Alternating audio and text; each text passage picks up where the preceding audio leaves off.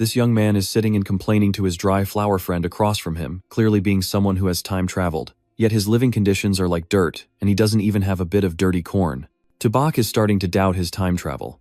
Just then, a system panel suddenly appears in front of him, startling him into a scream. Awakening profession, beginner level beast tamer, age 18, physical aptitude 4, agility 5, spirit 5. The characteristic of a beast tamer is that the owner can sign contracts with living creatures to become pets. Evolutionary talent, infinite evolution for signed pets unlimited level, can surpass divine level limitations. The attribute, value, and innate ability of the pet will respond proportionally to the owner. The higher the level, the higher the response rate. Reminder 1, the invasion of the 10,000 clans is a global crisis. Reminder 2, currently the levels are divided into common, copper, silver, gold, platinum, diamond, lord level, king level, and divine. Each level is divided into primary, intermediate, and advanced. Is this my system? While Tubok reads the notification board, Lam Yen sees him suddenly lost in thought, waves her hand in front of him and asks worriedly, "Are you okay? Are you sweating this much? Are you all right?" Sure enough, the others can't see it. Thinking to himself, Tubok gently brushes Lam Yen's hand aside and replies, "I'm fine." The other boys witnessing Tubok holding the goddess's hand strongly object with a buzz-cut boy clearly showing his attitude. Sitting at the same table with the goddess and still not knowing enough. "Let me show you how to be taught." Just as he was about to solve the problem with his fist, a female teacher walked into the classroom to intervene. "No more noise. Quiet down a bit. I have good news for everyone. The official website of the Wu University has sent out a notification that starting from our course, those with special abilities can be exempt from cultural exams and directly enter Wu University. Students with martial artist physique will have the cultural subject score requirements reduced to half of before. Before leaving, Miss Lai also reminded those who have awakened special abilities or have martial artist backgrounds to come to my office for registration. Interesting, I have a special ability so I can skip the martial arts exam. Tubok couldn't help but feel pleased. Having been in this world for 17 years, Tubok had an inkling. From the reform of Wu University, it can be seen that the situation in Jiangzhou has become quite dangerous. Alright, since I've activated the system, I also need to keep my family safe during this chaotic time. If I want to increase my strength, the fastest way is through martial universities, supported by the military everywhere. Fortunately, I now have the ability to tame beasts, so finding a pet means I can skip the exam. The first step is to go to the martial university. For the martial university, I will give it my all. Tubok walked into the shop with the intent to spend the over 2,000 yuan he had saved up over the years to buy a pet. Remember, the system said it would automatically check for things suitable for me. Why is there no response? As Tubok thought, he walked between 2 rows of glass cabinets containing pets in the shop. The staff saw him and greeted him warmly. "Hello, may I ask what you need?" "I am a beast tamer. What kinds of pets do you have?" "Over there, that black cat is a normal price. It has a shadowy meow bloodline and can easily reach silver level, selling for 36,000 yuan. That 4-eared dog isn't bad either, with a bloodline of the 6-eared demon wolf.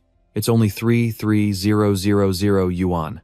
The staff became increasingly animated, and the price of each pet skyrocketed accordingly. By the time she turned to look at Tubok, she found he had already slipped away from the shop. Tubok left the shop feeling frustrated, and returned home still troubled about what to do when he stepped into the house, and suddenly the system panel appeared detecting a suitable, tameable creature for beginners. "Would you like to tame the baby turtle? Is this the turtle my dad just kept? What kind of welcome gift is this for newcomers? Damn it, my first pet is this stupid turtle, it's so small, what can this do?" Tubok looked at the clueless turtle lying on its back in the glass tank, and finally made a decision. "Well, since I can't go to the battlefield to tame a monster right now, I can always trade it for a better quality one later." As it turned out, this turtle actually has the bloodline of the divine beast Xuanwu, capable of infinite growth, and could eventually resist even gods, making Tubok joyfully hug it and laugh. Now that seems worth it. This Xuanwu bloodline must be very valuable. I won't trade it anymore, no matter what. Just then, Tu Xiaomu, Tubok's younger sister, walked out of her room, and upon seeing this scene shouted, "What are you doing with Xiaoba? This is Grandma's treasure, I'm not doing anything." While Tubok was still explaining, Xiaoba suddenly jumped out of his hands and dove into Tu Xiaomu's snack bag, munching away much to the surprise of the two siblings. "What kind of eating style is that? Can a turtle eat this? Dad just fed it this morning. It seems like it's eating a bit more. Could it be about to evolve?" Thinking this, Tubok didn't stop Xiaoba but went to find more food for it. Half an hour later, Tubok's parents returned home, staring in shock at the living room that looked like a battlefield. "Did someone rob the house? This is my last snack." Tu Xiaomu yelled while running around the house with her snack bag as Xiaoba chased after her at lightning speed. "Is Xiaoba really a turtle that can run this fast?" Tubok scratched his head and laughed awkwardly. The two heard what was happening and thought for a moment. He decided not to tell them the truth. After all, they have worked hard enough. It's better not to tell them Xiao Ba is a bottomless pit. He'll find a way to handle it himself. Meanwhile, Xiao Ba, after creating chaos in the house and emptying Tu Xiaomu's snack bag, happily hugged its full belly and sighed. Then suddenly a burst of energy appeared from Xiao Ba, resembling a majestic divine beast, making Tu Ba look forward to it. It must have eaten enough. Is the Xuanwu bloodline about to explode? In the end, the explosive figure of Xiao Ba only briefly appeared before disappearing. The Xuanwu bloodline has not awakened yet, it has eaten even more. So the next day, Tu Ba had to return to the exotic pet shop to discreetly ask the staff if it was possible to sell exotic beast blood. The staff was shocked and asked, "Do you really have exotic beast blood?" Her voice was loud enough for her boss, who was sitting nearby, to hear. So he instructed the staff to do something else, while he personally attended to Tu Ba. "Come here and sit down, young man. I heard you have exotic beast blood. Can you show me the quality first?" "Sure." Tu Ba took out a small vial from his pocket and handed it to him for inspection.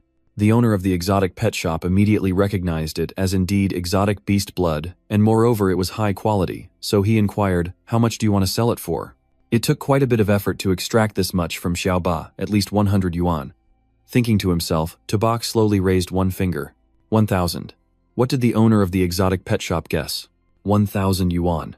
The owner of the exotic pet shop had no idea that Tu Ba was shocked by the larger amount than he expected, and thought he was expressing dissatisfaction with the price. "I guess you're quite experienced." The owner of the exotic pet shop chuckled and said, "Just kidding, with such good quality, it's definitely 1,000,000. What? Tu Ba shouted. Still not enough. Thinking this, the owner of the exotic pet shop stated the final number, 150,000. It can't be more than that. Tu Ba was surprised that Xiao Ba was worth so much. He turned away to hide the smile at the corner of his mouth and replied, "Deal. If it weren't for needing money urgently, I really wouldn't want to sell it to you." After the deal, the owner of the exotic pet shop personally escorted Tu Ba out warmly, saying, "Be careful on your way. Remember to look for me if you have good stuff in the future. I never expected exotic beast blood to be this valuable, selling for 150,000 yuan. Now Xiao Ba can be self-sufficient." Suddenly, Tu Ba received a call from Miss Lai notifying him that the cultural scores had been announced, and there was another important announcement. "Come to school in the afternoon to fill out your preferences. Don't be late." Due to the unstable connection on Lu Shi's phone, Tu Ba only heard a few snippets. Just as Tu Ba turned into a small alley, the notification panel suddenly appeared. "Warning, these 3 individuals have a significant malicious intent towards the owner, currently 10 meters away from the owner. Please be careful. The first is a primary-level martial artist. The second and third are ordinary humans." Just as Tu Ba received the warning, 3 figures appeared, one of which was a burly guy. If you looked closely, you would see he was the one who sat with the owner of the exotic pet shop before Tu Ba arrived. He held a stick, smiling sinisterly, and said, "Looking at the attitude of the pet shop owner, you must have something good on you. Hand it over. Why is it so unlucky? But only this guy is a primary-level martial artist, so I still have a chance." Tu Ba thought and pretended to be scared, saying, "Hey, I came to the pet shop to sell stuff, not to buy. Look at your expression, so hand over the money." "Okay, let me get the money." Tu Ba pretended to comply, but actually released Xiao Ba and charged straight at the burly guy's face. The burly guy immediately raised his stick to block, successfully making Xiao Ba bounce away, but inadvertently created an opportunity for Tu Ba to kick him in the groin, temporarily incapacitating him. After that, Tu Ba and Xiao Ba ran away, crashing into a slippery stick. "Are you okay?" Tu Ba asked with concern. Xiao Ba let out a sound as if to respond. "It feels like an itch." Indeed, Xiao Ba's shell is no ordinary thing. Tu Ba silently praised. The other 2, seeing this, got angry and charged together. "Xiao Ba, hold on to my hand." Xiao Ba clung to Tu Ba's hand, invisibly turning into an iron glove. Tu Ba then delivered a few loving punches to the 2. At this moment, the burly guy had crawled up, looking at Tu Ba with hatred, but before he could do anything, Tu Ba threw Xiao Ba straight into his face, knocking him out cold. After dealing with the thugs, Tu Ba was about to leave, when Xiao Ba suddenly crawled towards the burly guy, pulled out a vial of medicine and gulped it down. Tu Ba snatched the vial to inspect it and was taken aback. "This is blood tonic. Oh my god, this vial costs several tens of thousands. A martial artist has to absorb this amount in a month. Did it just eat it all at once? Can it even digest that? There." Suddenly, Xiao Ba's body was enveloped by a green light. At the same time, Tu Ba also felt changes in his body. This enhancement felt incredibly intense. After a while, Xiao Ba's evolution process finished. Its body became larger, its attributes increased, and it even gained an additional talent. Beast Taming Turtle Junior Level Xuanwu Bloodline not activated yet. Copper level officially activates, part of the attribute Bloodline will surge.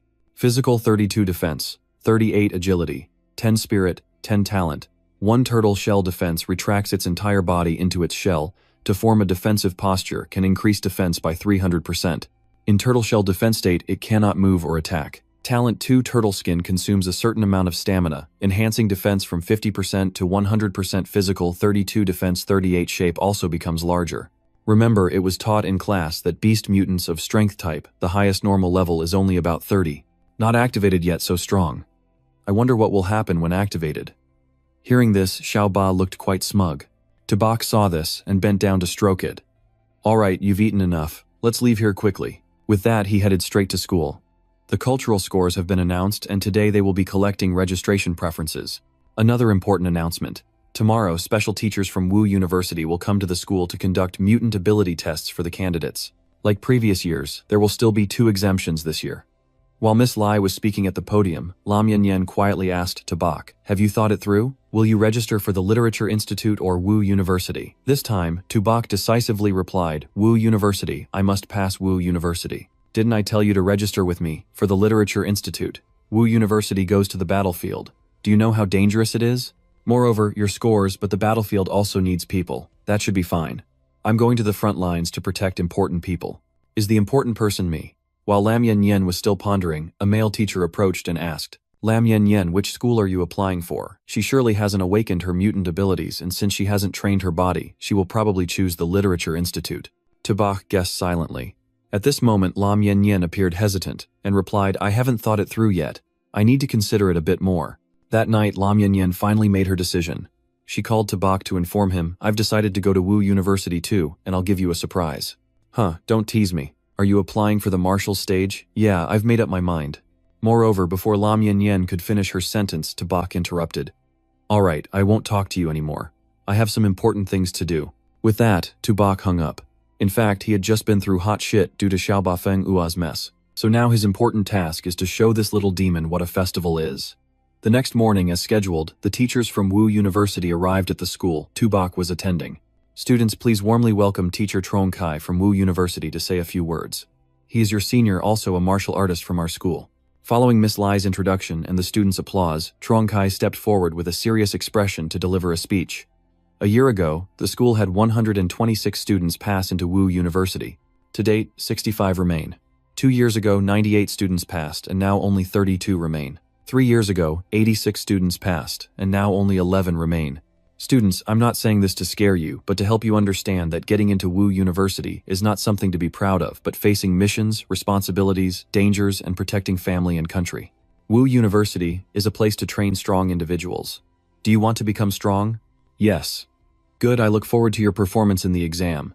After the ceremony, Tubok was about to leave when Miss Lai called him back. After confirming he was Tubok Truong, Kai announced he was directly admitted to Wu University, so he should hurry to prepare for enrollment. Tubok couldn't help but be confused, pointing at himself and asking, "I got directly admitted." "That's right, Tubok, there's a bus waiting for you at the school gate."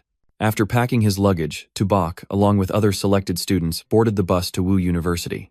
The school had arranged a female teacher to guide them, showing them around the school, retrieving training uniforms, and heading to the dormitory.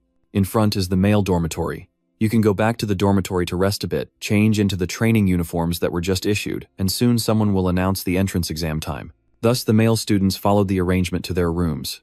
A while later, Tubok also arrived at his dorm room. Before even entering, he heard voices coming from inside. In the initial stage of martial artist training, resources are the most important. Recently, my dad in Ngok's son has procured 3 drops of very rare exotic beast blood. After that, he asked a master of medicine to create 3 vials of top-quality blood tonic. This stuff is indeed rare. The 2 boys looked at the vial in the hands of the boy and exclaimed in awe, "Wow, this is the color of exotic beast blood. I've never seen it before. My family has bought blood tonic before, but this is the first time I've seen such rare exotic beast blood." At this moment, Tubok opened the door, walked in with a cheerful smile and greeted, "I'm Tubok. I'm also in dorm 303. The boy with the precious vial in hand also greeted him happily. "You're Tubok. Now our dorm is full. My name is Hanjia Kang. This is Daojia Tuan and Pham Huang An. Hello everyone." Daojia Tuan smiled and said, "Don't be polite, we're all brothers in the same dorm. Tubok, come and see the rare exotic beast, blood my dad bought." Hanjia Kang raised the vial in his hand proudly and said, "My dad asked many people to search nationwide, and finally found it in Ngok Sun, but unfortunately there are only 3 drops. Ngok Sun, 3 drops. This is what I'm selling. Tubok thought and asked, such rare exotic beast blood must be quite valuable, right? Not expensive. Each drop of rare exotic beast blood is only about over 30,000. 3 drops total are less than 1,000,000, just a small matter. After hearing this, Tubok's face turned dark, secretly cursing that crafty old man. I only sold for 30,000, and he sold for nearly 1,000,000. That annoying middleman. Just then, sounds of howling and shouting echoed from the adjacent rooms. Look, there's a stunning girl under our dorm. This year I must vote for her in the beauty contest of Wu University. That figure, those legs, she is my goddess. The people in room 303 heard this, and curiously looked down at the schoolyard. So beautiful, Wu University is really different. This must be the beauty queen, already no need for adjustments. I wonder who this beautiful girl is here to see.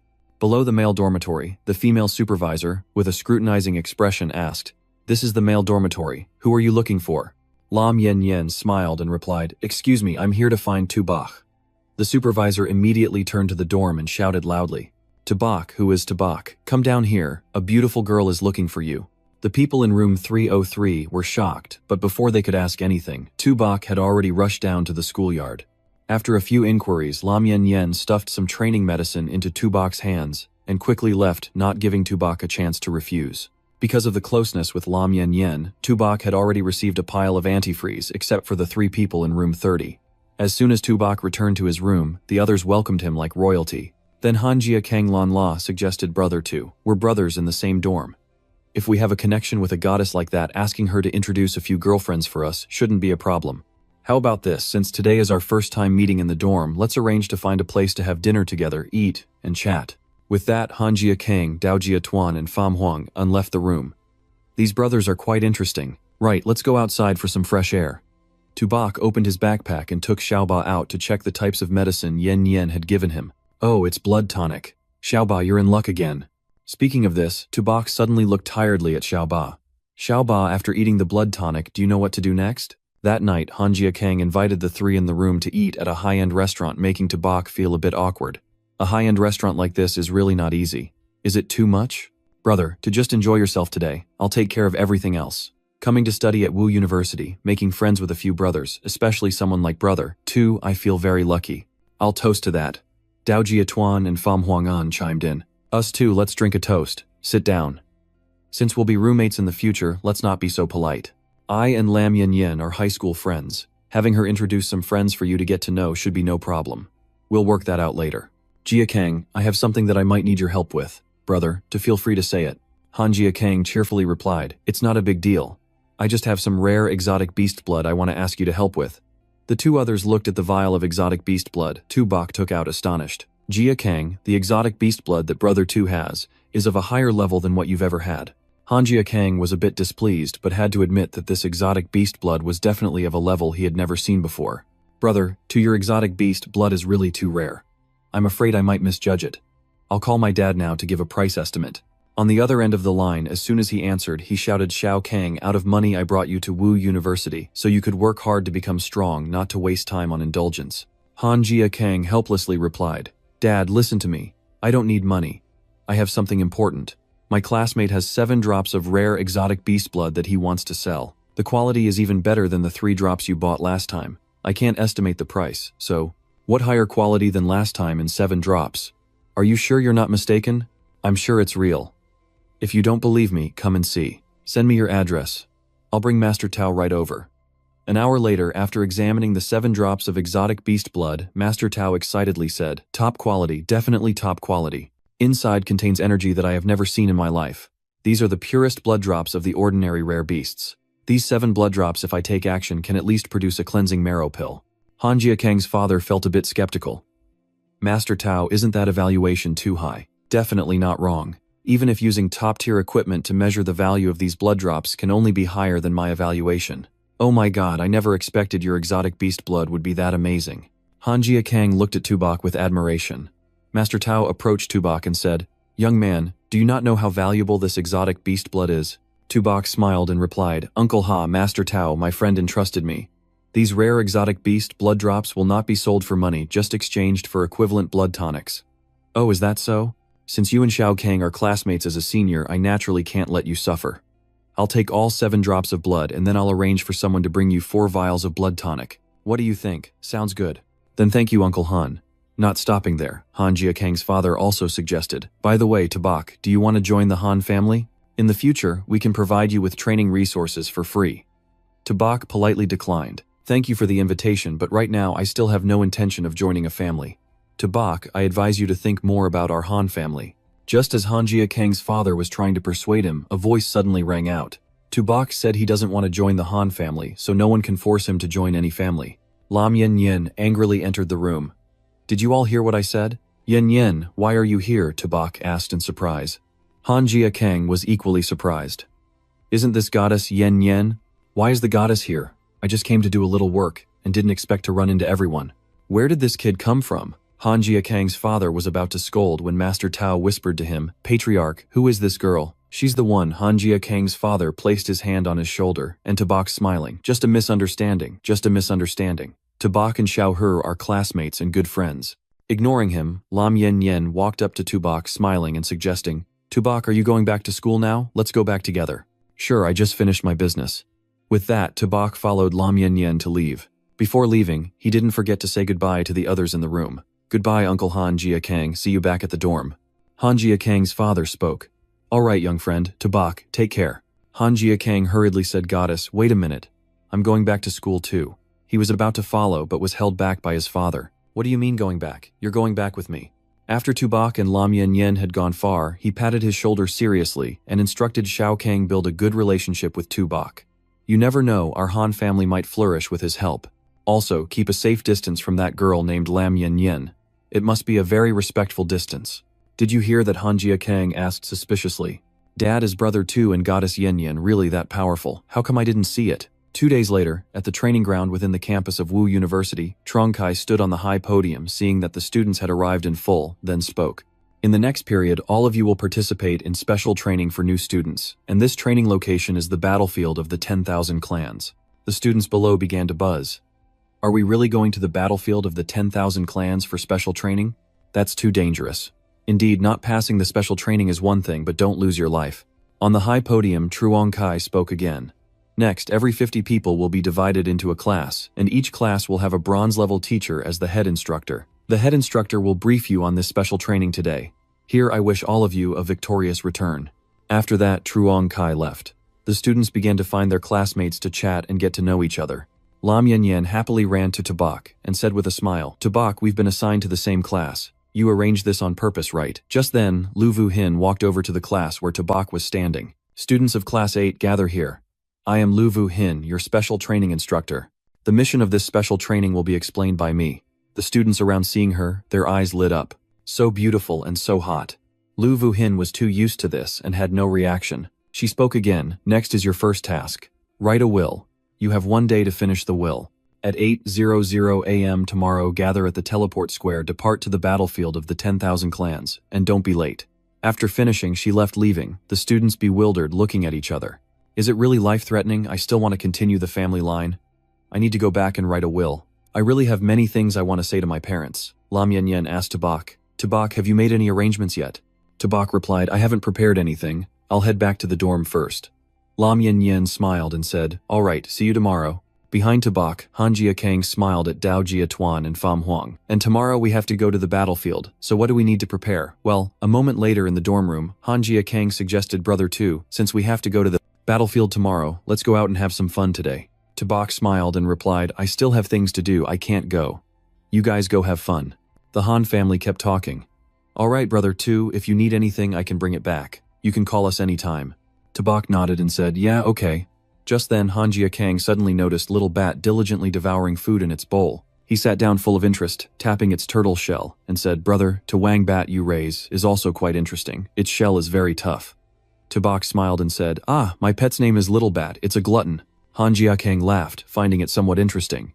Then he stood up and said, well, we're off. Brother 2, Dao Jia Tuan and Pham Huang, and waved and smiled. See you later, Brother 2. Tabak nodded. All right, you guys have fun. After they left, Tabak took out 4 bottles of blood essence powder and looked at Little Bat smiling. You really are a glutton, all you know is eating. Today I'll feed you well. When we get to the battlefield of the 10,000 tribes, you better perform well for me. Little Bat saw the bottles of blood essence powder and its eyes lit up using its front paws to lift its bowl. A few minutes later, Tubok held 2 empty bottles of blood essence powder and said, "You just eat, no one will compete with you." System announcement, congratulations. The pet in the egg has leveled up to a normal high-level exotic beast. The master's level also increased and received a new talent from the little turtle. Heavy strike tamed beast, little turtle rank, normal high level. Physical 64 defense, 78 agility, 20, spirit 20. Talent 1 turtle shell defense, retracting the entire body into the turtle shell to form a defensive posture. This skill increases defense by 300%, but when in turtle shell defense mode, the tamer cannot move or attack.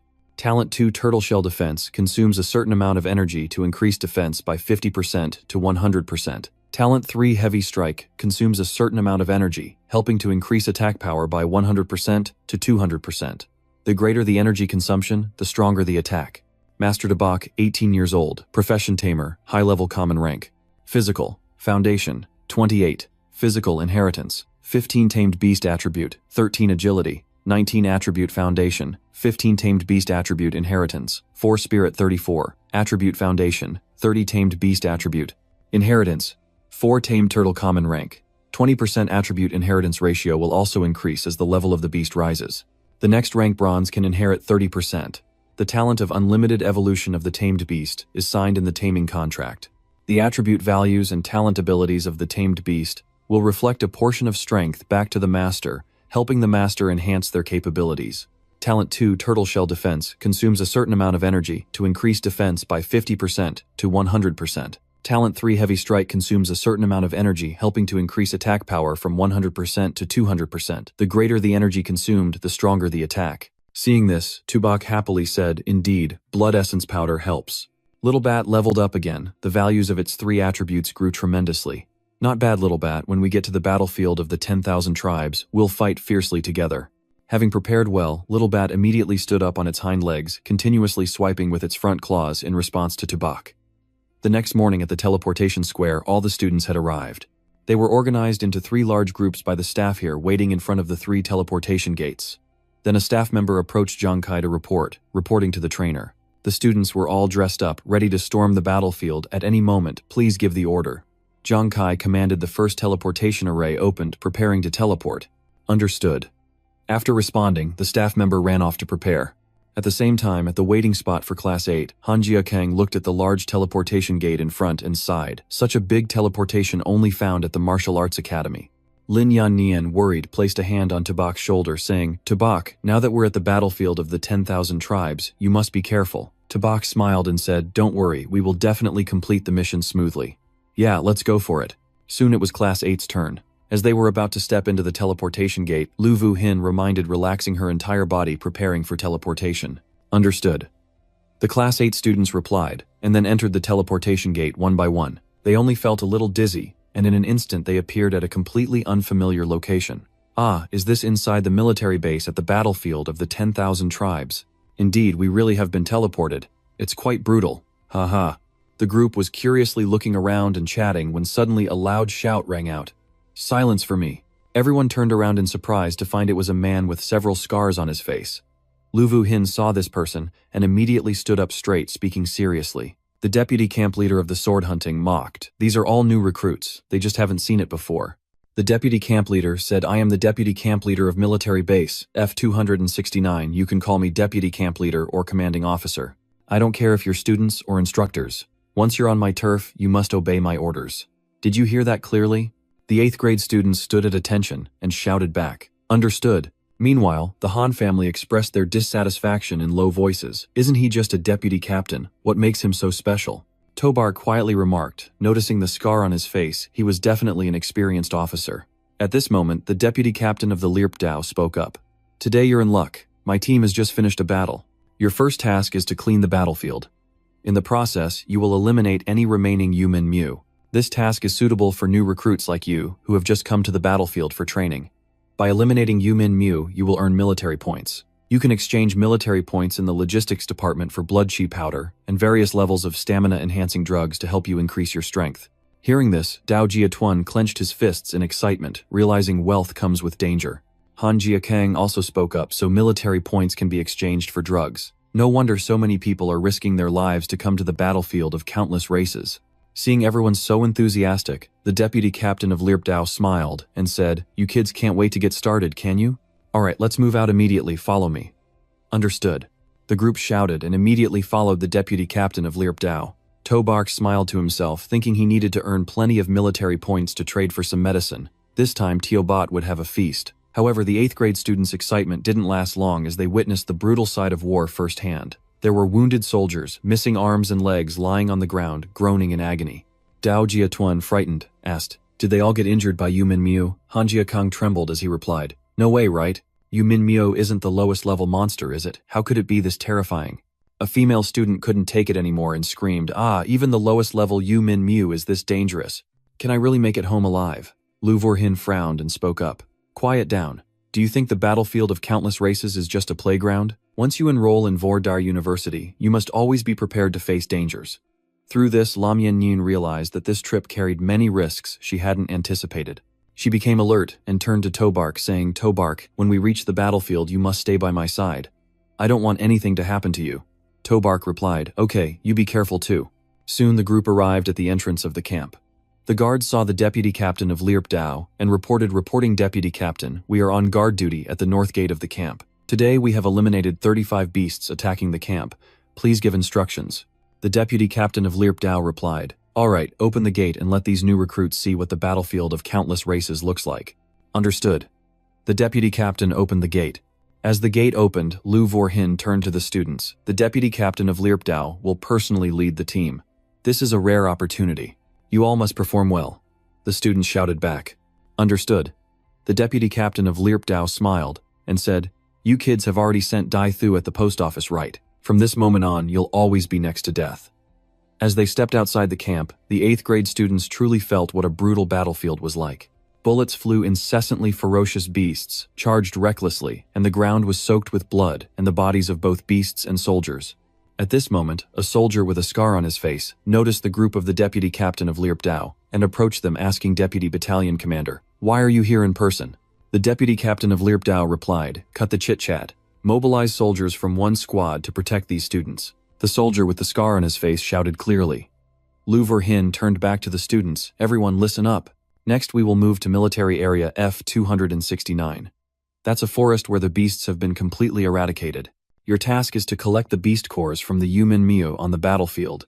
Then the deputy captain of Liepdao spoke, "New recruits, get ready." The students shouted back, "Ready." The deputy captain of Liepdao waved his hand and shouted to set off. The scarred soldier also called for an assault squad to accompany and protect them throughout this journey. Along the way, the scarred soldier chuckled, "Miss Lu, don't worry. Cleaning the battlefield isn't dangerous at all. Letting these new students from Vondai go to the battlefield to eliminate enemies is like delivering food. We can't bear it." However, why is the deputy battalion commander personally leading the protection? The deputy captain of Liepdao shot him a glance and said, "Kid, you talk too much. If you shouldn't ask, don't ask." The soldier with the scar on his face quickly shouted back. Lu Vorhin said, "So this time it's a hard job for deputy battalion commander Liepdao." The deputy captain of Liepdao replied, "It's not hard. These new students from Vondai are all future warriors on the battlefield. Protecting them is my duty." Meanwhile, at the Supreme Military Command Center of Long Country in Dado, the chief of staff reported an emergency situation. The latest intelligence from the battlefield of countless races indicates that a series of ferocious beasts are invading our defenses. Currently, over 20 elite Yu Minmyo from the Golden Clan have joined the fight, advancing towards military bases along 12 southwestern border routes like D-128 and D-140. After hearing the subordinates' report, the chief of staff ordered an immediate investigation of the beasts' direction and instructed military bases to strengthen their defenses. Now is the time for new students to enter the battlefield of countless races for training. They are the future of Long Country, and there must be no mistakes. The subordinate shouted clearly. A moment later in military area F-269, cleaning the battlefield must be done quickly. Lingering even a minute longer would mean increased danger. Under the guidance of the soldiers, the 8th grade students are currently carrying out the assigned task of collecting. Among the group, Lam Yanyin looked at Tobak Bao and said, "Tobak, the fur, blood, and teeth of Yu Minmyo are all materials for crafting weapons and medicine." Tobak nodded, saying, "Yeah, why would so many people want to come to such a dangerous battlefield? Valuable materials are everywhere. Teobot will get a feast this time." Not far from them, Dao Jiatuan suddenly laughed, excitedly pulling out a beast core. "This time I'm hitting the jackpot." Tobach opened the system's inventory to check and said softly, "Collect some more beast cores and I can exchange them for some blood essence pills. Teobot will be able to level up again." Suddenly, a warning system panel appeared before him. Warning, warning. In a moment of silence surrounding the base, signs of a large number of beasts were also detected. Reinforcements cannot be provided temporarily, extremely dangerous. 164 Yu-Min Mu of the alien race are quickly launching an attack, showing clear hostility. The threat is 3 kilometers from the main camp, heading southwest. Please be alert. Level 5 threat extremely dangerous. Level 4 critical threat extremely dangerous. Tobach was startled and stood up softly, saying, "This is a danger alert. The last warning was for an elementary fighter, and this time it's actually a level 5 critical threat." Lam Yin Yin noticed Tobach's unusual behavior, asked with concern, "Tobach, what's wrong?" In a hurry, Tobach didn't have time to explain to her. He quickly ran towards Lu Vorhin, shouting, "Miss Lu, there's a change to the southwest. I sense a wave of beasts attacking us." Lu Vorhin, standing on a branch, raised her eyebrows and tried to observe the southwest direction, but saw nothing unusual. Then Lu Vorhin jumped down and said, "Tobach, this is the battlefield of all races, not a place for you to cause trouble. If you scare your classmates, what will the consequences be? Do you know, Miss Leo, I'm not joking, there really is a wave of beasts attacking." While Tobach was trying to explain, Lirp Dao approached and said, "You say you sensed a beast attack, but I can guarantee there are no beasts attacking within a 2 kilometers radius." Tobach replied, "Vice Captain, I'm not joking. There are at least over 100 Yumin Miao outside 3 kilometers heading towards us." Lirp Dao exclaimed, "What do you mean your sensing ability is stronger than mine?" Lu Vorhin laughed. "Vice Captain, it's Tobach's first time on the battlefield. He might be overly tense and thinking subjectively. Don't take it too seriously." Lam Yin Yin stepped forward and said, "Until everything is investigated, no one should jump to conclusions. I believe what Tobach said." Tobach smiled at her and patted his chest, saying, "The beasts are getting closer, please trust me. I am a beast master with a special danger sensing ability." Lu Vorhin was shocked and asked, "What, you're a beast master? Why didn't the school register?" Tobach replied, "I was directly recruited when I entered the school, so they don't have any information about me being a beast master." The other students were astonished to learn that Tobach was a beast master, exclaiming, "What, Tobach is a beast master? I didn't expect Tobach to be a beast master. Why haven't I seen his beast yet?" At this moment, a soldier rushed back and shouted, "It's the Yumin Mio. What Tobach said is true, there really are Yumin Mio." Lirp Dao immediately ordered, "All teammates quickly huddle close to me and form a defensive formation, hurry up." The reporter immediately contacted the base, requesting reinforcements. The reporter quickly reported back, stating that the vice captain had received news from the base that a large number of beasts had been detected surrounding the base, and there was currently no way to provide reinforcements. Lu Vorhin worriedly asked, "Lirp Dao, is it really over 100 beasts attacking? In the absence of reinforcements, this group of students has no combat power." Lirp Dao drew his weapon, his expression serious. "Tobach is right. I sensed a wave of beasts rapidly approaching us." Then he pointed at Tobach and Lam Yin Yin, telling the soldier with a scar on his face, "Send 4 warriors to fully protect these 2 students." The officer shouted, "Understood, I can fight, no need for protection." Just as Tobach finished speaking, the Yumin Miu appeared and rushed to attack. The junior bronze Yumin Miu retaliated, defending the students. At Lirp Dao's shout, he and the soldiers took up their weapons to attack the Yumin Miu, blocking their advance. Soon after, casualties began to appear. A student cried out in fear, "This isn't a cat. It really looks like a pack of tigers." Seeing the situation is not good, Lirp Dao ordered again to form a defensive formation. "As long as we withstand the first wave of the Yumin Miu attack, we can win against them." Then he shouted loudly, "Students of Martial Arts University, do you still remember your oath?" Suddenly, several Yumin Miu broke free from the blockade and charged towards the students. "I'll use my body to help Long Nation not lose its Great Wall." The students of Dong Thon shouted, weapons in hand, ready to face the charging Yumin Miu. At this moment, 2 students, 1 male and 1 female, rushed out from the group. The male used a sword and the female used a bow to quickly eliminate several Yumin Miu. The girl is Trung Mar Ni, a junior bronze level. She smiled and said, "Just hold on, I'll shoot through them." The male is Lavierne Kung, a junior bronze level. He laughed and said, "They're just a bunch of kittens, what's there to worry about? Let me take them down." Lu Vorhin saw these 2 students and happily said, "The sharpshooter Trung Mar Ni and the innate power Lavierne Kung, our batch of students, is truly exceptional." Tobach looked at them and thought to himself, "Their abilities are so strong and they're so cool. My weapon is just Teobat." The other students excitedly shouted, "Isn't that my goddess Mar Ni? Her powers are so strong. This big guy is also quite strong. To Ta, he seems even stronger than you. They are both so strong." "That's right, they are several levels above us." Suddenly, a deafening scream echoed, and a larger Yumin Miu appeared in everyone's sight. Some people speculated in fear, Is it the human Miu King or a gold level beast? Human Miu King, mid-silver level. Constitution 45, Agility 88, Spirit 43. Lirp Dao exclaimed in shock, why is there a silver level king cat in this area? He immediately called the base to request reinforcements again. At this moment, Laverne Kung had jumped to the side of the Yumin. Miu King raised his sword and shouted, King cat what, take a hit from me. Chung Ma Ni also rushed in closer. Zun Kung smiled and said, let me help you control its vision. Lu Vorhin was shocked and shouted, be careful, hurry back, that's a silver level beast, it's no joke. But it was too late. The two were instantly knocked down by the Yumin Miu King. Seeing that the Yumin Miu King had no intention of letting go and continued to charge at the two, Lu Vorhin quickly shouted, it's bad, hurry back. Lirp Dao urgently cried out, it's too late, cover fire, shoot, shoot. However, the bullet had little effect on the Yumin Miu King. It still roared and charged at the two who dared to provoke it. Trung Mar Ni and Laverne Kung, terrified, sat on the ground trembling, help save me. At this critical moment, something flew in quickly and struck the Yumin Miu King's head, sending it flying. What is this? Everyone gasped, all looking at what had knocked the Yumin Miu King away. Lu Vorhin incredulously said, it looks like a turtle. The Han family recognized Teobot and immediately shouted, isn't this Teobot that To raised? Tobok stepped forward, saying as he approached Teobot, this appearance is indeed a bit awkward. I am To Barsh, the Beastmaster, and Teobot is my pet. You guys focus on dealing with the smaller ones, I'll handle this gold shadow cat. The other students gasped. What the hell is that? This turtle is that powerful, what is it? The gold cat was knocked away by a turtle. Lam Yin Yin smiled secretly. Tobike, is this the beast you tamed? At this moment Tobike commanded Teobot. Teobot, let this wild cat taste your strength. Teobot obeyed the order and dashed toward the Yumin Miu King like a bolt of lightning. This scene left a student gaping. Tobark. How can this turtle run so fast? Is it still a turtle? Nearby Lirp Dao saw Teobot and the Yumin Miu King fighting back and forth, surprised. I didn't expect Tobok to be this strong. Lu Vorhu also said, I didn't expect Tobok to be quite different after all. She then turned to the students and shouted, students, Tobok has controlled the king cat, let's eliminate these Yumin Miu together. The students heard this, and their morale surged, teaming up with the soldiers to eliminate the attacking Yumin Miu, shouting, I will tear them apart to deal with them. Meanwhile, Teobot and the Yumin Miu King were fighting. The Yumin Miu King was now using one leg to pin Teobot down while raising the other to strike with sharp claws. Teobot smiled, retreating into its shell and using its talent to defend.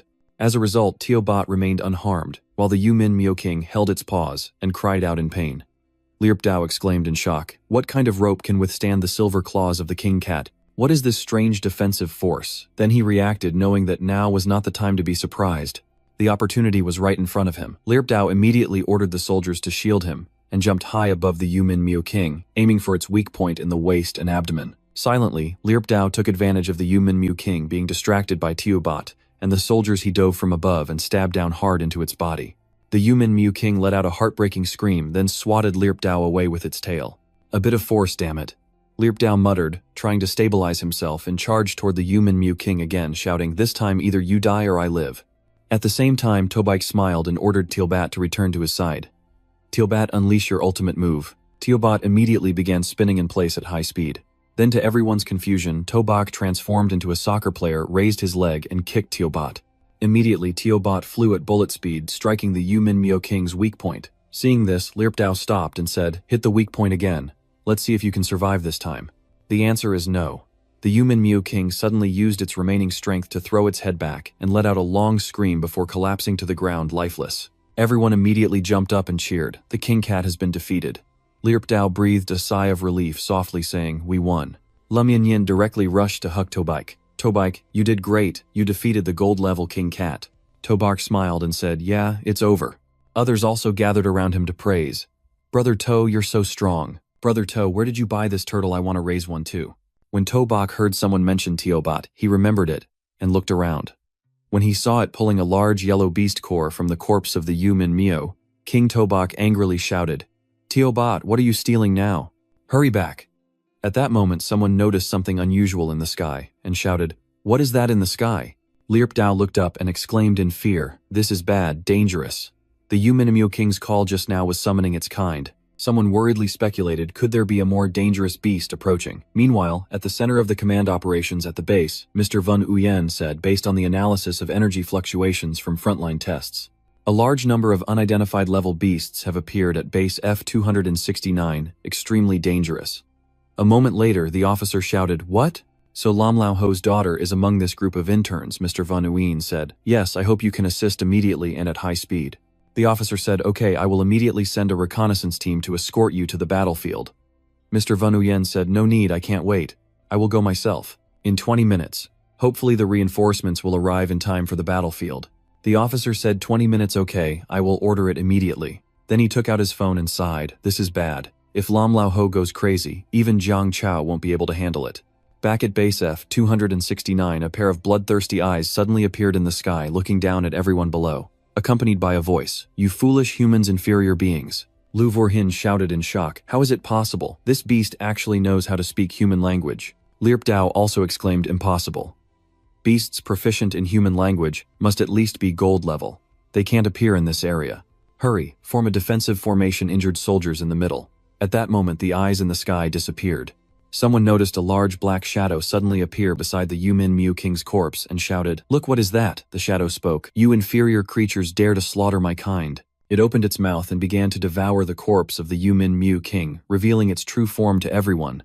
Seeing its shape, Lirp Dao trembled and said, "Impossible, it can't be. How could this area have such a creature?" At the same time, a system panel appeared in front of Tobak. "Warning, warning, very dangerous. A gold-stealing beast has been detected nearby. Please evacuate immediately. Level 5 deadly threat, extremely dangerous. The Dark Cat King mutated, gold level constitution 272 agility, 345 spirit, 275. Bloodthirsty talent. When severely injured, will enter a bloodthirsty state, increasing agility and attack power by 100%, but reducing defense by 50%. Combat analysis is very dangerous, requiring utmost caution." Tobark exclaimed, "So it's really a gold-level beast." The teammates beside him gasped, "What? The gold-stealing beast? I doubt our teacher has ever encountered it. I want to go home. I don't want to die." Reinforcements still haven't arrived. Lirp Dao knew that this situation couldn't continue. Otherwise, everyone would be buried here. "Everyone escort the injured to retreat. I will be the shield." With that, he boldly charged toward the Dark Cat King. "I will fight you to the death." The Dark Cat King disdainfully said, "Relying on you." It simply swung a leg, and Lirp Dao was knocked away. Then it lazily swiped a claw at him. Seeing this, Tobite quickly threw Tealbat towards Lirp Dao, and shouted, "Tealbat, go protect the vice captain." Tealbat obeyed the order, and immediately rushed to shield Lirp Dao with its shell. The attack passed. The Dark Cat King thought, "This turtle's shell is too hard." It felt a bit of pain in its claws, but that was all. As for Tealbat, it had spat out a mouthful of blood, and 3 deep cracks appeared on its shell, with fresh blood flowing out. Lirp Dao anxiously shouted, "Tealbat, how are you?" Before he could finish his sentence, Tobark suddenly spat out a mouthful of blood and fell backward. The beast taming alert system fell into a serious injury state, activating the talent of the Beastmaster, sharing energy between the host and spirit beast while withstanding damage. Lam Yin saw this and quickly supported him anxiously, saying, "Tobike, you're injured." Hearing the shout, Lu Vorhin and Lirp Dao looked over in astonishment. How could Tobak get injured? Did you see the King Cat attack him? Could this be the Beastmaster's talent? Together with the essence, I'll go take a look. Saying that, the two of them went to Tobak's side to check. Lam Yin still held Tobike, looking concerned. "Tobike, are you okay?" Tobike replied, "I'm fine." Standing to the side, Lu Vorhui finished checking Tobak, and was astonished, secretly speculating, no external injuries. Could it be that Tobak truly grasped the legendary beast-taming skill of blood essence sharing? Then she drew her sword, and looked at the others. Tobark was sharing the attack from the Gold Shadow Cat with his spirit beast. We need to hurry and support him. The Han family members also raised their swords and shouted loudly, "Right, we can't let him fight alone." So everyone shouted in agreement, all grabbing weapons and charging toward the Dark Cat King. The Dark Cat King saw this and disdainfully said, "A bunch of ants." Then it used the illusion attack to transform into a black shadow weaving through the crowd, aiming straight at Tobark. Lu Vuhing silently thought, "This isn't good." Lam Yin shouted, "Tobike, be careful." She directly hugged Tobark, using her body to shield him. However, just as everyone thought they would become victims under the claws of the Dark Cat King, a huge source of power suddenly erupted. "Stop it from attacking again." The system reported that Tealbat leveled up to Junior Swan Gui, activating the Swan Wu bloodline, which can temporarily maintain the Swan Wu shadow. Receive talent Xuan Wu, attraction level Junior Bronze level, activated Xuan Wu bloodline 10%, all attributes leveled up, talent enhanced. Constitution, 218 defense, 362 agility, 55 spirit, 60 talent. 1 Xuan Gui shield can gather Xuan Wu's strength to form a defensive barrier, increasing defense by 300%. Talent 2 Spirit Beast Manifestation, consumes a certain amount of stamina to cover the entire body with Xuanwu energy, increasing attack power by 100% and defense by 200%. Talent 3, Xuanwu Guiding Force activates the skill toward a designated target, pulling the target with the force of attraction. Tobach, lying in Lam Yinyan's arms, looked at the small body of Teobat covered by the large shadow of Xuanwu and said with a faint smile, "The essence of the Silver Cat King has finally been absorbed." Others were left dumbfounded by Teobat's current state. Lu Vorhin said, "This is Tobach's evolved spirit beast."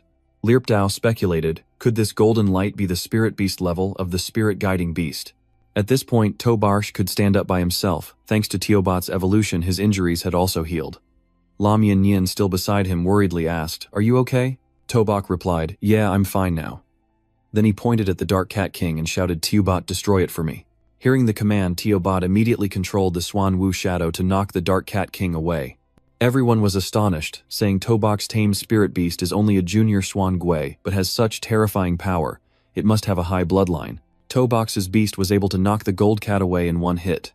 As for the gold shadow cat, after being knocked away, it quickly stabilized, raised its head and roared in fury. "Damn it, I will make you all die." Everyone shouted. "Everyone be careful, the king cat is enraged. We should retreat, scatter and run." The Dark Cat King exclaimed, "Not one of you can escape." It immediately used the illusion clone move, producing many strands of black smoke from its body that quickly transformed into clones, attacking in different directions. At the moment of crisis, Teobat used the Xuanwu Guiding Force move. The Xuanwu shadow threw its head back and let out a long scream, suddenly producing a vortex of attraction from its mouth, sucking all of the Dark Cat King's clones into its mouth. Teobat doesn't need to hold back. At Tobach's shout, the energy streams that the Xuanwu shadow just absorbed quickly transformed into golden energy shooting straight at the Yumin Miu King, creating a wave of energy that annihilated everything in its path, including the Yumin Miu King.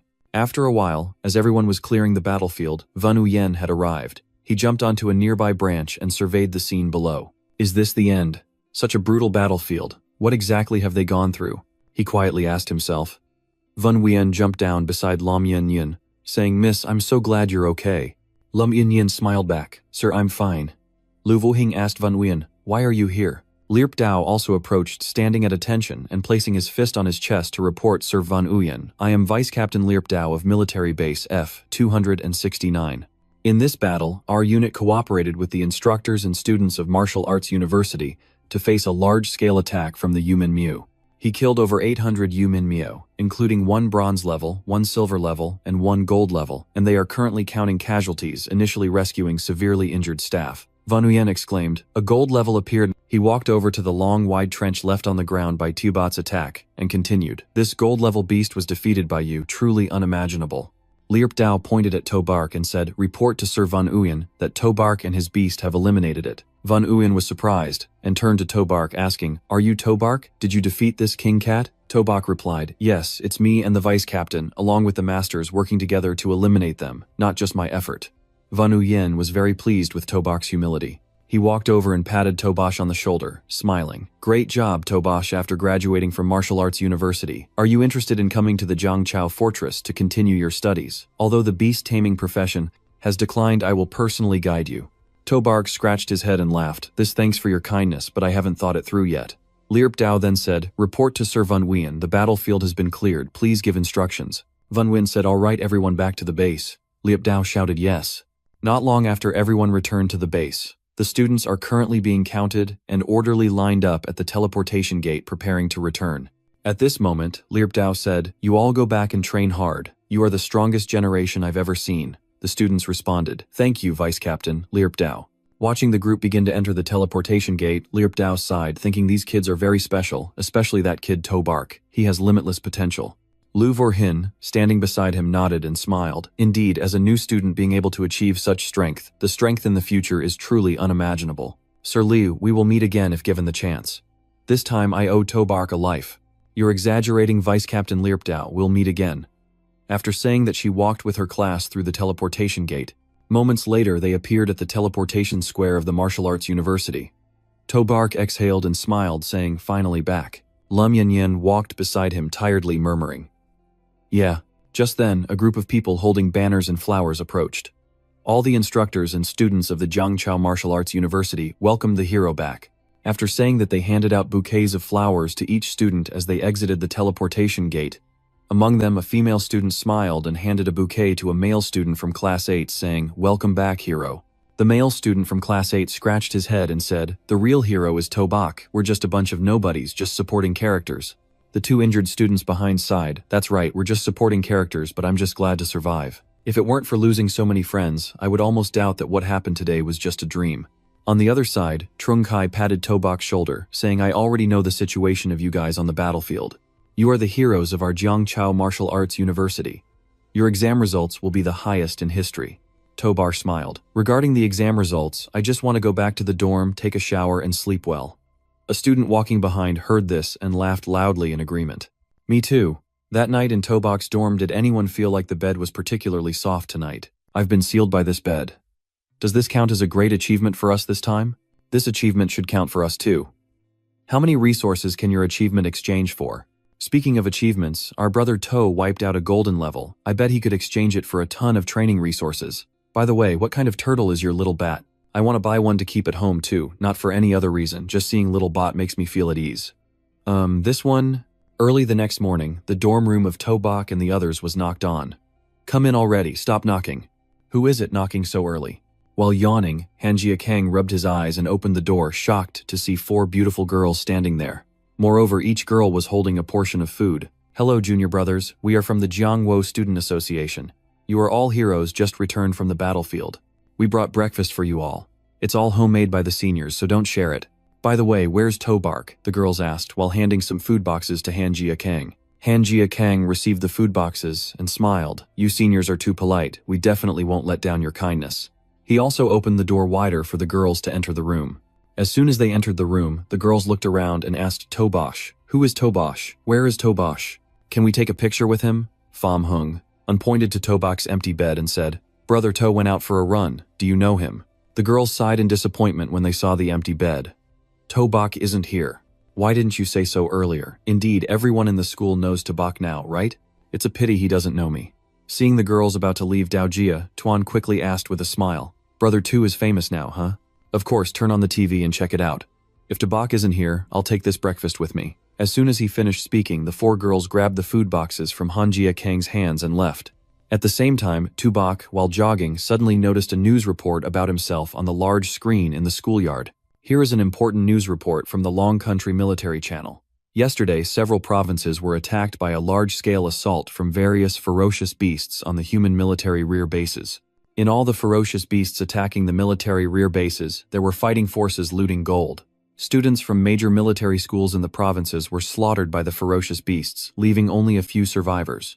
In this battle, under the strong counterattack from instructors and students of Jiangzhou Military School, a gold-level ferocious beast, a silver-level beast, a bronze-level beast, and many common ferocious beasts were eliminated.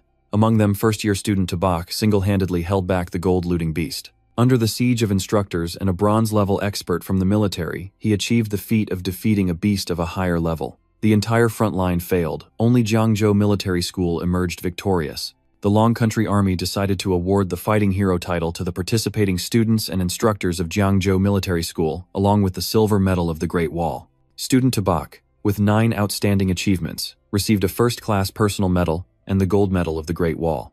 As the news report ended, the students in the yard immediately started buzzing. "Is Tubak the #1 male student? Amazing. The Great Wall Silver Medal that I couldn't get in my next life yet, a freshman received it. Martial might, human victory. I really want to get to know Tubak. Does anyone know Tubak? I want to get to know him." Seeing their enthusiasm, Tubak felt a bit scared, quickly covering his face and hiding in a corner. Just then, his phone suddenly rang. Tubak checked and saw it was his family's number, so he immediately answered. As soon as he put the phone to his ear, he heard the excited voice of Tu Tio Moi. "Brother, you're on TV." Tubak helplessly said, "I see." Tu Tio Moi continued to shout, "Mom and Dad want you to come home for a bit. They probably have something for you to do." Tubak asked, "Huh, isn't it unnecessary?" At that moment, his parents' laughter came through the phone. "Son, you've achieved such great honor now. All the relatives and neighbors want to meet you. My uncle's younger sister called earlier saying she wanted to introduce a girlfriend to you." Tu Tio Moi chimed in, "Brother, you should go back. If you don't, our door might get kicked down." Tubak sighed and said, "All right, the exam just ended. I'll take a 2-day break, then I'll arrange to visit home." Tu Tio Moi happily said, "Yeah, now you're famous. Dad will definitely smile in his dreams." Tubok said, "Okay, I'll hang up now." Later that afternoon at the apartment where Tubok's family lived, his parents were sitting at home when they suddenly heard a neighbor call out, "Old, too unbelievable, your hero has returned, hurry out to greet him." At the same time, in the lobby on the first floor, Tubok twitched his mouth and asked, "Are they waiting for me?" In front of him was a legion of neighbors eagerly looking at him. "Tubok is back, the hero has returned. Do you still remember me? When you were little I used to carry you." Tubok awkwardly said. "Yeah, everyone is so enthusiastic." At that moment, Tubok's parents and younger sister had also come down. Tio Moi happily rushed to Tubok. "Brother, you're finally back." A while later, when Tubok's parents led him upstairs, everyone was still eagerly following behind. An aunt spoke up, "Oh Tubok, come over to my house for dinner, I've made seafood buns." Tubok smiled and replied, "Thank you, Aunt Trung, but I'm allergic to seafood." Another uncle chimed in, come on, old two. Bring Tubok to my house. I have some turtle soup ready, let's drink a bit together." Once they reached the door of Tubok's house, his father smiled and thanked everyone. "I've prepared a meal at home, wait for him to rest, and then I'll have him come visit you all." Tubok also smiled and said, "Yes, I will definitely come visit everyone later." Aunt Trung laughed and said, "Oh old, to make sure to bring Tubok over later. My niece is also studying at university in the city, let the two kids get to know each other a bit." An uncle spoke up, "My niece isn't worthy of Tubok. My niece just graduated this year. Old, to please introduce her to Tubok a bit." After a while, when everyone had left, Tubok's family could finally go inside. As soon as he closed the door, Tubok opened his mouth to complain. "If I had known it would be like this, I would have snuck back before dark." Tio Moi tiredly shook her finger saying it was useless. "Aunt Truong has installed a camera at our door. She's waiting for you to come back to introduce her niece to you." Tubok's father spoke, "Today I'll cook myself." His mother said, "Son, take a break for a bit, your dad and I will cook first. Daughter, you come help too." Tubok didn't refuse, he threw his backpack aside and sat down stretching slightly. "Finally I can rest a bit." Suddenly a system panel appeared in front of him, revealing a creature that could tame a kitten. "Do you want to tame this kitten?" Just then, Tio Moi came out seeing Tubok sitting there in a daze. She asked with concern, "Brother, what's wrong?" Tubok asked sister, "Do we have a cat at home?" Tio Moi walked over to the little white cat eating in the corner of the room, laughing. "Are you talking about Tubok? Isn't it eating over there?" Tubok spoke. "Who? Why not raise higher-end pets?" Tio Moi sat down, patted Tubok's head, laughing. "Tubok isn't that bad either. So cute, isn't it? Tubok was taken away by you, and I just happened to find Tubok on the road, so I brought it back." Tubok laughed and said, "Alright, if you say it's cute, it must be cute." Seeing Tio Moi liked Tubok so much, Tubok was about to give up when another system panel appeared. "Tame Beast Kitten, Common Level Beginner. With the bloodline of the Holy Beast White Tiger capable of infinite development, it will eventually become a deity. Talent Claw increases attack speed by 100% and attack power by 100%. Method of evolution eating. Does the system want to tame this kitten?" Tubok looked at Tubok in disbelief, silently shouting, "What? Could this stray cat really have the blood of the white tiger?" Tubok just happened to look at Tubok. Tio Moi saw this and said, "It seems it likes you." Tubok changed his original intention and decided to tame Tubok. So he smiled as kindly as possible and asked sister, "I have something to discuss with you. You know I'm a beast trainer, so can Tubok be tamed?" Tio Moi hurriedly hugged Tubok, warily looking at Tubok, and said, "No, Tubok was taken away by you, don't even think about taking Tubok from me." Tubok said, "I think a lot of things can be discussed. Don't you want a good dress?" Tio Moi, holding Tubok, ran while saying, "That's not okay, I won't give Tubok to you." Tubok chased after her, saying, "Didn't you also like a dress?" Tio Moi continued running and shouted, "That's not okay, no discussions." 2 days later, Tubok returned to school with a backpack that now included a white cat. Tubok looked at Tubok with a smile, as if to say, "This is the boss's school, I'll protect you from now on." Tubok rolled its eyes, "You just squeezed in with me." Meanwhile, the surrounding students recognized Tubok and began to discuss. Is he Tubok? It could be him. Why is there a kitten in his bag? Is he a cat lover? That's definitely Tubok. You received a gold medal. He looks normal. Why are so many girls coming to the dorm to find him? Tubok thought maybe I should wear a mask when going out from now on. Just then, the school loudspeaker suddenly announced, "Announcement of a missing person, Tubok. If you hear this announcement, please come to the principal's office." Announcement of a missing person, Tubok. If you hear this announcement, please come to the principal's office. Tubok heard this and curiously said, "What does the principal want with me?" A while later in the principal's office, "Tubok, this kid is indeed a man of Huasha. Given your extraordinary performance at military base, F-269, the school intends to reward you. What do you want?" "I've heard for a long time that our principal is notoriously stingy. Asking for some rations for Tubok from him won't be easy." Thinking of this, Tubok replied, "Thank you, school. Thank you, principal. Principal, I think we shouldn't let the school spend too much. Just give me 100 gold-looting beast cores. Sure enough, when the principal heard the number, he reacted dramatically. 100 gold-looting beast cores. If you break my bones, I won't have that much. Or should I let you be the principal then? If not, 100 silver cores would be fine. Don't even dream of silver. Not even the spare change could be exchanged. Tubok pleaded, Principal. I can forgo any golden medals or whatever.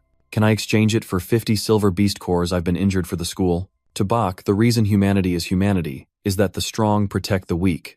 That is their responsibility and mission. You saved this group of students. That's the awareness and mission when you are a strong one. Do you understand? You know this, right? It doesn't matter. Tubok, change tactics. Principal, don't talk empty words anymore. 50 silver beast cores. Of course, the military and the school won't let a talent like you go unnoticed. How about this? I'll personally give you 10 bronze beast cores. Finally, after a back-and-forth negotiation, both sides agreed on the number of 15 bronze beast cores.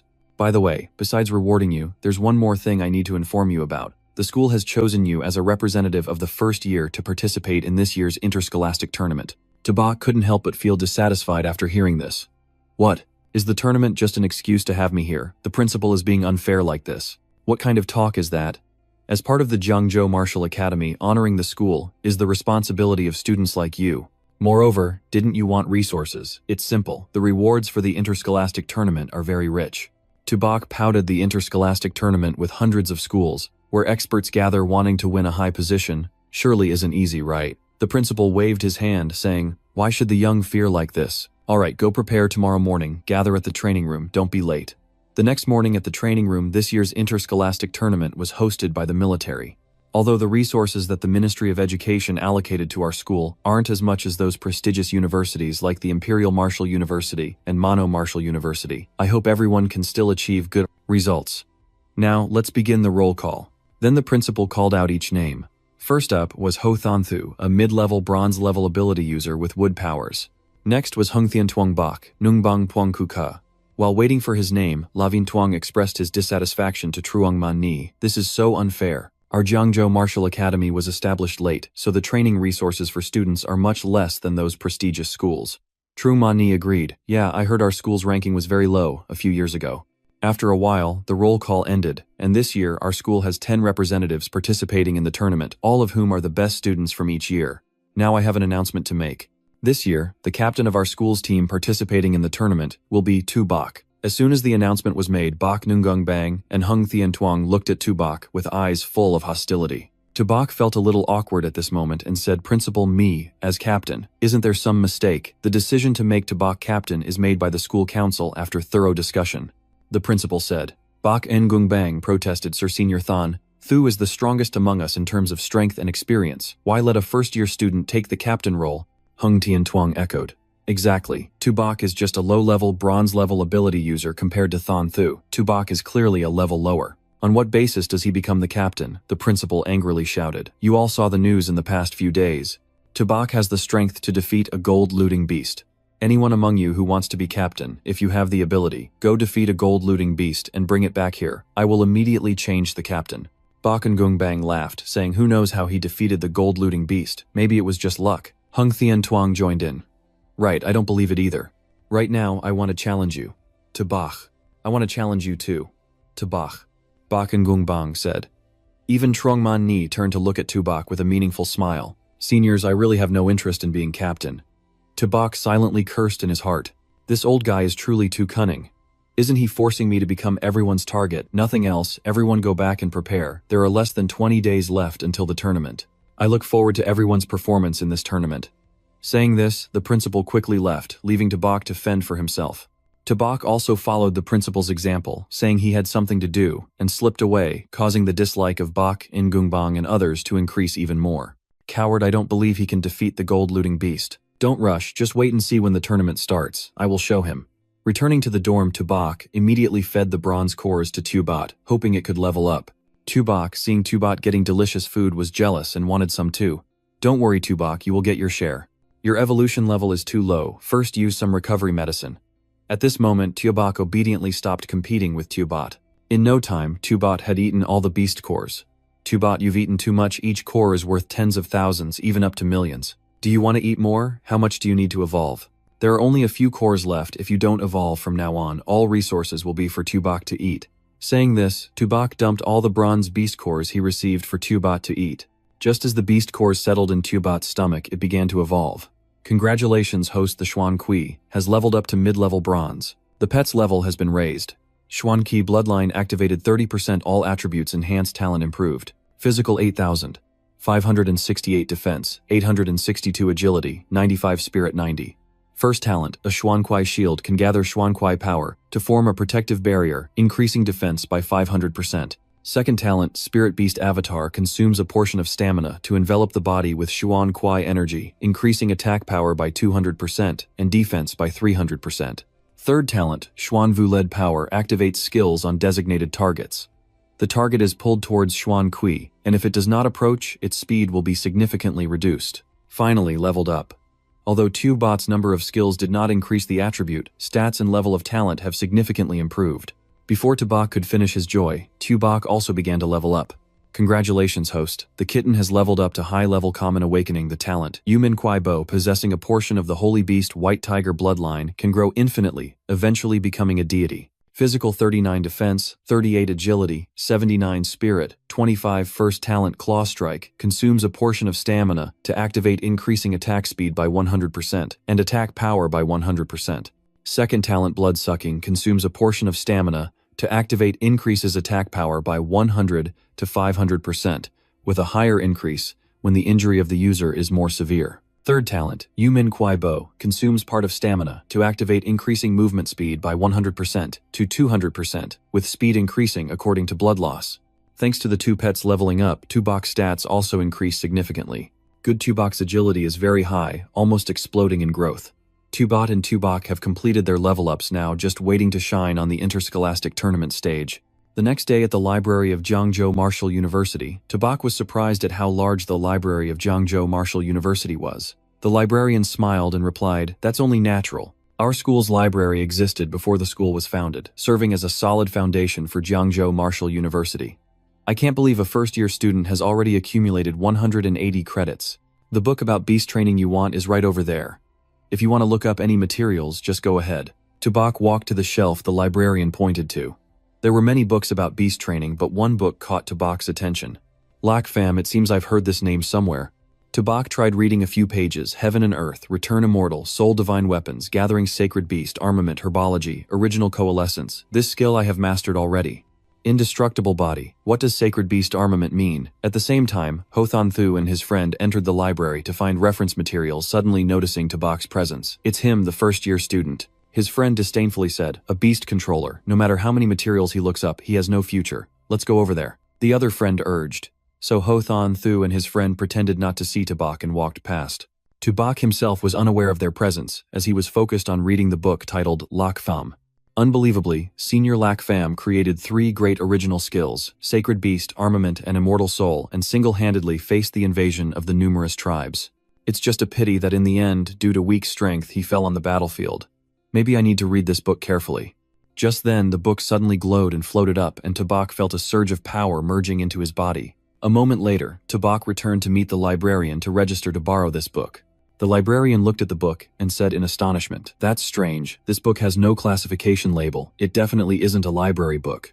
It seems it doesn't belong to any classification system." Tubok said in confusion, "No way, I took it from the shelf." The librarian took the book to examine it, but strangely, no matter what she did, she couldn't open the book. "No way, I was reading it normally just now. Can I see it?" Tubok took the book back, and then very gently was able to open it. "Look, why can't you turn the pages? Yeah, I guess something is off. You can take it home and read it. Whenever you finish, just return it." "How long can I borrow it for?" Tubok asked. "Right, that's fine." Tubok happily put the book away and said goodbye to the librarian. Just as he left, the librarian called to inform the principal that the book he had placed on the shelf had been taken by him. The principal, upon hearing this, was astonished. He could actually open that book. "Yes, I saw it with my own eyes. It was first-year student Tubok." "Good." The principal hung up his gaze, looking far away. "Lac Fam, the one you've been waiting for after 100 years, has finally appeared. If you were to know from the other side, you would surely be very happy, right?" 2 weeks later, the interscholastic tournament officially began. This event not only attracted the attention of the students, but also received special attention from the media and press. This tournament is divided into 5 war zones: East, South, West, North, and Central. Each war zone will select 2 outstanding teams. 8 martial arts schools from Jiangzhou Province will gather at Jiangzhou Martial University to compete. The contestants from Longung Martial University and Fuxuan Martial University met and exchanged bitter words. Longung Martial University dares to come here. They're here to offer their lives. Who offers their life is still uncertain. Just wait and see. Those from Fuxuan are pathetic. Inside the waiting room, besides Tabak, all contestants representing Jiangzhou Martial University were present. He's our captain. Don't tell me he will back out at the crucial moment. Just as a male student said this, Tubak showed up. How could I back out at the crucial moment? After only a few days of absence, why does he seem to have improved considerably? Lu Vuhin thought to herself, it's good you're here. The match is about to begin. You need to arrange the order of appearance. Tubak confidently replied, don't worry, teacher. I've got a plan. Outside the arena, ladies and gentlemen, faculty and students, please remain silent. A month ago, the ferocious tribes sent a large army to suppress the combat power of the frontline military. Then a group of small, ferocious beasts broke through the front line and attacked the military bases behind the province. The provinces that were attacked, martial arts students, were nearly slaughtered by the ferocious tribes, leaving very few survivors. Fellow citizens, we must take revenge for this. Immediately shouts of vengeance echoed. We must take revenge. We must eliminate the ferocious tribes. Humanity will surely triumph. With this spirit of the human race, how could we worry about other tribes not being annihilated? This is also the significance of today's interscholastic tournament. Next, I officially declare the opening of the Jiangzhou Provincial Tournament. This tournament follows a team versus team format, with each team allowed a maximum of 5 participants in each match. The losing team will exit the stage, while the winning team can continue to face challenges. The team that has the last remaining members will be the victor. Next, a random draw will be conducted to determine the order of matchups. After a while, the match order was established. The first matchup is Longung Martial University against Tandan Martial University, while Jiangzhou Martial University will face Thonvan Martial University. I didn't expect to draw Thonvan Martial University. Longung Martial University has already competed against Tandan Martial University, but our lineup has yet to be decided. Lu Vuhin couldn't help but worry. Tabak, how did you arrange the battle lineup? The principal just arrived and asked Tabak. Tabak confidently replied, I'll go out first. The other 4 can figure it out themselves. His words left the listeners confused. Should we arrange our strategy based on Thonvan Martial University's lineup to counter them? You go out first. If you don't win, then what do we do? Ho Thanthu expressed his opinion. Another person spoke. That would make Jiangzhou Martial University lose face. Don't worry, I absolutely won't let you down.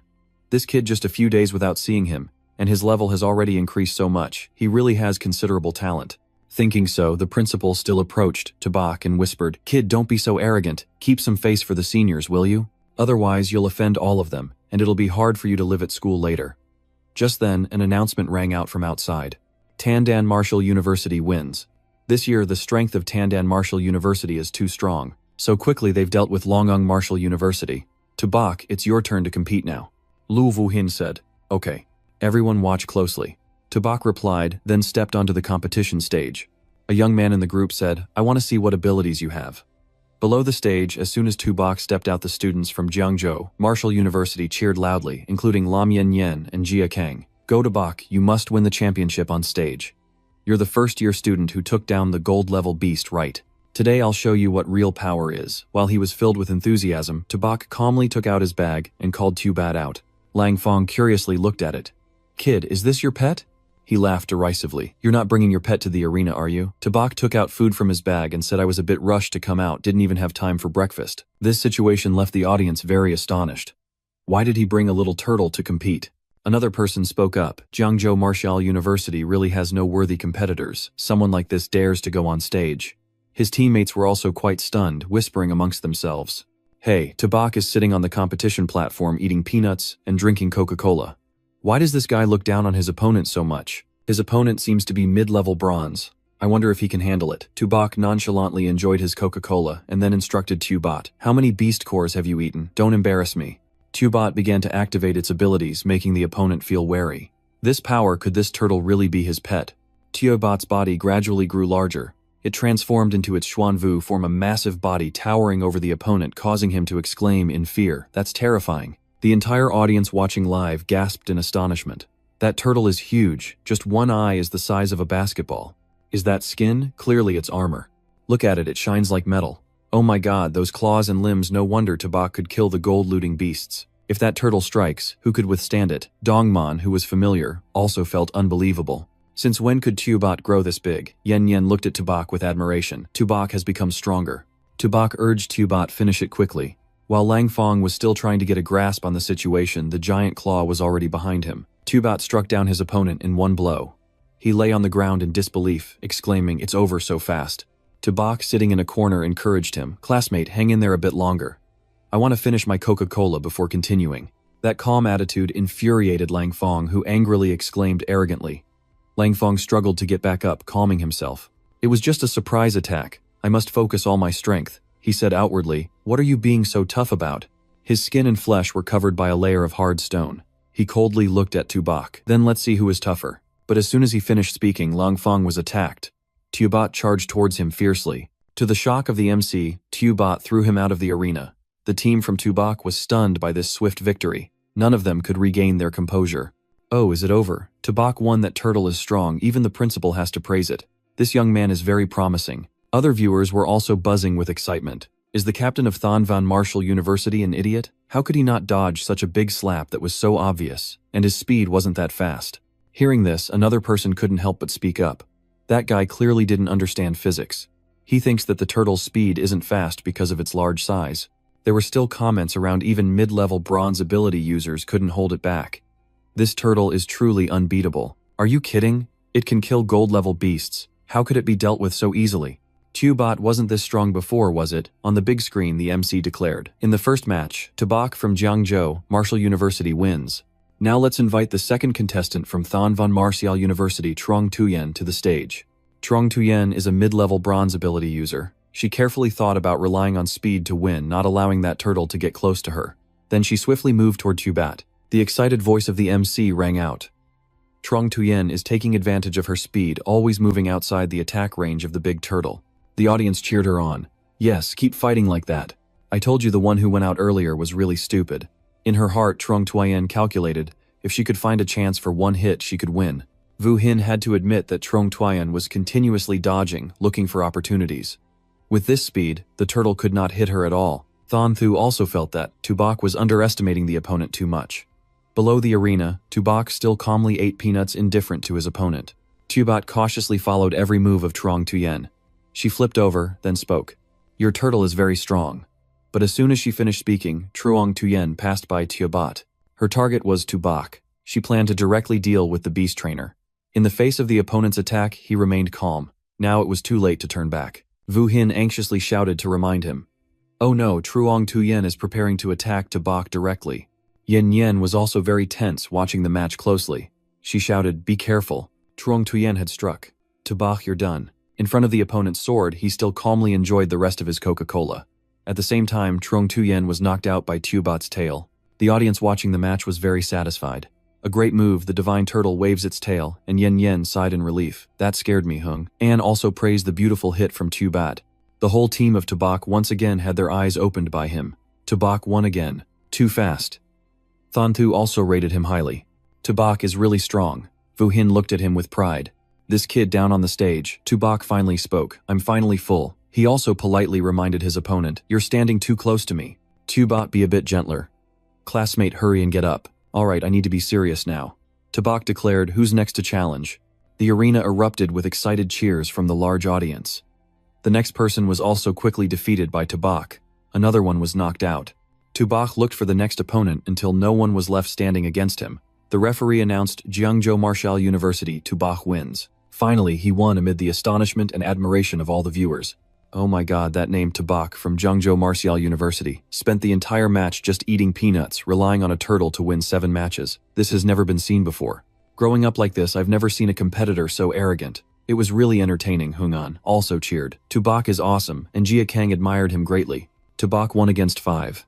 The cheers echoed throughout the arena. Vungbat won against 5, Tobike won against 5. That left Tobike feeling quite helpless. Why does that sound so strange? It feels like they're calling me a turtle. Vorhin actively patted him on the shoulder in praise. "Tobark, well done." The principal also recognized that achievement.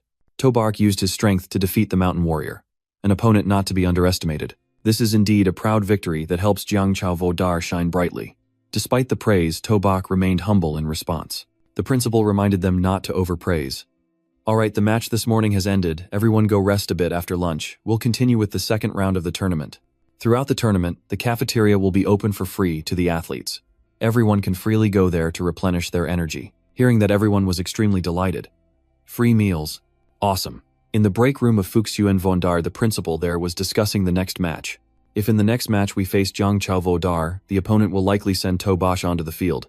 The team members were also very cautious. Tobark's pet is almost unbeatable in close combat. What now? The principal there divided the tasks. If we really encounter Jiang Chao Vodar Maohai, you will deal with Tobach. The others agreed. That's right, the captain possesses poison attribute abilities, so he doesn't need to engage in close combat. Alright, Maokai assured, when the time comes, I will keep my distance and use poison. I will definitely take that turtle down. In the break room of Tandan Vordar, their principal was also calming the students down. Everyone, don't be sad, Tobak is strong, but his weaknesses are also quite clear. Look for opportunities to break through that turtle's defenses and defeat Tobark. That's the only way to win. Li Fong volunteered for this responsibility. The principal agreed. If we encounter Tobach this afternoon, I will handle him. Actually, this morning's strategy by Trung Tween was correct, it just lacked speed. The principal nodded in agreement. Alright, Li Fong, you're a martial artist, specializing in quick attacks. Wait for the opportunity and directly attack Tobark. He confirmed that. The afternoon match was about to take place, and the MC was warming up the atmosphere. This morning's match was truly exciting. The students all showed their spirited fighting spirit and fearless courage. Next, the second round of the match will begin immediately. We will proceed to the random drawing. The audience was eagerly guessing. I think this time Jiang Chao Vordari doesn't need any other members to go on the field, just Tobach alone can defeat the other schools. Having teammates like that is really wonderful. Others disagreed. Don't be too happy, this is just within the province. When facing schools from outside the province, Jiang Chao Vordar could still be beaten down to the point of not being able to hold their heads up. Atu also exclaimed, in the past we always couldn't hold our heads up. Now with Tobark, there's nothing left for us. The MC announced, now I will announce the results of the second round draw of the provincial tournament. The first match is Jiangqiu Vodai versus Dunzhen Vodai. The second match, Fuxuan Vodai versus Anyi Vodai. The third match is Longung Vodai versus Tangvan Vodai. The fourth match is Taisung Vodai versus Chungtu Vodai. In the first match, Tobike from Jiangqiu Vodai will face Li Fong from Tunzhen Vodai. Li Fong immediately realized they indeed sent Tobike to fight first. Luckily, we prepared a strategy to deal with Tobak beforehand. Tobak still actively cared about his opponent. Don't be too tense, relax a bit, just endure for a while, and it'll pass. The MC shouted, the match begins. Li Fong was covered with a layer of abilities, he coldly said, Tobarch, don't be too arrogant. Li Fong used the Thon Fong technique to move at extreme speed. He circled around Tiobat and then dodged to the side. A kick from Li Fong aimed directly at Mai Rua, but he helplessly realized he couldn't break through the defense at all. Tiobat's tail whipped down, but Li Fong dodged it. The audience guessed it seems that Turtle can't hit Li Fong. Look at that, the turtle seems to be getting angry, making a fuss. If Li Fong suddenly attacks Tobark, do you think he has a chance to win? Some agreed, I think he really has a chance to win. Is that turtle seriously lacking in intelligence? Isn't this bullying Tobark? The girls were also enthusiastically cheering for him. That's too much, but I like it. Li Fong, go for it. On the sidelines, Li Fong was still busy provoking Tiobat. Come here and chase me away. Than Thu guessed his plan. It seemed he wanted to lure Tiobat away from Tobak. Vurhin was also getting anxious. What is Tobark doing? Why hasn't he thought of anything yet? Thien Tung observed and noticed he seemed to be looking for something. It turned out what he was looking for was a can of Coke. Finally found it. Sorry, I ate too much salty food at noon. Tobark casually drank the can of soda amidst the audience's enthusiastic cheers for his opponent. Li Fong, go for it. Li Fong, go for it. Li Fong stopped at a point, estimating that this distance would be useless even if he turned his tail. Just then, Li Fong rushed towards him. Tobark, you're underestimating others too much. Li Fong will make you pay for that. Tobark calmly called Tiobat, unleash a wave of abilities and attack. Li Fong was frozen in midair, but he could still speak. What's happening? Why can't I move? At this moment, he realized Tiobat had unleashed an illusion to control him. Tobark coldly ordered, alright, enough playing, quickly, end this battle. Tiobat opened its wide mouth towards Li Fong. He was even more terrified. Wait, what are you going to do? Tiobat had already given him an answer. Li Fong was blown high into the air. His body slammed hard, causing a big hole in the wall of the stands. At that moment, the audience realized, I get it now. It's not that Li Fong isn't strong, but Tobike is too bizarre. If I face Tobike, I'd rather surrender than fight back. In the face of Li Feng's defeat, his team members asked their captain principal, what should we do? Li Feng is injured like this. He couldn't bear to watch Li Feng's plight. There's no choice but to give up then. The MC announced, unfortunately facing the strong opponent Tobike from Jiangzhou, the Tunzan Vardai, has decided to forfeit. Next to face Jiangzhou Vardai will be Fuxuan Vardai. This announcement surprised the audience. Why not fight and just forfeit? Someone replied, Tobak is indeed too strong. Forfeiting is better than being humiliated for nothing. Vorhin sighed in relief. Alright, Tan Dan has voluntarily forfeited. Tobak can save his strength to deal with Fuxuan now. Thian Trung responded, does he still need to conserve energy? Than Thu was still very cautious, but the captain of Fuxuan is someone with poison attribute abilities. It won't be easy to deal with. The MC announced the match begins. Mao Kai proactively spoke up. Wait, don't rush to attack. Tobark, I admit you are very strong. I know I'm not your opponent. How about we make a deal? Tobark simply asked, what kind of deal? He brought up another issue. Junior Tobar, you are indeed very strong in this match. I might not be your opponent, but I would really like to discuss the issue of beast tamers with you. Tobark was quite surprised to hear this. What is this guy doing? He wants to discuss the issue of beast tamers with me, he realized right away. I get it, you're trying to buy time. Someone with poison attribute abilities takes a long time to mobilize the elements. Tobark immediately ordered Teobot to attack. Poison leaked from his hands, he coldly said. You just realized that now. Poison gas began to spread. Too late, even if you're a divine-level beast tamer, you can't escape my poison mist. The poison enveloped near Tobark, he confidently said. You can't escape. Than Thu was also very worried. Oh no, Tobark is underestimating his opponent too much. I heard Mao Kai has also taken down quite a few high-tier beasts with poison in previous trials. Vorhin heard that and became even more flustered. What should we do? Only the principal remained calm. Don't panic, victory or defeat has yet to be determined. Teobot flailed wildly in the thick poison mist, while Mao Kai took that opportunity to move towards Tobach. In this poison mist, you can't see anything, but I am unaffected. He smugly thought about how long can you endure in my poison mist. Tobark, you're too complacent. Let me release my poison creatures. This match will end right away. Seeing his figure sitting cross-legged ahead, he was still very confident. Are you meditating to resist the invasion of my poison mist? But you're facing not just the poison mist. His hand swung down. Die Tobai. But a palm strike was blocked by the barrier he set up. He calmly asked, you still intend to attack from behind in the poison mist. Too bad you ran into me. Mao Kai was astonished and shouted, how is this possible? You are a beast tamer. How can you withstand a full-force attack from my poison claws in the poison mist? At the same time on the stands, the principal clarified his question to the students with the same origin. Vorhin and Thang Thu shouted, the same origin with the original. He replied, that's right, this is the high-tier talent of a beast tamer. Tobark has been able to transfer the defense capabilities of the beast to himself. Below, Tobark waved his hand in annoyance. Hurry up and finish this, your poison mist is really annoying.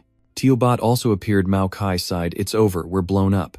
He was also knocked out of the match by Teobot. Hung An joyfully exclaimed, Brother To is so strong, knocking even the one with poison abilities out of the poison mist. Yan Nian also admired Tobark, I won't let you get too far ahead of me. With that spectacular victory, the stands erupted in cheers. Tobark Vungbat 1-5. The MC announced that since Mao Kai from Fuxuan Vordai no longer had the strength to continue fighting Fuxuan, Vordai decided to forfeit, thus the championship of this provincial tournament belongs to Jiangzhou Vordai. Tobike gently patted Tealbat's head. It's over, the match has ended. The principal was very happy and praised him. Tobike, this time you've brought glory to Jiangzhou Vardai, well done. Tobike opened his mouth. Then, principal, will you grant me some additional medicinal resources? Hearing that, he immediately knew this kid was trying to take advantage of the opportunity to scam me. I'm not that easy to fool. The principal cleverly replied. Jiangzhou Vordar has won the provincial tournament championship. The military will conduct a military merit assessment for you. You can go to the logistics department to exchange for resources later. Thian Tung asked dejectedly. Just Tobark alone participating, how does that relate to us? The principal awkwardly replied. You're changing the subject here. Anyway, 3 days later we will have to go to Loch Thane to participate in the interzone tournament. Are you all confident? Only Tobike shouted confidently, hearing that he ordered everyone to disperse. Good, everyone is tired now. Go rest well, prepare for the interzone tournament in 3 days. Keep it up, Tobark still pressed on. Principal, what about the resource transmission? The principal quickly left, and he didn't forget to remind, especially you. Tobark, I'm looking forward to your outstanding performance. See you in 3 days. Tobark secretly cursed him. That old fox, as soon as he mentioned resources, he ran off quickly like this. On the street, the host was announcing about the recent tournament. Currently, the provincial tournament of the Bak Hawk Alliance has concluded. The top 3 teams are Daedo Võ Đại Ma, Do Võ Đại, and Trường Thành Thủ Vệ Quân Võ Đại. Many talented individuals have shown outstanding performances in this tournament, among which the most prominent is To Bark from Jiangchao Vordar. In 3 matches, he won 1 against 5, claiming the overall championship of Jiangchao province this time. A strong youth means a strong country, hoping that martial arts students across the country can learn from To Bark, be brave and compete for the number 1 position, bringing glory back to the school. The girls on the street listened to this news and were very admiring. To Bark is on the news again, I want to get to know him so much. After the match ended, To Bark went to the training room, feeling dizzy, finally finding a quiet place. He let Teal Bak out. Teal Bak, I know you're anxious, there will definitely be opportunities for you to go on the field later. Using military points can only exchange for 4 high-tier beast cores, you have to save a bit. To Bark gave Teal Bak a beast core and urged it to eat. As soon as it ate, Teal Bak burst forth with immense power. The system displayed a notification, high-tier ordinary, has upgraded to low-tier bronze. The little cat evolved into a white tiger, activating the divine bloodline of the white tiger. Upon receiving the heavenly tiger diamond, To Bark was astonished. 1 core has upgraded indeed, activating the bloodline of the white tiger, so he decided to let it eat the last 3 cores. Eat a few more, finish them all. To Bark carefully reminded it to eat slowly. No one is competing with you. Eating all these could help you level up again. But after waiting for a long time, he saw To Bark showing no signs of change. It has eaten everything, why is there no reaction? It's a high-tier beast core. Not disappointing him for too long, To Bark exploded with an even greater force than a tornado. The light radiating from it left To Bark stunned. He stammered and couldn't speak. Wow, To Bark's figure transformed from a small cat into a gigantic snow leopard. To Bark exclaimed, "That's so cool, even cooler than Teal Bat." The information board about Teal Bark has been updated. The agile golden white tiger has leveled up to mid-tier bronze. The beast tamer agile golden white tiger has a vicious trait, specializing in slaughter. Mid-tier bronze rank bloodline of the white tiger activated at 30%, all attributes increased significantly. Talent, enhanced physical strength reached 158 points. Defense points are 105, agility, reached 295, with spiritual points of 60. The first talent agile, golden claw consumes a certain amount of stamina in a very short time, attacks a single target 100 times. The first attack deals damage of 150%. The basic attack power increases by 2% with each subsequent attack. The second talent, agile golden body, consumes a certain amount of stamina to cover the whole body with agile energy. Each attack will cause a tearing effect of 200%, which can be combined with agile golden claw, significantly increasing the damage of agile golden claw. The third talent, Agile Golden Shadow, consumes a large amount of stamina. Movement speed and attack speed increase drastically by 300%, which can be combined with Agile Golden Claw, helping Agile Golden Claw complete 100 attacks in the blink of an eye. To Bark felt it was worth it. I fed you 4 high-tier beast cores. This attribute is incredibly overpowered. He happily patted its head. Teal Bark, good boy. The inter-school tournament will depend on your performance. Meanwhile, in a villa in Daedo, a mysterious person was watching his match. He found To Bark quite interesting. It seems he has many secrets. Go check the name To Bark. Maybe this turtle of his is even more ferocious than Lac Fam's from. Back then, the subordinate immediately complied. Yes, 3 days later at the Lac Ha Vordar Stadium, the grandeur of this place amazed everyone. Indeed, Lac Ha Vordar, even the fighting arena, is many times larger than ours. The audience shouted in unison, Lac Ha, take the first place. The principal spoke to his students. This Lac Ha Vordar seems to want to create a threat against us. To Bark was also very curious, looking to one side. Principal, why is there an empty area? The principal explained, I heard this time only 9 martial arts schools participated. 1 school proactively forfeited their participation.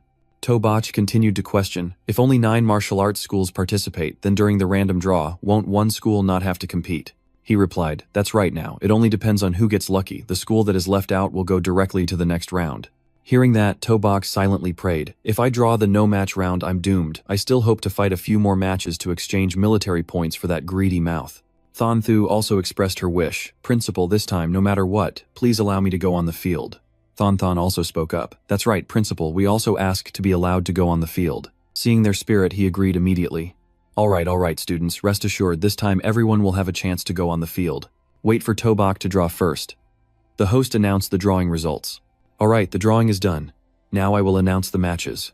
In the first match, Lac Ha Vordai faces Fuxuyan Vordai. In the second match, the school with no match, this round is Jiangchou Vordai. This announcement left To Bark very disappointed. But the principal was very happy. To Bark, you are indeed the lucky one. In the first round, we don't need to compete and go directly to the next round. Vorhin also had to admit. Your luck is really good. Go buy a lottery ticket. Only he sighed. Why am I so unlucky? I really got drawn into the no-match round. I want to go on the field. The MC announced the first round match has started.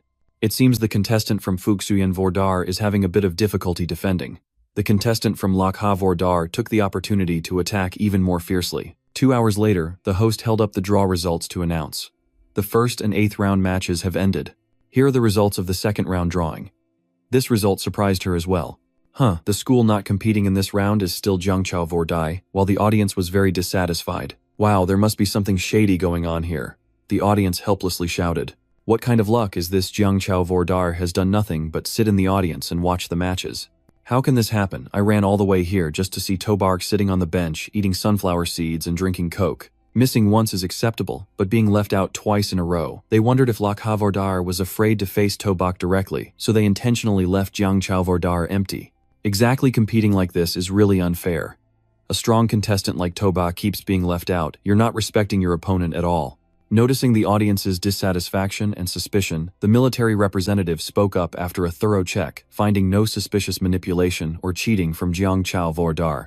The match continued, and the principal of Jiangchao Vordar was very pleased. Wonderful. This way we have ranked up to 3rd place in the war zone. Just one more victory, and we can participate in the finals of the 5 major war zones. Meanwhile, Tobak was scratching his head. Why was I left out again? Won't I be allowed to compete anymore? An hour later, the stadium was hotter than ever with the cheers of the audience. The thrilling moment is about to come. The finals of the war zone are about to begin. Lakha Lakha Lakha. The MC announced the next match is Jiangchao Vordai facing Lamchek Vordai. The students of Jiangchao Vordai were also very excited. Finally, it's our turn. Vern Kung proactively requested, Principal, let me go on the field first this time. The principal reminded them, students, please stay calm. Although we are very lucky, we still cannot underestimate our opponents. He assigned each person one by one. Vern Kung and Ingbang, you all go on the field first. Next is the match between Than Than and Than Thu. Tobark will go on last and play a decisive role. Everyone shouted in unison, yes, Principal, we will definitely bring glory to the school against them. Tobach felt dejected. That's it, seems like there's no more chance for me. The MC shouted the match begins. First is Vern Kung with the power of low-tier bronze facing the high-tier bronze opponent. Despite trying his best, he still lost regrettably. The next person, Ingbang, immediately entered a frenzied state as soon as she stepped onto the field, completely abandoning defense, playing recklessly, even forcing her opponent to continuously retreat. Jiangchao Vordar wins Than. Than is the school beauty. Her skills are truly not weak. A soft whip strike combined offense and defense, directly knocking the opponent out of the ring. Jiangchao Vordar wins. Vorhin clapped and joyfully exclaimed, we won again. The principal was also quite surprised, suddenly feeling the strength of the other students has also improved remarkably. Could it be due to that kid Tobak's influence? Meanwhile, Tobak was feeling down. When will it be my turn to go on the field? My military points. The MC announced next, representing Jiangchao Vordar. Than Thu stepped onto the field and directly told the opponent, you two can go on the field together to save time. The opponent became furious. Don't be too arrogant or you will lose miserably. The MC also agreed. The competition rules allow one person to challenge multiple opponents at once. The match was about to begin. Tobark was very displeased. 1 against 2. This kid really doesn't intend to leave me any opportunity at all. Than Thu focused on controlling his mental power. He politely said, sorry about this. Behind Than Thu appeared a gigantic ancient tree, causing everyone to be astonished. This is a wood attribute ability. The tree emitted power and violently wrapped around the opponent. They reminded each other to be careful. The leaves of that tree have issues. Keep going. He can't maintain his mental focus for long. Tobark observed from above, and also had to admire someone with wood attribute abilities can create such a 1,000-year-old tree. Than Thu's mental power is truly terrifying. While the principal also thought Than Thu's strength has indeed increased, he truly deserves to be from that family. The audience watching also admired this year. Jiangchao Vordar is truly hiding dragons and crouching tigers. Dark horses are appearing one after another, some compared. Wow, Senior Than Thu is that strong. I still feel Tobak is a bit stronger after all. He's a beast tamer who once cut down gold-level beasts. Than Thu's opponent felt no signs of weakening against the storm of power sweeping through. Than Thu remained calm, controlling the leaves to attack the opponent. He coldly waved his hand. A whirlwind of leaves shot towards the target. Both of them were defeated. The announcement rang out. The result of this round of matches, Jiangchao Vordar wins. Finally, congratulations to Zhengchao Vordar and Lakha Vordar, the two schools will advance to the national finals. The principal did not spare any praise for him. Thon Thu, this time you've performed beyond everyone's expectations. That's wonderful. Thang Thu replied, thank you, principal. He added, however, in this round, the most significant contributor is still student Tobark. Upon hearing that, he was astonished, thinking, what? I'm the hero. Are you mocking me for not going on the field? He explained, if it weren't for Tobark being exempted from competing in 2 rounds, we wouldn't have won so easily. Alright, everyone is tired now. Go rest early in a week. We will participate in the national finals. This time, besides the main award for the students who achieved in the competition, the school will also give additional abundant resources as rewards for development. Hearing that everyone cheered, long live the principal, that's great. Meanwhile, Tobark was secretly calculating, this time not getting results. I need to think of a way to earn some resources for those 2 greedy ones. In the courtyard of the Lam family, Yen Yen was still diligently training. Uncle Van Wien came to remind her, Yen Yen, come eat. She told him, Uncle Van Wien, I'm not hungry, I want to train for another hour. Van Wien looked at her helplessly. This girl, since Tobark participated in the inter-school tournament, has only watched Tobark's matches and practiced tirelessly, ignoring everything else, not understanding the principle of balancing work and relaxation. Yen Yen just remembered, right. Uncle Van Uyen, the medicine you gave me is running out. Please help me ask my father for a bit more. I want to improve my strength as quickly as possible. He had to agree. Alright, Van Uyen left helplessly. He didn't forget to sigh. Many top families in Dado have asked to form a marriage alliance with your father, but in the end all were rejected by you. I really don't know what kind of drug Tobark has given you. 7 days later at Mado, the students of Zhengchao Vordar arrived here. They marveled at the architecture of this school. This school gate surely isn't made of pure gold, right? It's too shiny, too extravagant. Tobosh also felt the school gate was so grand, just the construction cost must be several hundred million, right? Too luxurious, too wasteful. The principal continued, not just a few hundred million, just the material costs have reached 1.8 billion. Moreover, this gate was built by 20 golden-tier powerhouses and 5 platinum-tier powerhouses in one day. Look at the slogan of Mado Vordar. Along with this gate, all aimed at promoting the spirit. Only the strong can protect the country. The representative from Mado welcomed them. Hello, students from Jiangzhou Vardai. Greetings, Principal Chu. I am Trungming, Vice President of the Student Association of Mado Vardai. Welcome you all alongside the students to Mado Vardai. Please follow me. The principal replied. Alright. Then I'll trouble you. Ving Kung disliked their attitude. Mado Vardai really knows how to show off. Our principal from Jiangchao Vardai personally led the team from afar. Yet they only sent a vice president of the student association to welcome us. Marni also agreed if someone from Dado Vordar came, their principal would definitely personally come to welcome, not just a vice president of the student association like this. Meanwhile, Tobark was very curious about the architecture of a certain building. What is that? The principal explained. This is the gravity adjustment training area.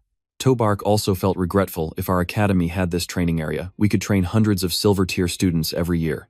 Stopping in front of a building, Trungmin introduced. Hello everyone, this is the hotel where you will be staying. The first floor has a buffet open 24 hours. The ingredients are all from the wild beasts of the Varntok, prepared by top chefs. For enhancing the blood energy of martial artists, this is truly very beneficial, plus it provides unlimited supply. Tobark asked again just to be sure. Senior, does the meat of the wild beasts here really provide an unlimited supply? He replied, of course you came from afar. How could we at Mado Vordar allow you to go hungry? You all can eat as much as you want, you will definitely be full. Tobark excitedly rushed in first. Alright, Tilbike, you guys are lucky to eat now. Chungming awkwardly asked the others. Is this friend really very hungry? Virnkung explained. You really don't know how much that turtle eats, while Marni was very worried. Oh no, Tobark has gone in. Will we have anything left to eat? Trungmin saw all the students running in and said to the principal, we should hurry in or tonight we will go to bed hungry. He was already quite used to it. Young people are truly full of energy. It really makes one laugh. The next day at the final round, the stands were filled with cheers. Keep it up, Virnkung was very impressed. Not bad, the stadium of Mado really is different from other areas. Mani was also amazed, the stadium is so large, I've only seen such on TV. The principal reminded them. Alright everyone, put away your faces as if you've never seen this world before. I will explain the rules of this competition. This final match has a total of 13 martial arts schools participating, among which, as it is a directly managed team, the guard school will directly enter the top 4, so there will be no more forfeits. Virnkung asked in surprise why the guard school could directly enter the top 4. Ma Ni also chimed in. That's right, it seems too unfair. He explained that the guard school is a talent training institution of the military.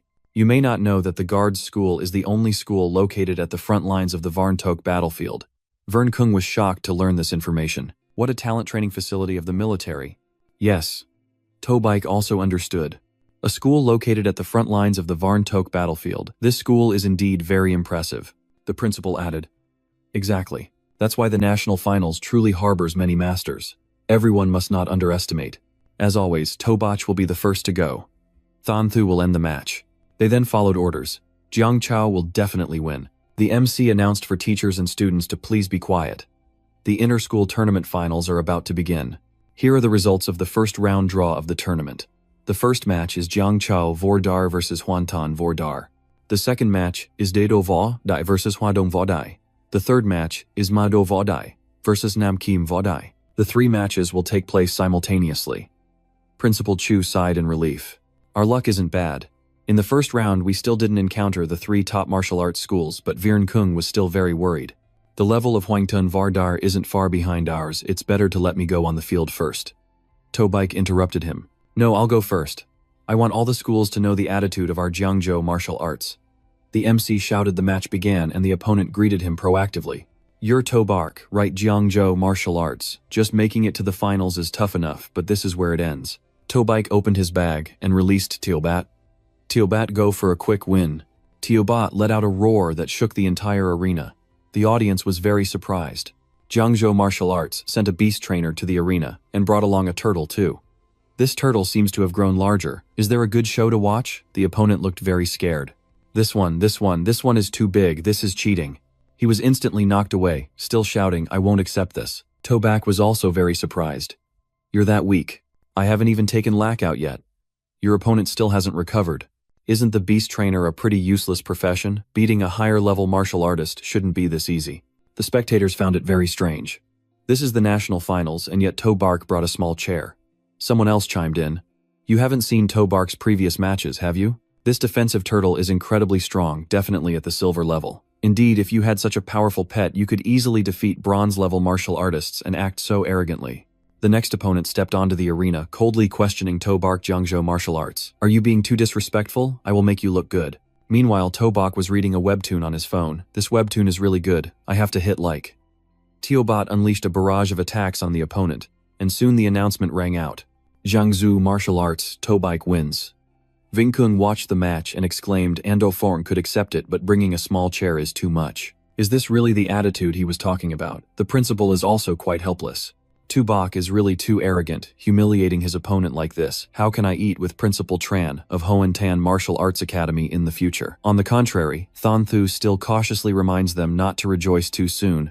Tubak may encounter a strong opponent, the captain of the Imperial Capital Martial Arts Academy, right? The match on the side of the Imperial Capital Martial Arts Academy is also very tense. From a distance, the arena erupts, firepower surges, accompanied by the notification of the Imperial Capital Martial Arts Academy's victory. The captain of the Imperial Capital looks coldly at his opponent, apologizing for being a bit too rough.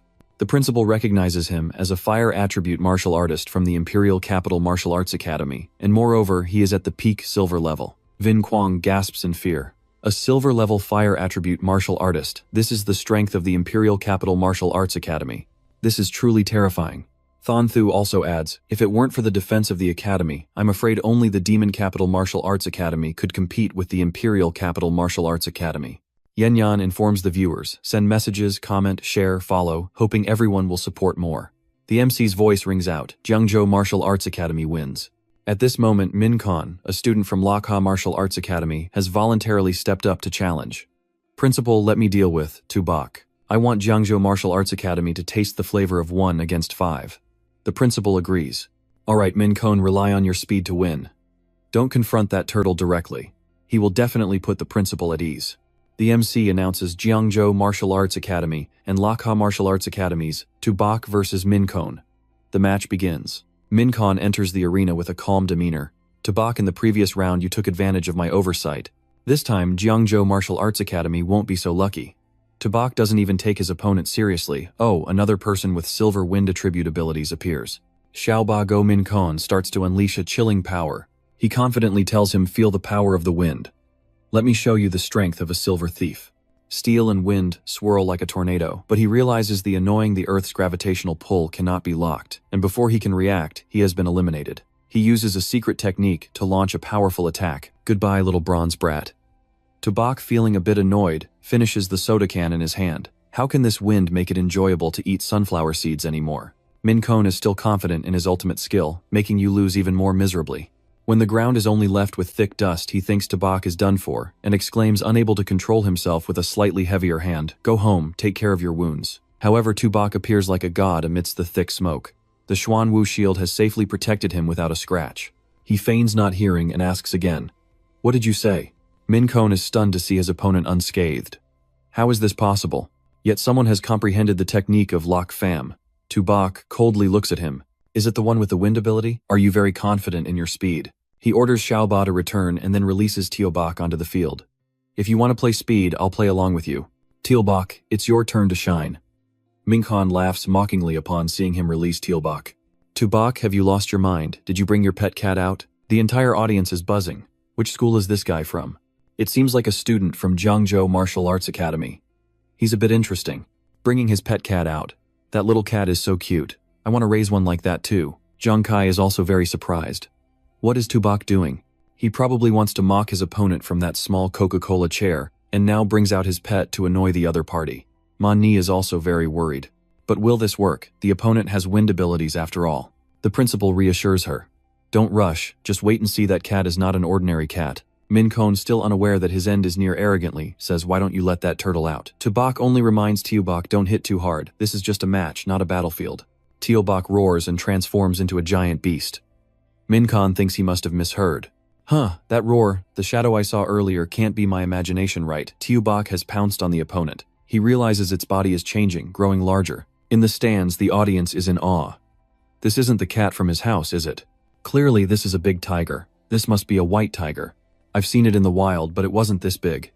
Vin Quang also suspiciously asks Thanthu, did Tubok's cat turn into a white tiger? Thanthu is also unclear. Could this tiger be the second beast that Tubok tamed? Thien Trong disagrees. How can that be? Even as a silver beast tamer, taming a second beast is extremely difficult. The principal is much calmer than the kids, it seems. Tubok's secret may be more than we think. The wind ability shoots like a silk ribbon wrapping around Teobok's neck with sharp coldness, but Teobok has vanished, leaving Minhon astonished. An illusion? How can this white tiger be so fast? How is that possible? I don't believe it. No matter how fast it is, it can't outrun the speed of the wind. I don't believe it. When he can't hit Teobok, he shifts his target towards Tubok. Forget it defeating you, I will win anyway. With agile moves, he rushes towards Tubok at lightning speed, prepare to die. But what awaits Minkon is Teobok, who has leveled up, appearing in a majestic form of an elite gold demon. Before such formidable power, he can only exclaim impossible. Teobok effortlessly knocks his opponent off the arena. He falls heavily to a corner like everyone else. The MC announces Jiangzhou Martial Arts Academy, Tubok wins. The entire audience gasps, oh my, Tubok has won again. A mid-bronze level person has defeated the silver level captain of a prestigious school. It's practically a crushing state. This must be fake, right? Some feel like Tubok's white tiger is even stronger than that turtle. What's up with this big tiger? Why is it so fierce? The arena echoes with cheers. Tubok Jiang Martial Arts Academy for the win. Tubok for the win. The judges must also look at him differently. This Tubok I've never heard of before. Which year of Jiangzhou Martial Arts Academy is he from? Even the members of the two top schools, the Imperial Capital and the Demon Capital Martial Arts Academy, only have such strength. Jiangzhou Martial Arts Academy has such a talent this year. Jiangzhou Martial Arts Academy is about to rise. This time it will surely explode. In the lounge of the Demon Capital Martial Arts Academy, they are constantly criticizing. That Lakha Martial Arts Academy team is really too weak. This country bumpkin brought 2 tamed beasts and ruined our thousands of dollars worth of buffet. If we meet him, we will definitely not let him go. The captain of the Demon Capital Martial Arts Academy, Cao Zixian, also speaks up. This guy is really too arrogant. If we meet him in the top 4, the Demon Capital Martial Arts Academy will definitely teach him a lesson in a messy match. His teammates flatteringly agree. That's right, the captain is absolutely right. This type of country bumpkin deserves to be taught a lesson. Another round begins. Tubok knocks down the opponent under its claws. The MC announces Jiangzhou Martial Arts Academy, Tubok wins. The next opponent is knocked off the field by Tubok's tail, Tubok wins. Another opponent steps onto the stage, and the result is still Jiangzhou Martial Arts Academy, Tubok wins. The MC shouts congratulations to Jiangzhou Martial Arts Academy for successfully reaching the top 4. The students of Jiangzhou Martial Arts Academy are all excitedly shouting Jiangzhou Martial Arts Academy has risen. Tu bok, tu bok, tu bok. The principal is also so emotional that his eyes are glistening. The heavens have eyes, my Jiangzhou Martial Arts Academy finally has a day in the top 4. His teammates are also very happy. Jiang Martial Arts rises. Tu bok, well done, let's see who dares to look down on Jiangzhou Martial Arts Academy now. The principal also steps down to welcome him. Tu bok, you certainly didn't disappoint me. You are the great contributor of Jiangzhou Martial Arts Academy over the past few hundred years. He humbly replies, Principal, this is what I should do. He continues, to reach the top 4, our mission has been completed. This will also be the most glorious page in the history of Jiangzhou Martial Arts Academy. Students, rest assured you have contributed to the school, and the school will reward you accordingly. Tu bok is surprised to hear this. Principal, isn't there still the semifinals? Why say the mission is completed already? He thinks to himself, looking at the old principal, is he preparing to give away the billions of resources from winning the championship to someone else? I don't agree. The principal, slightly discouraged, asks him, Tu bok, our goal of entering the top 6 has been completed. You don't want to challenge the status of the top 3 prestigious schools, do you? Thon Thu is also very astonished. What, want to challenge the top 3 prestigious schools? On the contrary, he calmly responds, what's wrong with that? He confidently tells the principal, look, just the gate of the demon capital Martial Arts Academy cost 1.8 billion. Our Jiangzhou Martial Arts Academy wouldn't dare be so extravagant, even if we become the 4th prestigious school, right? In my opinion, we should seize the number 1 position and rebuild. Have a more magnificent school gate, we must bravely compete for the number 1 position. Thon Thu is inspired by his spirit. That's right, Tu bok is right, we can't give up like that. Thien Truong also speaks up. Tu bok, although I don't really like you, but based on your achievements, you deserve to be the captain. Please arrange for us to participate in this top 4 competition. He agrees. All right. The principal does not stop them anymore. The enthusiastic students cheer. Courage is commendable. Now let's go back and rest, prepare well for the top 4 competition tomorrow. Courage to compete for the number 1 position. Watching their backs leave, he thinks these kids are still immature and full of enthusiasm, daring to challenge the top 3 prestigious schools. At the Supreme Military Command of Long Country, discussions are heard. Lord Yuan. The inter-school tournament is currently preparing to enter the top 4 finals, expected to conclude in 2 days. The counter-offensive military supplies have been prepared and are gathering at the front lines of the battlefield, ready to counterattack the 10,000 races at any time, Lord Yuan replies. Good. He stands up to direct, just waiting for the school tournament to end. The counterattack against the 10,000 races will officially begin. All students must also go to the battlefield to eliminate the enemy. Everyone shouts in unison with great momentum. Yes, to avenge the thousands of students and lecturers who have sacrificed, those who offend Long Country must be punished. The next morning at the Mado Hotel, Tu bok is absorbing the insights from the book, while Tu bok and Xiaoba are munching away. His whole body surges with power. He shouts the sacred beast armed is unleashed, but his body suddenly falls to the ground. Damn, this reality makes Tu bok very confused. What is this? The system notifies him that congratulations to the host has successfully comprehended the special innate skill of the 3rd week position exchange within a radius of 1000 m. The 3rd week, and the beast can swap positions bypassing all restrictions. The new skill surprises him. Position exchange, huh? Glancing at Xiaoba sitting on the chair, he feels a bit uncomfortable. Did I just swap positions with Xiaoba? What kind of skill is this? Well, having more skills is never too much. Who knows, it might have surprising effects on the battlefield. Let's go, Xiaoba Tu bok. We are going to challenge the top 3 prestigious schools. On the big screen, the MC begins to introduce the audience. After a day of fierce fighting, the school tournament finally enters the top 4 competition stage. Next, I would like to formally introduce the captain of the Defense Forces. The Defense Forces, formerly the military base of the Great Wall Protection Force, was established in 1907 and is one of the first military bases of humanity on the battlefield against the 10,000 races. In the 94 years of building the school, the 10,000 races have carried out over 100 wars with the Defense Forces. Students and lecturers have fought to the death, destroying countless criminals and strongmen of the 10,000 races still standing firm. The Defense Forces have the motto, the 10,000 races will not perish, the defense remains unchanged. To this day, the most powerful expert of humanity, Mr. Notthon, the only one to reach the king-level realm, is the honorary principal of the Defense Forces. This is also the reason why the strongmen of the 10,000 races do not dare to step into the territory of the Defense Forces. As the strongest martial arts university in Long Country, it is the frontline shield of humanity. The Defense Forces are truly deserving. The audience is also in awe of their demeanor. It is said that the defense forces are a city of heroes. Every student there is a hero. Today we can finally satisfy our eyes. The Imperial Capital Martial Arts Academy and the Demon Capital Martial Arts Academy are so strong, yet the defense forces are even stronger than them. It's hard to imagine how terrifying their power will be. Hearing the host say, "There are 5 team members, don't they have a reserve team?" Someone replies, "Buddy, you're stating the obvious, they are the defense forces. Do they need a reserve team?" The principal also introduces his students. King Level Realm. Neepthan is the wall of defense for humanity. Jiangzhou Martial Arts Academy. It is a great honor for us to compete against the defense forces. Tabak hears this and looks forward to it. King Level Realm. I don't know when I can become a wall of defense for humanity like him. The MC announces that the top 4 competition is about to begin. Here are the results of the draw. The first match is the Defense Forces against the Imperial Capital Martial Arts Academy. The second match, the Demon Capital Martial Arts Academy against Jiangzhou Martial Arts Academy. In the lounge, Zishan looks at the competition board and disdainfully says, "Really, I have no interest in facing Jiangzhou Martial Arts Academy. Facing such weak teams, I'm really too lazy to make a move." His teammates share the same attitude. The opponent is Jiangzhou Martial Arts Academy. This weak team, winning would bring no glory at all. Others agree. That's right, Jiangzhou Martial Arts Academy is indeed a nuisance. How dare they squeeze into the top 4? "Captain, let me go up. I'll directly defeat their whole team."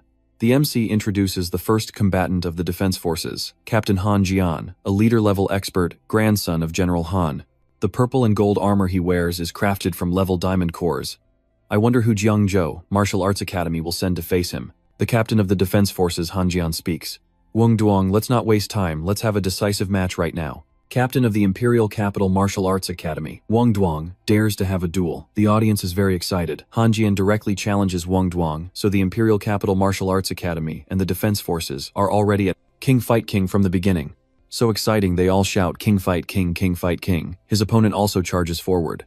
Captain of the Imperial Capital Martial Arts Academy, Wang Duong, speaks. "Old Han, just fight, why make a fuss?" He laughs loudly. "I'm just afraid you'll lose." The female audience all shout, "He's my idol, Yuang Duong. Yuang Duong is mine. Wang Duong is so handsome." The principal also praises them. Han Jian faces Wang Duong. The match starts off tense. Indeed, youth is an advantage. Tubak sees the audience cheering enthusiastically and exclaims, "Is Wang Duong that handsome? Why don't I see it?" He concedes to Vin Quang.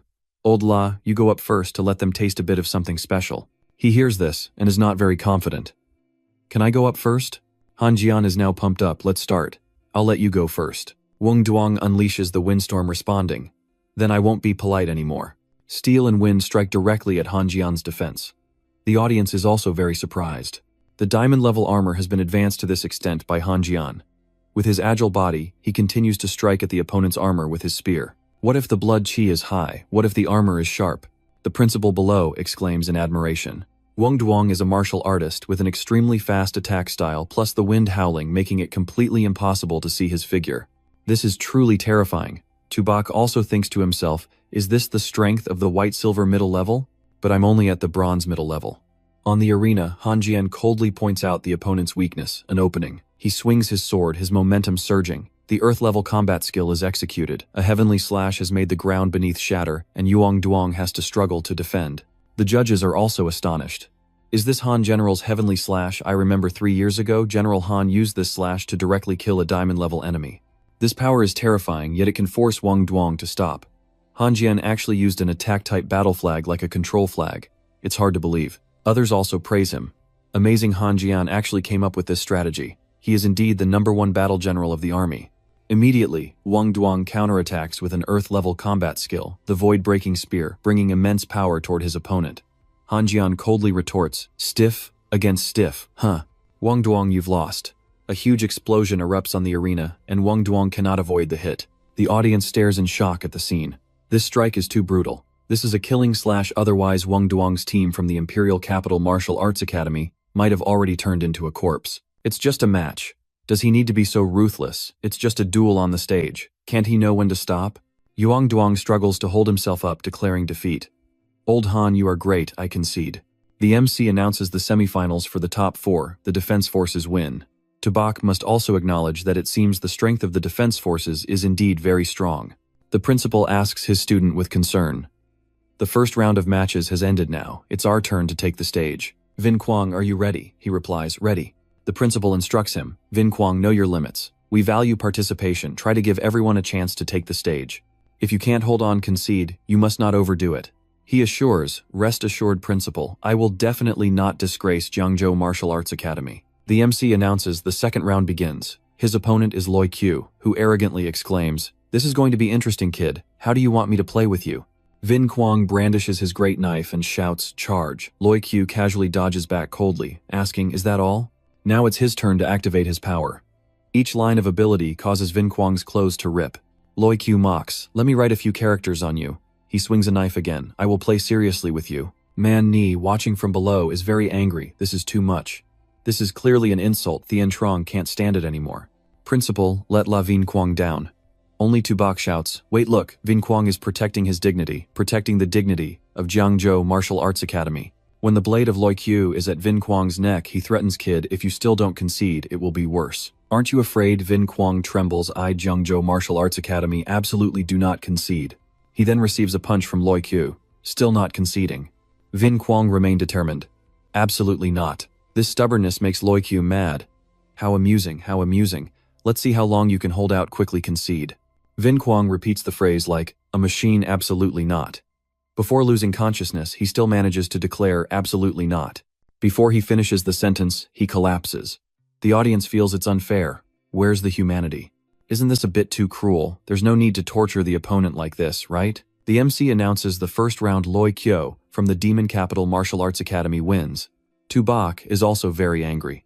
Vin Quang from the Demon Capital Martial Arts Academy, you guys are too much. Thien Truong is also eager to rush up. I'll go take him down. Ngung Bang is the next one to step up, very angry, vowing that next it's my turn on stage. I absolutely will not let this guy continue to be arrogant. The principal advises him to be careful, do not confront head on. Loi Q sees him step onto the stage and arrogantly says, "Oh, another one, but seems not very interesting, huh?" Nungbang draws his sword coldly, replying, "You talk too much." After the announcement, the second round begins. Nungbang also swings a white void sword, shouting, "I will take your life." He uses the white spirit sword technique, catching the opponent by surprise. Indeed, ruthless. "You really want to take my life? Too bad, I won't give you the chance." The audience watching the fierce battle is very astonished. Are they really just kids? Is this a battle between martial artists? Is it this brutal? Or should we consider this a draw? Continuing this way, they could lose their lives. Even from hundreds of meters away, I can still smell the strong scent of blood. It's just too horrific. Loi Q is now scared and asks his opponent, "Don't you need your life?" In Gungbang firmly insists, "I said I will take your life." Loi Kyo hears this and moves extremely quickly, really stubborn. In an instant, his knife is at Ngungbang's neck, but ultimately he is just a beginner, bronze-level martial artist from a mediocre school. "You've lost." Ngungbang struggles to resist, suddenly asking, "Did you forget Jiangzhou Martial Arts Academy never concedes?" He uses the opponent's knife to pierce through himself and the opponent behind. Loi Q cannot believe he would risk himself like that. He shouts, "Are you crazy? This is no different from suicide." Ngungbang firmly responds, "As long as I kill you, that's enough." His hand adds more force secretly. "This is the battle of Jiang martial arts, unlike you who only know to bully the weak. Go die." Loi Q screams in pain. "No, don't kill me, I don't want to die. Principal, save me." A hand has stopped the blade, preventing Gungbang from continuing. He sees the person behind him and pleads with the principal, while he declares that in this round the Demon Capital Martial Arts Academy concedes. The MC is also very astonished. In this round, the Demon Capital Martial Arts Academy concedes. He coldly uses his ability to push the knife away from the two of them. Principal Chu also rushes to Ngungbang. He catches his injured body and questions him. "Is this really a student of your demon martial arts?" On the arena, humiliating the opponent when it comes to life and death, you call for help. The Demon Capital side coldly replies, "Old Jiang, don't think that just because you made it to the top 4, Jiangzhou Martial Arts Academy has qualification to challenge the demon martial arts." Principal Chu questions them, "Don't think that only your demon martial arts students are precious. The lives of our Jiang martial arts students are equally valuable." He replies, "Speaking too much is useless. Then let's meet on the arena to determine the high and low." Principal Chu has put forth his trump card. "Alright," Tubok steps up, "whatever it takes, make them pay dearly. Touching anyone from Jiang martial arts, they must pay a price." Tubok, filled with vigor, steps onto the stage, making them pay dearly. "Principal, you can rest assured to leave it to me." Looking at the student on the stretcher, the principal heartily advises, "Ngungbang, you have brought glory to Jiang martial arts. Thanthan also comforts, we are proud of you, make sure to heal well. Tubok will definitely teach them a lesson." On the side of demon martial arts, Zishan has suggested to the principal, let me handle these Jiang martial arts trash immediately. He reminds him, Zishan, don't be hasty, the finals are waiting for you. Tubok declares Tubok from Jiangzhou Martial Arts Academy, hereby challenge the Demon Capital Martial Arts Academy. If the Demon Capital Martial Arts Academy loses, I demand the Demon Martial Arts to publicly apologize to Jiang Martial Arts. Does the Demon Martial Arts dare to accept the challenge? The audience also agrees, shouting, apologize they must. Make the Demon Martial Arts apologize. I Bai Gu will defeat the Demon Martial Arts. We believe in you. Someone has live-streamed this match. Jiang Martial Arts challenges Demon Martial Arts. Do you think Demon Martial Arts will bow their heads to Jiangzhou Martial Arts Academy? Jiang Martial Arts boldly confronts the top-tier Demon Martial Arts, strongly demanding an apology. This title is not bad at all. The Demon Martial Arts side remains very arrogant. Apologize. Do you think you Jiang Martial Arts are worthy? Huang Thin takes the initiative to accept the challenge. Let me teach him a lesson. Let Jiang Martial Arts know how great the distance between us is. The principal agrees. Alright Hong Thin, you take this match. Seeing Hong Thin swagger up to Bak, coldly asks, are you here to apologize? He confidently replies, the so-called apology is just meaningless complaining from the weak. Why should the strong apologize to the weak? Strength means being right. Power is the truth. Tubok responds cleverly, MC let the Demon Martial Arts send another person up. Fighting one by one is too time consuming. I have other matters to attend to. The audience gasps at his words. The captain of the Demon Capital Martial Arts Academy Zishan hasn't even stepped up yet. Tubok is this arrogant. Zishan is on par with Wang Duong, the strongest student of Demon Martial Arts. Demon Martial Arts is indeed a bit too much, but how can Tubok possibly fight against two people? On the arena he continues to provoke his opponent. Come on. The principal of Demon Martial Arts feels humiliated. Since when did Jiangzhou Martial Arts Academy dare to provoke Demon Martial Arts like this? Using strength to let Jiangzhou Martial Arts Academy know that the dignity of Demon Martial Arts cannot be trampled upon, Zishan accepts the challenge and rushes forward. Yes, he declares war. If Jiangzhou Martial Arts Academy is so arrogant, I will meet their demands. Kid, I will let you know. Yelling without power is just asking for humiliation. His appearance leaves the judges stunned. Wait, looking at the sword in Zishan's hand, the 1,000 years cold iron lava Sai iron. These two swords were forged from such rare materials. The two cores on the sword's hilt are the inner cores of platinum-level experts from the 10,000 races. The Cao family and Demon Martial Arts indeed invested all resources for Cao Zishan. Each of these swords is priceless. The Ice and Fire War God once graduated from Demon Capital Martial Arts Academy, later leaving the strongest technique for Demon Martial Arts. Could Zishan be cultivating that technique? Below, Zishan looks at him arrogantly. Kid, don't say that Demon Martial Arts takes advantage of the strong bullying the weak. I'll give you time to release your beast, or you might not get the chance anymore. Tubok calmly replies, thanks for your kindness, but to defeat you I can handle it alone, no need for beasts. Hoang Thin laughs at this. A beast tamer who doesn't rely on beasts dares to fight us in close combat. Thien Truong below is also very surprised. What if Tubok doesn't use beasts, then how will he fight? Principal Chu realizes he activated the innate flow of the element. This kid. Zishan swings his sword and shouts arrogantly, you're really looking for death. The weak should have the awareness of the weak. Tubok coldly states, really hasty. He unleashes the Elite Gold Demon. The Elite Gold Demon activates. Earth Spirit Manifest allows me to increase speed and defensive power. Tubok's gaze is filled with determination as he shouts, now I will settle the score with you, Demon Martial Arts. Hoang Thin is the first one he settles the score with. Seeing him kicked away, Zishan is startled. How can this be? Than Thu also realizes this kid's speed has reached the gold level. The body of a beast tamer can be this strong, Than explains to him. Have you all forgotten? Years ago, when Lac Pham comprehended the innate flow, how strong was his combat power? Than Thu still doesn't believe Tubok can compare with Lac Pham. Are you exaggerating a bit by comparing him to Lac Pham? Tubok simply asks his opponent one question. Have you ever felt helpless? Zishan confidently replies, I admit you have the qualification for me to take seriously, but that's all it is. The heavenly sword of the original fire rushes forward with powerful flame. He shouts, die. Tubok disdainfully asks, is this all you've got? He quickly moves behind, still too slow, while Hong Thin alerts him. Captain, let's attack from both the front and the back. Zishan warns him to be careful, but it's too late. Each count of Tubok is a punch, carrying immense strength. 1, 2, 3, 4, 5. By the 6th and 7th strikes, he has knocked the opponent's teeth out on the ground. Hoang Thin falls in a state of near unconsciousness. Tubok delivers a finishing kick. These 7 strikes are 7 blades of blood debt on Vin Quang. Zishan rushes over from behind to stop him. If you're brave, aim at me. Tubok looks at him with half an eye. You, just when I'm not done having fun. he angrily shouts. Unreasonable. Two streams of ice and fire swords rush towards Tabak. But he just says, what a disappointment. Tabak has teleported behind his opponent. Is the genius of demon martial arts only this strong? Zixian cannot dodge this strike, he disdainfully asks. The genius of demon martial arts is truly too weak. The genius of demon martial arts, hurry up and counterattack. Another downward strike, Tabak roars. If you keep taking hits like this, I find it very boring. Tabak's superior abilities have suppressed the opponent, he stamps him underfoot. Genius. Sorry, my favorite is to beat geniuses, I will kill you. But a surge of power rises, causing Tabak to freeze. Looking down, the opponent is no longer in sight, he calmly says, what little ability, but the temperament is quite fierce.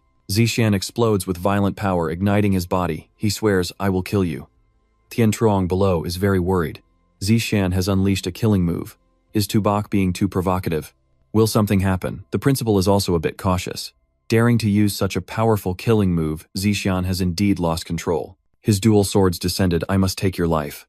Tabak remained unfazed. This was finally getting interesting. His fire barrier fell, but it couldn't touch a single hair on him. He was stunned and shouted, You can't block my twin swords, were you a turtle in your past life? Tabak assessed that his opponent had such little strength and declared, Is that all you've got? Then I'll fight back. A single punch from him sent the opponent flying, resulting in two swords stuck in the ground while their owner collapsed in a corner of the arena. The judges were horrified by this strike. Did Tabak really have such a terrifying killing move? Did this make Tabak and Zixian crack the very foundation of the golden level arena? Another one spoke up. This was the terrifying aspect of the original copper flow. Looking at Tabak's figure reminded me more and more of Lac Pham from years ago. He was just a mid-level copper youth, but this talent might surpass even those from prestigious families. Tabak stepped forward to pull his opponent's sword from the ground. These two swords looked quite valuable. Zixian shouted loudly upon seeing his actions. What are you doing? Put that down. Those are my twin swords. Tabak coldly replied. With your martial arts attitude, I doubt you intend to apologize or compensate. These two swords will be your compensation for your martial arts misdeeds. Zihao, angered by him, charged forward with all his remaining strength. This is too much, you bastard, I will kill you. Tabak simply sidestepped coldly. You think you have the power for that? A hook kick aimed straight at his face. Tabak disdainfully said, You don't know your limits. Zixian was beaten down, unable to retaliate. Tabak didn't give him time to recover. He charged forward, daring to bully the people of Jiangvo. He had to endure a rain of punches and kicks from Tabak. This was punishment for your martial arts group. The entire audience shouted Zixian had utterly no power to resist against Tabak. Tabak was truly a monster with speed, strength, and techniques that had no weaknesses. In the martial world, who could be his opponent? I believe only Han Jian could match a monster like Tabak. Tabak fought excellently. Let's see if their martial arts group dares to be arrogant again. This is the price for touching Jiangvo. The MC announced that in this match, Jiangzhou, martial arts Tabak, was victorious. He suddenly noticed Han Jian in the distance, staring at him. He has been staring at me since the beginning of the match. Does he think I won't dare to look back? Han Jian looked at him with excitement. Tabak of Jiangvo, I've been waiting for you. Tabak was uninterested, focusing on his spoils. He had been so eager earlier. It seemed these two swords were quite valuable. Suddenly a hand stopped him. Wait, the headmaster of martial arts has issued an order. The match has ended. Return Zixian's weapons to our martial arts. Tabak disagreed. The judge had said earlier, the arena is a battlefield. Weapons taken on the battlefield are not to be returned. But Tabak, I'm not unreasonable. If your martial arts group apologizes to Jiangzhou Martial Arts and compensates for the medical and mental distress, I will return them. The audience collectively shouted, That's right, martial arts is too much, apologize. The demand echoed everywhere. Apologize, apologize. The headmaster of martial arts angrily replied, What logic is that? Tabak responded, Isn't this the ideal of the strong you martial artists uphold? Tabak, I'm just using your own methods against you. Headmaster Chu shouted from below. Tabak, well said. Let's see where martial arts can hide this time. Tian Chong joined in. That's right, let's see if martial arts dares to be arrogant again. He's never faced such humiliation before. Today I will teach this little brat a lesson. Headmaster Chu shouted, This isn't good, Tabak, get out of the way. Headmaster Kun Marshall was also incredulous. He wanted to strike a student. His overwhelming aura made Tabak exclaim that this was the explosive blood energy of the complete stone realm, so strong that aura forced them to step back. The headmaster Kun Marshall couldn't accept this pressure and prepared to fight back. As the headmaster of martial arts, a powerhouse of the complete stone realm, to unleash blood energy against a student, doesn't he feel embarrassed? He calmly stated, This is the autonomy we martial artists have. You Kun Marshall should not interfere. Headmaster Chu cannot accept it. If you harm a Jiangvo student, I will risk everything against you. Their combined strength surged continuously, pressuring the opponent. Just then, Zhao Yi, a 6th-ranked leader-level powerhouse, appeared, forcing them to stop. The headmaster of martial arts also withdrew his strength, hesitantly, saying, "It's Mr. Zhao." Zhao Yi reproached him. "I left martial arts for a few years, and you've turned it into this dark and chaotic state. To strike a junior, how can you still face being the headmaster of martial arts?" He could only bow his head, not daring to meet Mr. Zhao's gaze. The headmaster of martial arts had knelt down to apologize to them. Zhao Yi also spoke. "Young one from Jiangvo, I've seen your match. You did well. I, on behalf of martial arts, apologize to all martial artists." What Headmaster Chu dares to accept this apology? "Senior, you flatter me." He explained the motto of the martial arts school, that the strong will grow stronger, and the omnipotent protect the peace of the country. The strongest should be like the great Lac Fam, possessing supreme power while protecting the safety of the nation. Martial arts has been negligent in training experts over the years, which is a big mistake. In this match, martial arts has lost to Jiangvo without a doubt. These two swords are a gift to Bach. Headmaster Kun Marshal greatly admired this demeanor. "Mr. Zhao, your heart is truly commendable." Tubak also shouted, "Junior has learned well," while he felt very disappointed with his own people. "Your impulsiveness means you can no longer be the headmaster of martial arts. You should go back to being an instructor." He was left speechless by this. Mr. Zhao the First. The MC announced next that the school would repair the arena, and the finals would begin in an hour. The audience continued to cheer. "Good job, Jiangvo is amazing. Jiangzhou Martial this year has made people see with different eyes. This Tubach is likely the most formidable opponent in this tournament."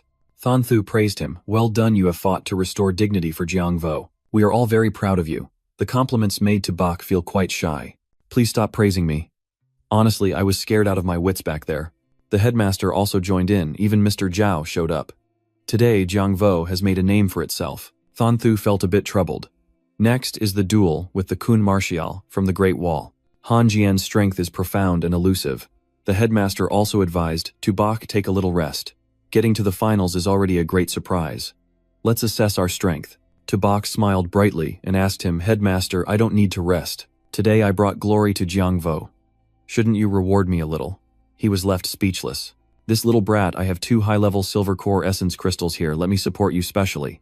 He was very happy to hear that. "Thank you, Headmaster. I will definitely perform well." He didn't forget to scold him. This brat is really good at taking advantage of situations. An hour later, the MC announced, "Dear audience, the finals of the round-robin competition between 100 schools that everyone has been looking forward to officially begins." The audience erupted with cheers. Han Jian, Jiangvo will surely win." After announcing the final match between the Great Wall's headguard and Jiangzhou, Marshal Han Jian took the initiative to speak. "Tubach, I've been waiting for you for a long time. A decisive match to determine the winner. What do you say?" Tubach readily responded, "I was just thinking that. Could you have the attributes of your system help me probe?" The system displayed Han Jian's name, indicating he was human at the primary silver level, 20 years old, physique 316, actual physique unknown. Agility 216, actual agility unknown. Analysis extremely dangerous, please be cautious. Tubach knew right away, his abilities were indeed extraordinary. Seeing his opponent distracted, Han Jian lunged. "What are you standing there for? Fight me like a warrior." He activated the spirit of the Golden Earth Barrier, Spirit Talisman, Golden Demon Shadow, Original Copper Flow, then replied, "Hurry up." "Oh really? Then I will show you my power." His agile movements fell like rain on his opponent. "Come on, Han Jian, unleash all your strength." He deftly blocked each strike while shouting, "I avoid." Avoiding. Watching his opponent's fluid movements, Tubach calmly remarked, "Old Han, you are not being honest. You still preserved your strength when fighting Wang Duong." A judge had to jump up in surprise. Last time when Han Jian fought Wang Duong, his speed was not this fast. It turns out he hid his true power against Wang Duong. Others chimed in, "I thought Han Jian's speed would be a disadvantage, but now it seems whether in speed, strength, or defense, Han Jian has no weaknesses. Indeed, Han Jian is an unstoppable presence among today's youth." The third commentator responded, "Unless one relies on a higher realm to crush him, there's no chance of winning. It seems Jiangzhou Martial will only stop at second place. Tubach cannot be a match for Han Jian." Tubach threw a hit, "Take this punch," but Han Jian easily dodged it. He was still far from enough. His strength made Tubach admire him. He was indeed a man who slaughtered on the battlefield of countless races with no weaknesses at all. "However, you definitely won't dodge my next move. Feel the most hidden attack of mine." His deadly strike hit the opponent's junction, making him only able to shout. The entire audience was stirred by this attack. "What a ruthless move, that's pretty vicious. This is quite despicable. How shameless, but I like Tubok, he's the best. I respect no one, only Tubok. Wait, attacking there in a match isn't considered against the rules, is it? What rules? The vice commander already said this is a real fight, winning is all that matters. Han Jian trembled, covering his lower body, yet he used such a shameless attack. Tubok still replied shamelessly, the arena is like the battlefield. Seizing the moment when you are weak, I will take your life. Han Jian was sent flying by a punch from him. From the thick smoke, he coldly stated, Tubok, I have to get serious now. Alright, I've probed enough. You can't dodge this move. An endless saber force filled with long hidden power surged towards him. If you can't dodge, then let's collide and see who's tougher. The judges were all stunned. What Han Jian had learned this is the signature technique of the old man Han. I remember 3 years ago, General Han swung a sword and thousands of enemies were immediately reduced to dust. Among those thousands of enemies, there was a diamond-level expert and 3 platinum-level experts. Tubok gritted his teeth and braced against this blow. Old Han, you really strike ruthlessly. Right after that, he was sent flying by the force, barely able to exclaim, oh damn. Han Jian's blade pointed towards him. Tubok, unleash all your strength. I don't believe you are that weak. Thon Thu in the distance stunnedly exclaimed, Tubok, did you lose? The headmaster worriedly looked on. Such a powerful attack, no one could withstand it. Tubok calmly opened his backpack. Old Han, you forced me this time. Little Bat, Little White, come out and help me take him down. Seeing 2 majestic beasts confronting him, Han Jian had to commend, well done. Tubok finally unleashed all his strength. The 3 charged forward together. Tubok yelled, Old Han, you're dead for sure. A kick from Tubok struck out Dai. Han Jian barely dodged that blow but had to defend against Little White's massive claws. On the side, Little Bat took the chance to strike. He was quickly forced to retreat. Tubok reminded his opponent, Old Han, don't struggle anymore. Admitting defeat isn't embarrassing. But he unleashed his killing move. Originally, I didn't want to use this move, but even now, this burst of power still cannot be fully controlled. However, if I don't use it now, I can't. This explosive force made Tubok struggle to withstand it. This name, this force, are you even human? Is this really the power level of the golden stage? Too terrifying. The system sounded a warning, extremely dangerous, extremely dangerous. Han Jian confidently declared, Tubok, you are sure to lose this round. Everyone couldn't help but lament. There's a saying that beneath gold, all are mere ants. The golden level is the threshold of true power. Han Jian might just be top-tier golden level. Tubok is only at the copper level. No matter how strong he is, how can he compete with the golden level? Han Jian concentrated all his strength into this blow. You won't be able to withstand my final move. A terrifying force descended, and Tubok exclaimed, oh crap, I can't withstand this. He shouted, Little Bat, save me. Little Bat also used substitution to take the blow for him. Its entire body took on Han Jian's power, and the arena erupted in a terrible explosion. Tubok commanded Little White to go. He would surely be exhausted now. The entire judging panel stood up in shock. What was that power spatial ability? This ability could only be barely touched by those at the platinum level. Was Tubok really at the copper level? Could it be this is the characteristic of the copper flow? No way. Another one couldn't believe it. Spatial substitution is a celestial technique. How could Tubok use it? Could Tubok's talent have caught up to the great Lakfam of years past? The audience was in awe. What is happening? Is this really the golden level tournament? Is this trying to eliminate our martial arts? Beneath the thickening smoke, they were very curious about the outcome that was yet to be resolved. Until the smoke cleared, they saw Han Jian lying beneath Little White's claws. Tubok had to admire his opponent. Old Han, you're a real freak. You have to accept defeat. You win this round. Tubok's side was also in disbelief. Did Tubok really win? The MC announced that the overall champion of this competition was Jiangzhou Marshal's Tubok. All of Jiangzhou Marshal was emotional. Tubok is the champion. Tubok is amazing. I did not misjudge Tubok. Tubok is the strongest among the younger generation. Tubok is the champion. The entire arena echoed his name, Tubok. You've won. You've claimed the championship. Watching his image being broadcast on screen, the viewers couldn't help but curse. Oh damn, Tubok is a rogue. Tubok is wicked. He's so low. Tubok is the best. Yen Ni also admired him greatly. Tubok, you are the best. At the To family's living room, Tumoy jumped for joy. My brother won. He's the champion. Mother is so moved. Look Dad, Tubok won. He is the national champion. He cried out, I see it, I see it. In the arena, the heat had not yet subsided and cheers rang out everywhere. Jiangvo Tubok reporters rushed in to interview him. Mr. Tubok, you are now the champion of this 100 school tournament. What are your feelings right now? Do you have anything to say to your opponent, Han Jian? The headmaster struggled to protect him from the reporters. Everyone, please, step back a bit. Tubok needs to rest now. Any questions can wait. Escaping the crowd, he advised, Tubok, you've exhausted yourself. First go back to the hotel to rest. Leave the rest to me. After this match, you may strike it rich. The champion, all the resource rewards from the military, will be yours. Tubok thought he heard wrong. Really? How much is that, sir? Are you guessing 60 million? Not right. At least 600 million. Tubok felt he lost control at the mention of money. That much? Let go of me. The match isn't over yet. I want to fight with 10 more Hanjians. On the large screen set up at the Martial Arts Hotel, news was being broadcast. This is a military segment of Long Nation. The tournament among 100 schools has now concluded. Through this tournament involving 100 schools, the students of Jiangvo have displayed impressive demeanor to everyone. Among them, the most noteworthy is the champion of this 100-school tournament, Tubok, from Jiangzhou Marshal. The military has decided to commend Tubok for his brave and fearless performance on stage. He is especially awarded the second-class Hero Medal, the Honor Medal of the Great Wall, and a Military Merit Award of 60000. It is hoped that other students from Jiangvo can learn from Tubok and have the spirit to fight until the end, regardless of the strength of their enemies. Next is the announcement of the new top 100 schools list. Number 1 is Jiangzhou Marshal, with the military investing 5 billion every year.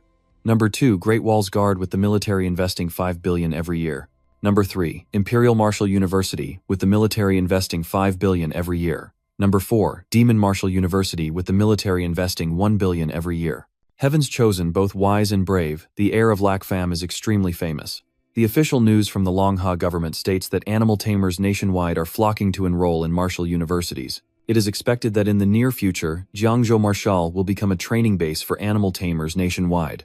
Even commoners have written songs for Tubok, and it has spread all over the internet. The 100-school tournament has concluded, and Jiangvo's Tubok has claimed the championship. The public is also very admiring of him. Tubok is truly impressive, taking on so many other martial universities by himself. That's right. I heard he was injured quite badly, nearly dying. Is that true? So where is he now? The main character of their discussion had just woken up from a sound sleep. He stretched and curiously asked himself how long he had slept. Man N had brought food in. Tubok, you're awake. The headmaster said we shouldn't wake you. Seeing her, he was very surprised. Oh, Man Ni, why are you here? The headmaster said, when you wake up, we will go back to Jiangvo together. The special car is waiting for us downstairs. He replied, wait for me to pack my things, and then we can return to school. But before going back, I have to take Little Bat and Little White to the martial arts canteen for a good meal. Man N laughed at this. This time martial arts is really devastated. At Jiangzhou, martial students hung banners welcoming the victorious hero home, and everyone happily greeted him. Little White, you don't like the gates of martial arts, do you? It's not 1.8 billion. This year, our budget allocation for Jiangvo is 5 billion. This gate has more presence than martial arts. Welcome the hero Tubok. A top-tier school must have the aura of a top-tier school. The headmaster also spoke. I believe you all have heard that in this 100-school tournament, our Jiangzhou Marshal has won the championship. This is considered a groundbreaking achievement. Now, let's welcome the victorious heroes home. The students shouted in unison, welcoming the victorious heroes back. Jiangvo is invincible. The headmaster invited Tubok up to speak. Next, please welcome the team captain with the best performance in this tournament. Tubok went up to speak. Tubok, full of vigor, expressed his thoughts. What I want to say most through this tournament is that no legend is unbreakable. No matter how strong the opponent is, as long as we never give up, we can definitely defeat them. The students shouted in unison. Well, the headmaster continued to announce, in this tournament, we have been champions, and the government has increased financial support for the school. May I ask you, Tubok, do you have any proposals for the development of our school? Tubok seriously replied, I think the most important gap between us and the top schools is the resources for cultivation. I propose we invite a pharmacist to concoct medicine for us. In this way, the gap in cultivation resources for students will be filled. The headmaster was very pleased with this answer. Well done, that's all I want to say. I hope we can work hard together in the future. Revitalize Jiangvo. Tubok, you deserve to be the champion of the 100-school tournament, the model for Jiangvo. We returned to the meeting room. The headmaster handed him the honorary badge and confidently said, Tubok, when you first received the first gold medal, I knew it. You will make a name for yourself in the future. Tubok humbly replied, Headmaster, this is what I should do. However, saying that doesn't mean I've forgotten the 50 million you owe me. The headmaster was stunned. Wasn't it 50,500,000? Where did 500 million come from? Tubok was surprised. I earned 50 billion for the school. Compared to 50,500,000,000 is nothing, headmaster. The headmaster firmly refused. You really dare to play the lion's gamble, including the outstanding part. The maximum I can give you is 100 million. I will give you 10,000 military merits. The head of logistics hasn't gone anywhere yet. You can go directly there and trade for resources. Tubok resolutely refused this price. Only 100 million. Are you trying to chase a beggar away? I bled for the school. Headmaster, what are you doing? No way. He was pushed out and became even angrier. You are really ungrateful. Crossing the bridge and pulling the plank. You are really a headmaster pretending to care, he said. I, Tubok, am also tired. Better go back and rest. Looking at the door slamming in front of him, Tubok was furious. This old man is truly wicked. A gentleman's revenge is never too late. 100 million is just 100 million. I'll take it first. For now, it's enough for Little Bat and Little White to level up. Just then, at his dormitory door, a crowd of female students gathered. Is Tubok in this dormitory? We want to meet Tubok. The guard refused. No, you've come to the wrong place. Tubok is not in the dormitory. Inside the dormitory, Tubok was feeding his two pets. He reminded them, you two eat slowly, don't swallow so fast. Your performance in the tournament was actually quite good. You have to keep it up. Did you hear just as he said that a golden light shone down, causing him to look down? Oh, leveled up. The system announced that Little Bat had reached the level of the Earth Mystic Turtle, evolving into the Earth Spirit Turtle at the primary silver level. The blood of the Mystic Marshal has activated by 40%, receiving the innate elemental power Earth Origin. The host's level increased to the primary silver level. Beast Taming Earth Spirit Turtle. Level primary silver. The blood of the Mystic Marshal has activated by 40%. The innate Earth leading ability has been enhanced. Physique 738, Defense 862, Agility 120, Spirit 120. The innate Earth barrier can gather the power of heaven and earth. Forming a defensive stance can increase defense by 500%. Innate ability 1. The Earth Spirit manifestation consumes a certain amount of energy covering the whole body with elemental energy. Increases attack power by 100% to 200%, and boosts defense by 200% to 300%. Innate ability 3. Earth Heart Leading Force consumes a certain amount of energy. Activate a terrifying Earth Heart Leading Force within a 3 kilometers radius. Innate ability 4. Earth Origin. Just by stepping on the ground, one can draw the endless elemental power from the earth.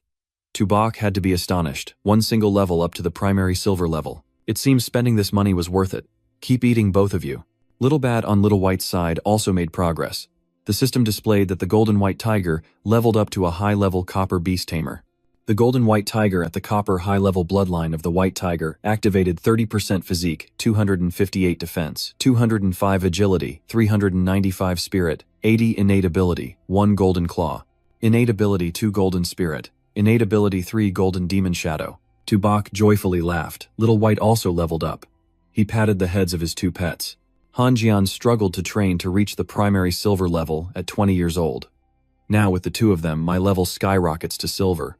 Just then Jia Kang burst in shouting to CA, you are my god. He was surprised, reminding him. Jia Kang, what's wrong? Seeing him hug his leg, Tubok helplessly said, Jia Kang, tell me slowly, don't be so agitated. He brought him good news. To CA, I've awakened my powers. Now I am a powerful and glorious beast-taming superhuman just like you. He raised up a turtle proudly. To CA, what do you think this is? Tubok was also very surprised. How did you also get a turtle, tell me? After my grandpa found out I awakened my beast-taming powers, he was so happy that he insisted on spending a large sum to hire someone to catch me a bronze-level aberrant beast. A bronze-level aberrant beast, what use is that? I don't need it. If you want to raise something, raise a turtle. A beast-tamer who doesn't raise turtles isn't a good beast-tamer. To CA, don't you agree? Tubok hesitated and said, Jia Kang, actually I want to tell you that not all turtles are good. Suddenly, the system sounded a congratulatory announcement. Congratulations, the host has activated a new innate ability. The sovereign can use the blood of the sacred beast to help those who worship the host to a certain extent, while in their subconscious, instilling the desire to become awakened beast tamers, helping the beasts they tame to have the bloodline of sacred beasts becoming descendants of sacred beasts. This information left him stunned. What the heck, sovereignty, what is this? Can it help tame someone else's awakening to become a descendant of a sacred beast? Damn, it is Little Bat and Little White about to have their own descendants. The screen displayed the information. His name was Han Jia Kang, an awakened beast tamer through the blood of the Mystic Marshal. Your taming can awaken up to 10% of the Mystic Marshal bloodline. The host can control his power and survival. Jia Kang, seeing his reaction, curiously asked, To CA, what's wrong with you? Why are you more excited than I am? He excitedly patted his shoulder. It's nothing at all. Jia Kang, actually I think what you just said is very correct. If you want to raise something, you should raise a turtle. A beast tamer who doesn't raise turtles isn't a good beast tamer. Let me see your turtle. The grand gate of Jiangzhou Martial at this moment had countless young people signing up, surprising the teachers. You all came to learn more about ancient beast taming, they replied. Of course. Now Jiangvo is the most famous school. I also want to sign up. I want to study under the great Tubok. The teacher reminded them, students don't rush. If you all have chosen to participate in Jiangvo's intensive training, then of course we will open the gates to welcome you.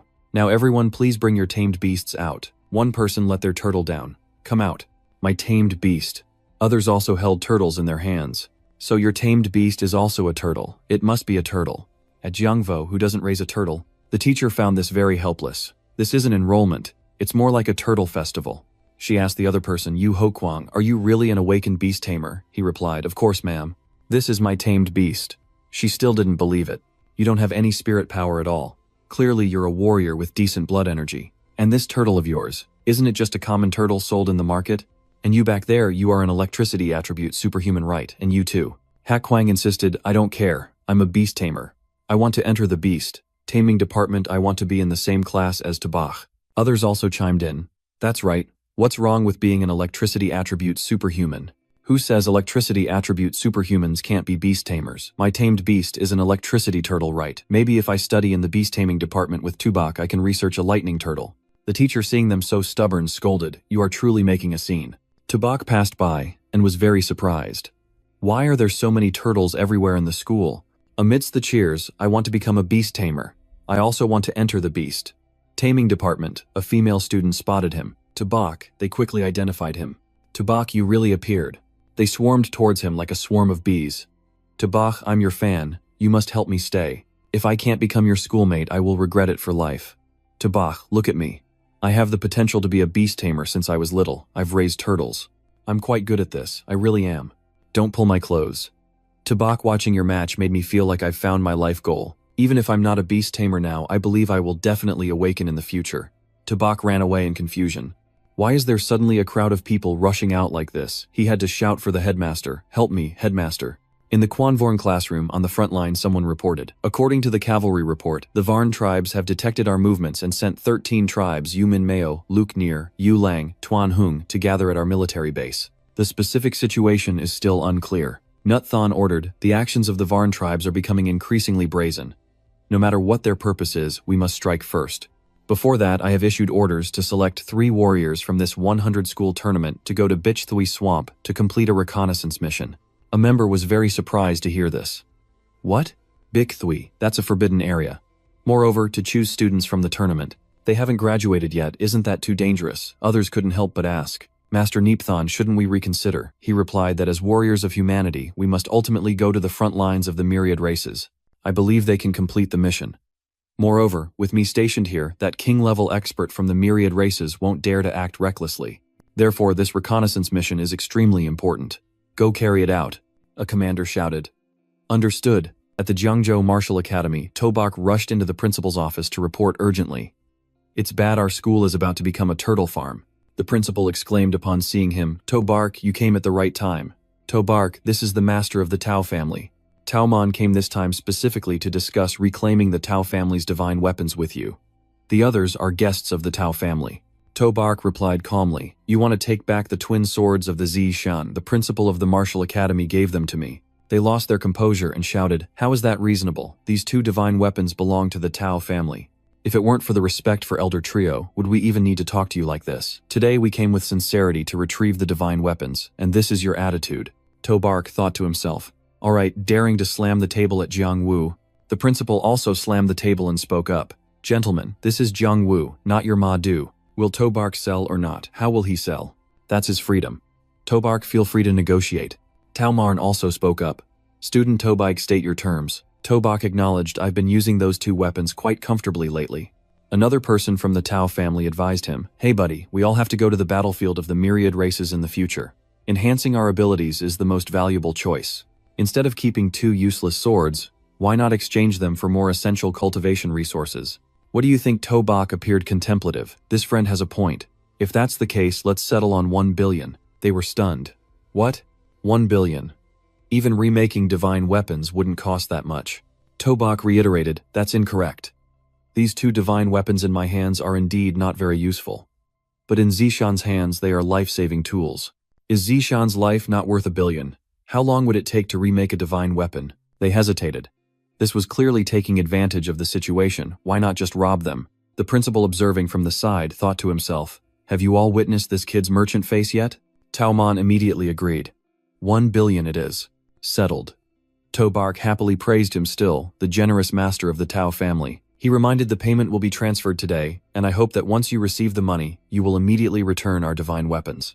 Tobak bid them farewell, rest assured, one hand for money, one hand for goods, no deceit for young or old. The principal also stood to see off the guests. I assure you, Tao Elder, take care. He turned back to ask him, Principal, are the Tao family so eager for the large sum to reclaim their weapons because there's trouble at the front lines? He replied, you guessed right. The military's orders have officially been issued. Teachers recruiting students will have to go to the front lines of the myriad races within 3 days. This time, the teacher must go along too. Additionally, the military has arranged a special mission for you and Thon Thu. Tobak was quite surprised. Another special mission. He reminded Tobike. This operation is the first time humanity has launched a counterattack against the myriad races in over 100 years on the battlefield. We are no longer just principal teachers and students. We are all warriors, and we must bravely complete the mission without fear of death. Do you understand? At the Martial Emperor City, the principal of the school held the orders of Triel Trung Than and declared, Our Martial Emperor City is the gathering place of the talents of the Long Kingdom. Humanity will fight, and the Imperial Martial Arts will guard the front. The students below all shouted in unison, Fight for the Long Kingdom, for humanity, we will fight endlessly. On the side of the Madhu Martial Academy, the new principal also proclaimed, Whenever there is a great battle, our martial arts will always be soldiers on the front line, willing to dedicate our lives to the country, hoping to return alive to the Jade Gate Pass. The students below chanted loudly, pledging to etch their names on the memorial forever. For humanity, we are unbeatable. 3 days later, at the military fortress of the city, defense soldiers reminded Tobark and the others, Hurry up, the day of the Great War has begun. The demon artillery must be checked several more times for me. Pay attention to supplementing energy, absolutely no mistakes can occur. Watch for the enemy at all times, do not let their scouts approach the city wall within a 50-mile radius. Once discovered, eliminate them on the spot. Tobark curiously asked, Principal, don't you see that other famous commanders are all wearing armor? But why is our Jiangwu in student uniforms? That way, survival on the battlefield will not be guaranteed. Vernkung also agreed. That's right, we should also have a set of armor, right? Isn't Jiangwu quite wealthy? A few hundred sets of armor could still be bought. He replied gloomily, If it were normal times, our Jiangwu would indeed have the right to exchange money for military resources, but during wartime, resources can only be exchanged for military merit. If we want armor, we must kill enemies to earn merit. Jiangwu, we don't have that much military merit accumulated. The fortress sounded the alarm, the enemy is attacking units, take their positions, gather the soldiers defending the city, prepare to go out to meet the enemy. The soldier hurried into battle, leaving only one sentence, I haven't even had time to introduce myself yet. Dear teachers and students of the Martial Academy, this time the enemy has launched a surprise attack. Everyone is responsible for cooperating with the military to defend the city. Without military orders, no one is allowed to leave the city to engage the enemy. They all shouted in unison, understood. Principal Chu also issued the order, there is an enemy ambush. All warriors of Madu, we go to the city wall to defend. Everyone from the Martial Emperor City, follow me to the city wall. Everyone follow me to the city wall. Viren Kung, following him, felt a bit scared. Principal, I'm a little worried. He reassured him, there's nothing to worry about, our mission is to defend the city. When they reached the place, both Viren Kun and Tobach couldn't help but be shocked. Here, looking at the vast army in the distance, they recognized it was a beast tide. Damn it, this is too terrifying. How many ferocious beasts are there? Can we kill them all? The number of ferocious beasts is in the tens of thousands. This clearly wants to turn us into meat grinders. The principal reminded the students, this time the main force fighting against the myriad races is the military. We only need to cooperate in combat, and you can gradually get accustomed to the battle. Tobark awkwardly asked, Principal, the order just issued states that no one is allowed to take the initiative to attack. Can the beast tamers attack? Thomlam thought, with so many ferocious beasts, I don't want to miss such a good opportunity for leveling up. The principal had to remind him, Tobark, this is the battlefield, don't cause trouble. The artillery of the military has already fired. This is the demon artillery. The power of the artillery left them in awe. The power of this demon artillery is truly terrifying. In the command room, the artillery commander ordered, hurry up, load energy, prepare for the next volley. Tobach pointed to one side and reported the ferocious beasts are charging. The principal ordered everyone prepare for battle. In the command room, the order was issued, B-level experts prepare to face the enemy.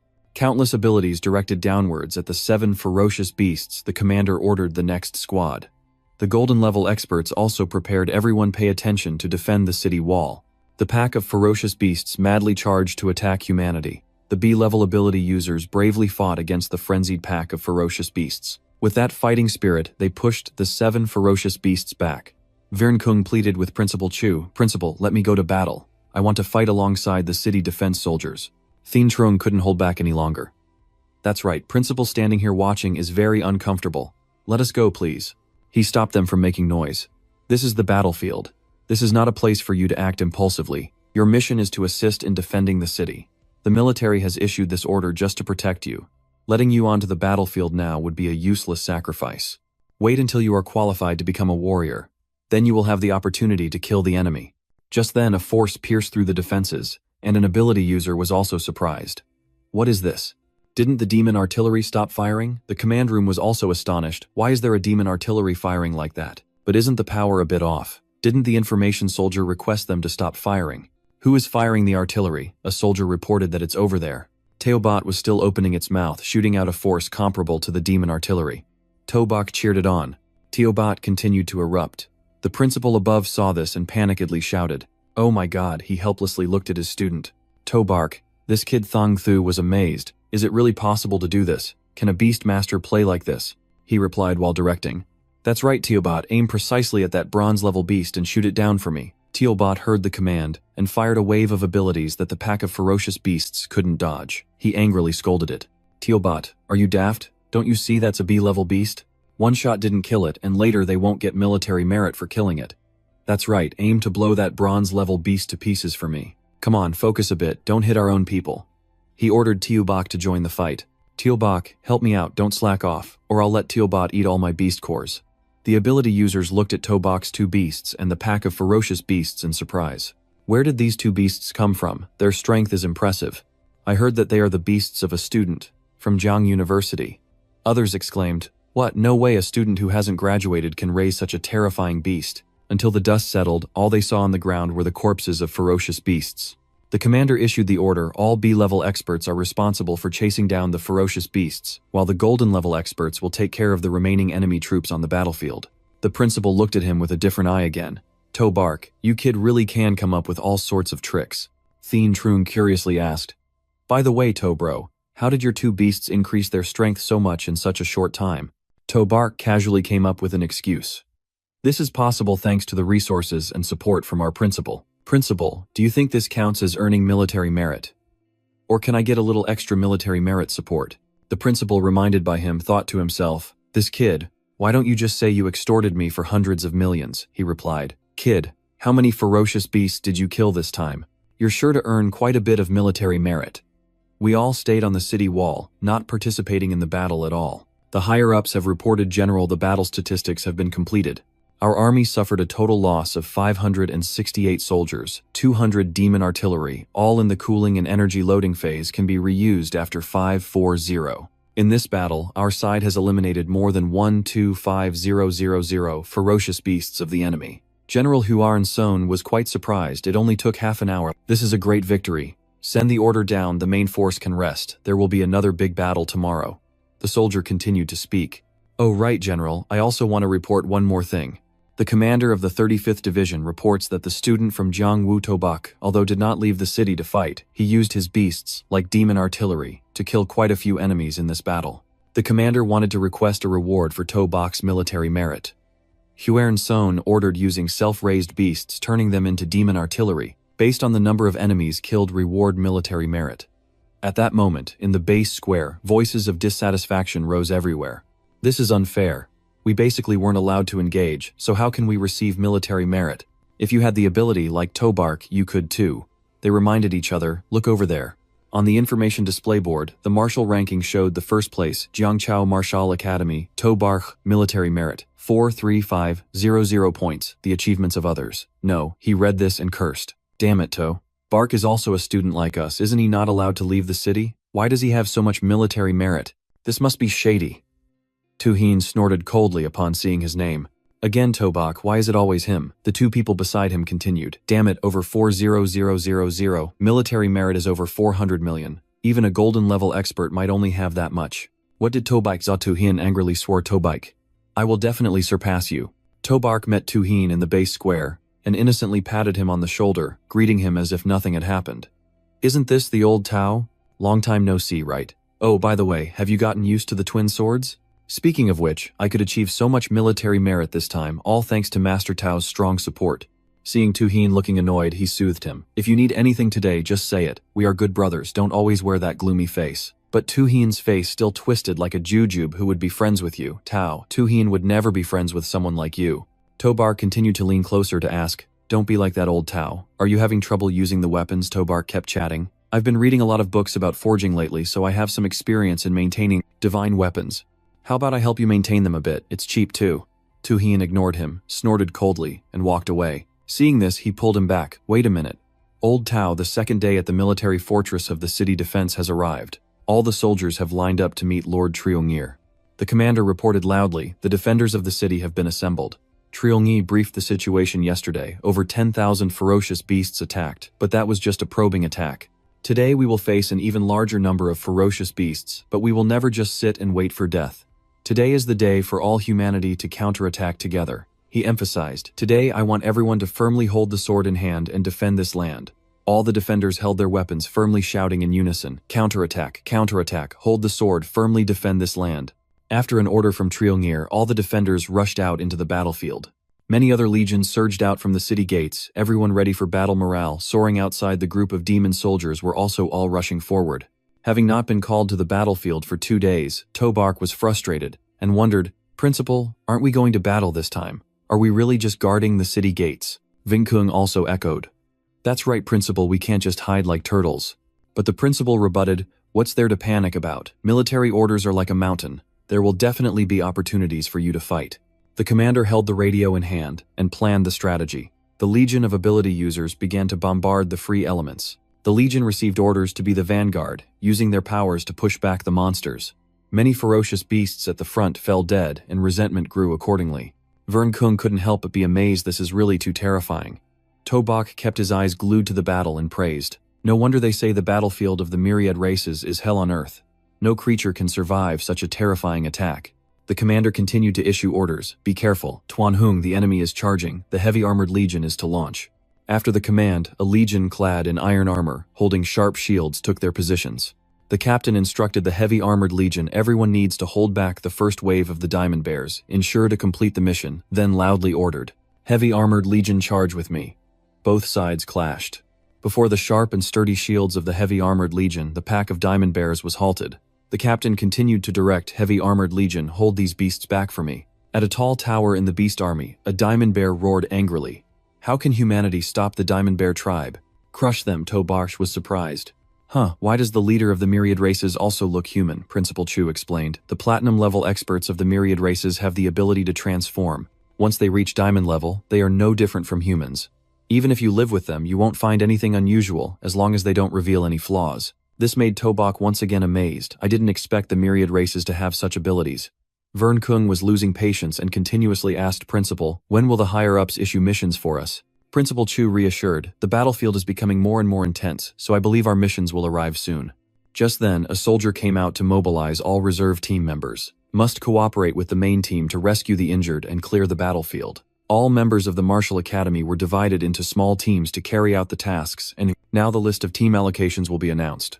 Tobark excitedly said, "Finally, the mission has come." He began to read, "Team 1 Tobike Ho Tang Tu Han, Qian Team Leader Tobike. The mission is not compulsory. You can help clear the battlefield or go to the Misty Mountains to join the army. The team leader can arrange it themselves." Continuing to Team 2 Ung Zung Dao Tu Hian Quan Tân Tang Loi. Hyo Team Leader Ung Zung mission to the Misty Mountains to support the army in exploring the terrain. He continued to read Team 3. Up to the last team 50 Hai Bạch Ngung Bang Vương Thanh Thanh La Vĩnh Cường Lôi Vân Tiêu, and Chung Mat Ni. Team Leader Bark Ing Gung Bung mission to assist the reserve team of the city defense in clearing the battlefield. All teams must quickly assemble and execute the orders. The sounds of discussions continuously arose. "What the hell is this? Damn it, isn't this the same school team?" The person next to them responded. "That's right, almost everyone has been separated, and what's Team 1 doing? Tobark, Han, Chin, Ho Thine, Thu, these three are in one team. Damn it, are you sure this isn't a mistake?" Han Qian found his team. He stepped forward to greet Tobak. "Long time no see, whenever you're free, let's have a big fight." He had something more important to ask old Han. "What's the real mission this time?" Thanthu added, why are the three of us put in the same team? Moreover, this mission is very vague. It really feels a bit strange. But Han Qian said, Tobike, you're the team leader. If you don't know what's going on, how can I know? Hearing this, Tobike exclaimed loudly. Suddenly, Tobak's eyes widened as if realizing something, then pouted, making a cold expression. The military order states clearly the team leader can arrange it themselves. It seems I've understood a bit. Thanthu asked, what do you understand? He replied, first, just follow me. Tobike turned to say goodbye. Principal, we're heading out to carry out our mission. He reminded you, brats, be careful. At critical moments, your little lives are the most precious. Tobak excitedly jumped off the city wall. I know, Principal. Old Han, Old Ho, follow me. He also carefully reminded. Old Han, Old Ho, everyone stay close. If you fall behind, I won't wait for you. The other two immediately chased after him. Thanthu couldn't help but ask, Tobak, so what exactly is our mission? Han Qian laughed. I see he has endured for too long, so just let him go. Tealbot and Tealbok poked their heads out, eavesdropping and shouting, meaning there's the smell of beast cores. Just a moment later, they arrived at the battlefield where the ground was littered with corpses. Tobak sighed, there are corpses everywhere, it's truly horrific. Han Qian took a minute of silence, saying, dying on the battlefield is one of the most honorable honors of a soldier. Tobak felt a bit sad. Dear predecessors, may you rest in peace. We will continue your journey. Thanthu placed a hand on his shoulder and softly asked Tobak, are you okay? He replied, I'm fine. Han Qian added, this is the fate of our soldiers. Suddenly the two looked at Tealbike and Tealbat. Tobike, if Tealbat and Tealbike keep eating these beast cores on the battlefield, will they violate military discipline? He refuted, no, they're helping our teammates to lighten the burden of clearing the battlefield. The task of clearing the battlefield is quite urgent. After cleaning up nearly everything, a voice suddenly came from afar. That's Tobak in them. Tobak urged Tealbot, Tealbok, hurry up and eat, we still have missions to do. He then put his two pets back in the backpack and said, seriously, let's get to the main business first. Let's go back and feed you well. He turned to call his teammates Lao Han, Lao Ho, let's go onward. Thanthu grew curious. Tobike, where are we heading to? Han Qian realized this was the direction of the Misty Mountain Range. Tobak ran ahead saying, Lao Ho, you're not as fast as Lao Han, hurry up or the main force will get there first. The group from Tu Hien started to arrive at the battlefield, constantly looking around and complaining. Tobak and his crew didn't wait for the other martial arts teams to be assigned to explore the mountains, they just rushed into the Misty Mountains. Uongdong assessed that they seemed quite anxious. He ordered the entire team to prepare. Team 2, let's move in. Tu Hien acknowledged the order. After saying that, the four of them quickly ran off. Let's go. Our team's mission is to assist in terrain reconnaissance. The Misty Mountains can still be somewhat dangerous, but as long as we avoid some dangerous areas, it should be fine. Tu Hien urged the team to speed up. The sooner we get in, the more military merit we can earn. Tobak's team reached the Misty Mountains. He assessed the situation. It seems the thick mist here won't dissipate. Visibility is limited. Han Qian agreed, let's not stand too far apart. Thanthu used analytical thinking on the terrain. This place has very low visibility, and the terrain is extremely complicated. If the human army comes here, they will be easily ambushed. Tobak agreed. That's right, this environment is more suitable for small team operations. Suddenly, Han Qian was attracted by something in a decayed tree, signaling the other two. You guys look at what this is. He raised the mushroom to examine it. This is called blood mushroom, a type of spiritual herb. This is an important material for producing blood energy powder. Thanthu assessed this blood mushroom seems to be over 15 years old. If sold at material shops, it would cost over 100,000. Tobike gaped in shock. So expensive. Then what are we waiting for? If we don't pick it, it would be a waste. Thanthu reminded. Tobak, don't we still have missions to carry out? But in Tobak's eyes, it was entirely just a mushroom. You guys hurry up if you can, I'm going to pick mushrooms first. Saying that, he opened his backpack and called Tebok, let's go outside. Han Qian saw Tobak showing no team leader demeanor at all, immediately helplessly covering his face, holding the mushroom like it was money, while Tobak's eyes sparkled. Excitedly, he said, sure enough, there are treasures here. There are many heavenly materials and earth treasures here. How can I go back to the west without getting them? Just a moment ago, he was smiling, but then turned to scold his two pets. Teobak, what are you two eating? Aren't you afraid of getting poisoned? Han Qian sensed danger around and immediately went on alert. Carefully, there are energy fluctuations. The beast tide is charging towards us. As soon as he finished speaking, a golden-level monster and 3 B-level wolf monsters appeared. Tobak patted Han Qian's shoulder confidently, saying, it's just a low-level golden beast. I'm enough by myself. You guys continue with your reconnaissance. But he and Thanthu fiercely drew their weapons and charged toward the demon beasts. Tobak, this time you can't hog all the military merit for yourself. That's right, even though you're the team leader, don't just take all the good stuff for yourself. Let's go together. Seeing how they suddenly understood each other so well, he blankly asked, "Are you two sharing the same brain or something?" The two of them charged in grappling with the monsters. The situation on our side seems not very favorable, as the enemy has the numerical advantage. Just at that moment, Tobach also rushed into the fight. He kicked a golden beast and said, "Old Han, you rest for a bit. Give me 5 minutes to deal with this one." He looked at Tobach in shock. "Hey Tobach, haven't you only been a few days and you're about to break through to mid-level B?" Thanthu emphasized. While attacking the demon beasts, Tobach stopped talking. "If you want to kill the ferocious beasts, everyone must rely on their own abilities." Han Qin nodded. "That's right," saying that the two of them seemed to understand each other and furiously charged to attack the ferocious beasts. Tobach saw this and shouted, "You guys don't kill them all, leave a few for me." They laughed loudly. "Ha ha, Tobach, your speed is a bit slow now." Uong Dung's team also arrived at the Misty Mountains. Tu Hien confirmed there was a battle ahead. The fluctuations of this battle were due to martial artists and ability users, and there was even a golden level beast. Uong Dung grew worried. "It seems our people are in trouble. Hurry and go support them." They all responded in agreement. When they rushed over, all they saw were corpses of demon beasts, with not a single human in sight. Quan Ten lamented, "This place is too terrifying." Tobach's group had defeated all the monsters. Tobach proudly sat on the corpse of the golden beast, receiving praise. "You're really cunning. Only attacking the weak points of the ferocious beasts. Tobach, you can say you're quite ruthless." He laughed heartily. "Haha, I've yielded." Then he said to Teobat and Teobach, "You two are in for a treat, eat up quickly. Once you're full, help me out later." Wang Dung's group was still struggling through the mist, and Quan Tun couldn't believe it. Just 5 minutes ago he could sense the energy fluctuations of many ferocious beasts. And yet just a moment later they were all killed. Uong Dung replied, "It's normal. Those three are simply not human." Due to limited visibility in the mist, Uong Dung didn't realize he had gotten close to Han Qin. His mouth was still running. Old Han truly deserves to be the strongest genius of the city defense. His strength is extraordinary. Han Qian replied helplessly, "Are you mocking me?" Then he pointed at Tobach. Most of these ferocious beasts were killed by Tobach and his beasts. I and Hothan Thu didn't even get to drink a sip of soup. Tu Hien exclaimed in shock. All of them were killed by him in 5 minutes. Tobach ran over to tease. "Hey, isn't this old Tao? Are you looking for me to maintain the divine weapons? You really won't say anything at all. I haven't seen those 2 divine weapons for a long time, so it's no wonder I keep thinking about them." Tu Hien was so infuriated that he pointed at him warningly. "Tobach, shut your mouth." Ungzung stepped in to mediate. "All right, stop arguing. The task we must do is urgent. Tobach, you're the team leader of Team 1. What should we do next?" Tobach replied, "Yeah, this place is also a good location, so I want to delve deep into the Misty Mountains and eliminate more ferocious beasts. The more ferocious beasts we kill, the stronger the rear support for our human army." Only Han Qin and Thang Thu understood. Saying a lot like that is just because you want to find more treasures, right? The more ferocious beasts you kill, the more military merit you'll earn, but on the outside you still have to agree. We think the same as well. Yuong Dung suggested that it would be better for us to act together from now on. "What do you think?" Tobach replied without hesitation. "It's not impossible, but I must remind you first, if resources are found, whoever gets them first will belong to that person. We don't have anything called fair distribution. What do you think?" Uong Dung hesitated. "Obviously," Tobach quickly responded. "Then I will go ahead. Everyone follow me."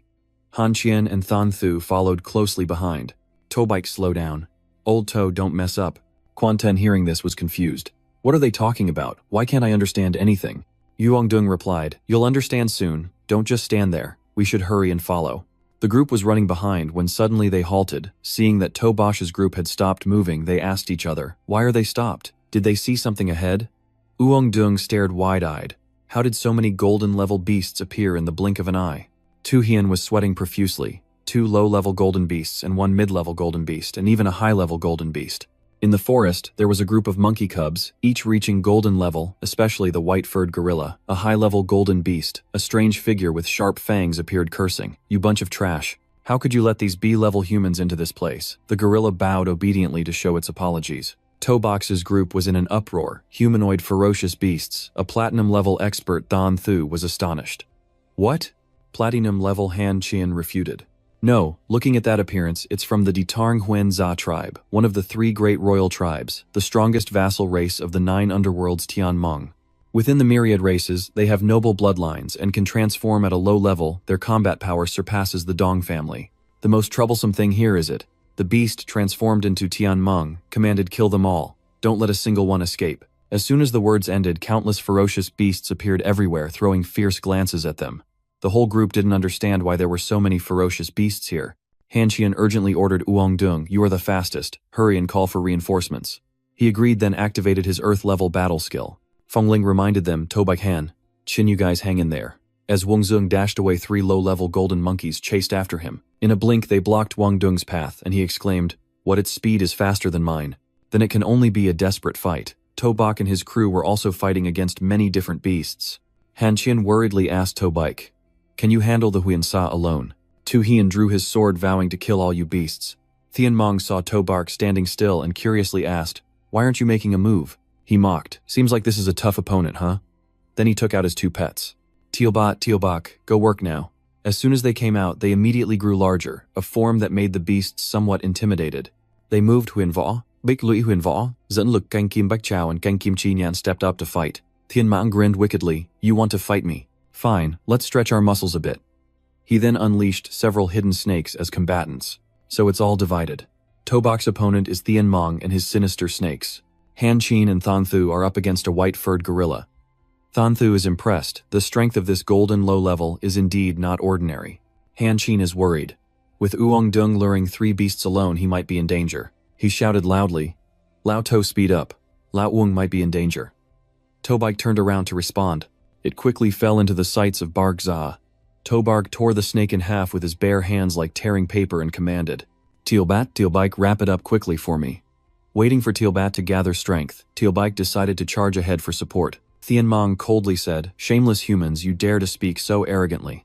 But facing the overwhelming power of Teobat, he had to concede that this power was indeed mighty. One strike from Teobat shot straight into the mass of monsters, and when the dust settled, the bodies of several snakes lay scattered.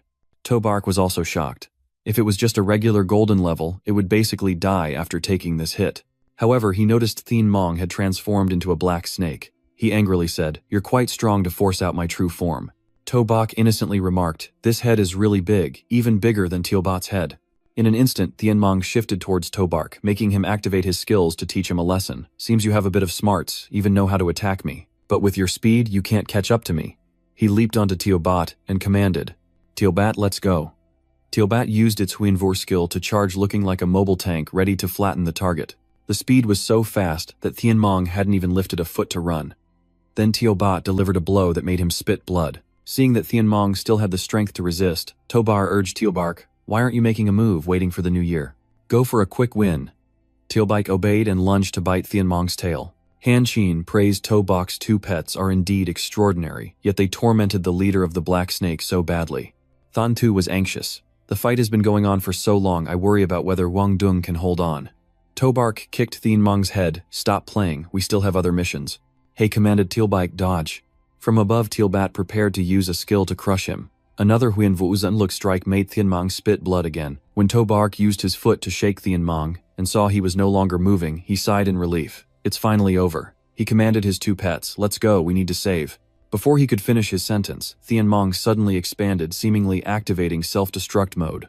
By the time Han Qin and Thanthu realized it, a loud explosion echoed everywhere. Luckily, Tobak had summoned a protective aura in time, avoiding the attack, and couldn't help but grumble, "Damn it, there's even this move." Seeing that Tianmong still had the strength to escape, he exclaimed, "What, this beast is still not dead?" Han Qin advised Tobike, "Don't chase anymore. This black snake is already crippled, save Lao Uong instead." "I agree, let this snake lie for today." Saying that, Tobike quickly dashed away, only managing to remind Lao Hanthang, "Thu, you guys block here, I'll go save Lao Wong." Han Qian replied, "Go quickly, we'll handle this place." After a while of tussling with the 3 monkeys, Uongdong's situation was not good at all. He underestimated the speed of the golden level beasts. Although this white monkey was not a nimble beast, its physical strength was too strong. "Am I really going to die here?" He raised his weapon, swearing that even if he died, he would take one down with him. The 3 monkeys charged in to attack all at once. Uongdong decided to use the empty hand technique to break through the encirclement, but was quickly dealt a fatal blow by the golden mid-level monkey. The other 2 took advantage of the human's lapse in defense to jump in and attack. They coordinated smoothly, each delivering their strikes. Uongdong was heavily hit, blood spewed out like a river, and then he crashed into a large tree. He slumped down, confirming that he was really going to die this time. Uongdong provoked them to come here. "Killing me is easy for you beasts, but one day you will all be killed by my kind." Han Qian and Tobark seemed to have no opportunity to bicker with the 2 anymore. He relinquished his body to the monkeys. Suddenly, the spear in the monkey's hand was knocked away. Tobike had arrived just in time to save Wung Zung. He encouraged Lao Wung, hang in there. Try your best. He panted. Tobak, did you come to measure my corpse? Uong Dung couldn't take it anymore and spoke his last words. Tobike, avenge me. Tobike shouted. Lao Wung, wake up quickly, don't sleep. Tobak looked at the beasts and swore, I will crush you all. He took the spear and got into a fighting stance. He looked at the golden mid-level monkey, still arrogant with just one arm left. He gritted his teeth and cursed die. The spear in Tobaka's hand shot out, stabbing straight into the monkey. The nearby tree shook violently and the wounded monkey was pinned against it. Teobat and Tealbike had also finished off the other two monkeys. Tobike called out, Lao Wung, I've avenged you, wake up. Suddenly, the system announced a high-quality target has been detected who could become a descendant of the White Tiger bloodline currently in critical condition. The host can choose to use the blood essence of the White Tiger to extend life. Do you want to convert into a bloodline descendant? Tobike hurriedly tried to wake Ung Zung. Lao Wung, wake up quickly. I have a way to save you. But the price is that from now on, you will lose your freedom and be forever dependent on me. Do you agree? Upon receiving his agreement, Tobark called Teobark, give me 3 drops of your blood essence. The 3 drops of blood essence were in hand, and he commanded, Teobike, guard me. Seeing Ung Zung's condition worsening, Tobike reminded Lao Wung, hang in there a little longer. The blood essence fused into his chest and he began to reshape the bloodline. Energy radiated from Uong Dung's body, the pain made him scream. Until the scream stopped, Wong Dung was dazed. Tobark asked, okay, how do you feel now? He was astonished. Tobark, how did you do that? This ability is absolutely not something normal people can possess. Even a king-level person can't do this. Tobark proposed, Lao Wung, before saving you. I got your consent, so now you will be under my management. You must never reveal my secrets. Any betrayal will lead to death, soul destruction. Uong Dung blankly agreed. Okay, I understand you calculated well. Lao Uong, to save you, I've put in a lot of effort. Your life is worth more than 2 swords in Tao Tu Hian's hands, so this cost is necessary. Suddenly the ground shook, and Uong Dung stood in front of him. Be careful. Tobike was curious. What is it? Snakes rose from the ground, and he was annoyed. Damn, why are there so many snakes showing up? I shouldn't have let that vicious beast escape just now. Tobike ordered his beast to handle it. Teobike handled this disgusting thing. But when he saw the severed parts, he wondered, not real bodies. What is going on? Snakes continued to emerge one after another from the ground. Tobak was astonished. The more I kill, the more there are. However, just then Thang Thu's group arrived. Tobike, we're here. Lao Wung, are you okay? Tobike scolded. Why did you all arrive so late? Uong Dung reported, I'm fine. Thang Thu assessed the situation. Tobark, it seems we can't kill all these snakes, but someone must be controlling them from behind. Quickly find him, you can be sure it's the snake that hasn't been killed yet. Next, Tobak asked Lao Uong to borrow his spear for a bit. He spotted a figure hiding behind a tree, secretly directing. There, the one hiding behind the tree is attacking just a bunch of maggots daring to oppose the 9U clan. Thang Thu blocked it with his fan and then asked. He had just transformed back to his original form after being attacked by Tobark, but in a moment he returned to human shape. How could it be so fast? Tobak realized that he was not simple at all. Thian Mong boasted, that was just my clone. You really think you can kill me? Tu Hian noticed he was holding the Loi Hio. I must kill you. Han Qian struggled against the rushing snakes, stunned. Since when his strength has improved a lot. Everyone be careful. With bloodshot eyes full of hatred, Uong Dung ordered. Tobike, kill it for me. I'll pay you whatever it takes. Tobike assigned tasks. Lao Han, Lao Ho, you guys deal with the others. I'll handle this snake. Thian Mong scoffed. You guys are all weak, your words are bold. Tobak gathered strength. Watch me kill you and cook snake soup. He simultaneously launched his attacks. Earth Spirit Possession, Land Wall, Golden Chi Spirit, Golden Ghost Shadow. 2 powerful forces clashed, and the place was instantly filled with dust. He stood in the thick dust and laughed. Indeed, you have some skills. Not seeing his opponent, Tin Mong called for the insects. Come out here. Tobak's fist was his greeting. Your grandpa is here. Just as he prepared to charge, Tobak stopped, because he realized that it seemed you had become much stronger. To deal with a strong enemy, Tobark shifted strategies. Tealbak, 7 stars triple kill formation. The 7 stars triple kill formation is an ultimate technique that I use to unleash primal chaos. It can supplement the advantages of Teobat and Teobach. The 3 surrounded Tien Mong in the middle, unleashing their powers towards the center. Die. He arrogantly faced the attack, unable to deny that your move was quite creative, but sadly your strength is still too weak. Surrounding Tobark were shields and 3 giant snakes appearing. Han Qian warned from behind, Tobark, be careful, there are many snakes rushing towards you. The giant snake activated the technique of the long earth snake spear, brought a swarm of snakes with open mouths towards Tobark. The ground where he stood suddenly exploded with a violent whirlwind. Yuong-dung exclaimed in fear, "What a terrifying power! No way Tobark cannot be defeated." Tu Hian urged anxiously, "Tobark, are you dead or not? You need to answer me." He fortunately used the shield to defend himself and escaped secretly, lamenting how strong it was. All three were severely injured. Tobark narrowed his eyes and struggled to hold on. He and the two beasts yelled, unleashing explosive power. The firepower erupted across the area. Tianmong was amazed, daring to break through right in front of me now. You're really looking for death. He also condensed a huge amount of power, then opened his mouth, shooting it towards Tobark. The center continued to shake violently after the collision. His teammates worriedly exclaimed, "Oh no, that powerful attack, Launto is in danger. We need to find a way to save him." But I couldn't move at all. It was basically impossible to withstand. Yuong-dung reminded in surprise. "You guys look, what is that?" Could it be that Tianmong sensed this fluctuation from afar? Suddenly hit by 3 powerful waves, he was startled. "You want to take my life? You're not worthy enough." The two beasts unleashed the white tiger's blade as Huain Vor, and he coldly ordered to kill. No need to ask. The armed holy beast manifested around Tobark. The group was stunned. The world returned, the soul immortal. The divine weapon gathered the holy beast, armed roots of trees and grasses, primal chaos. Thon Thu couldn't believe it. Is this really the legendary armed holy beast? Wang-dung excitedly confirmed.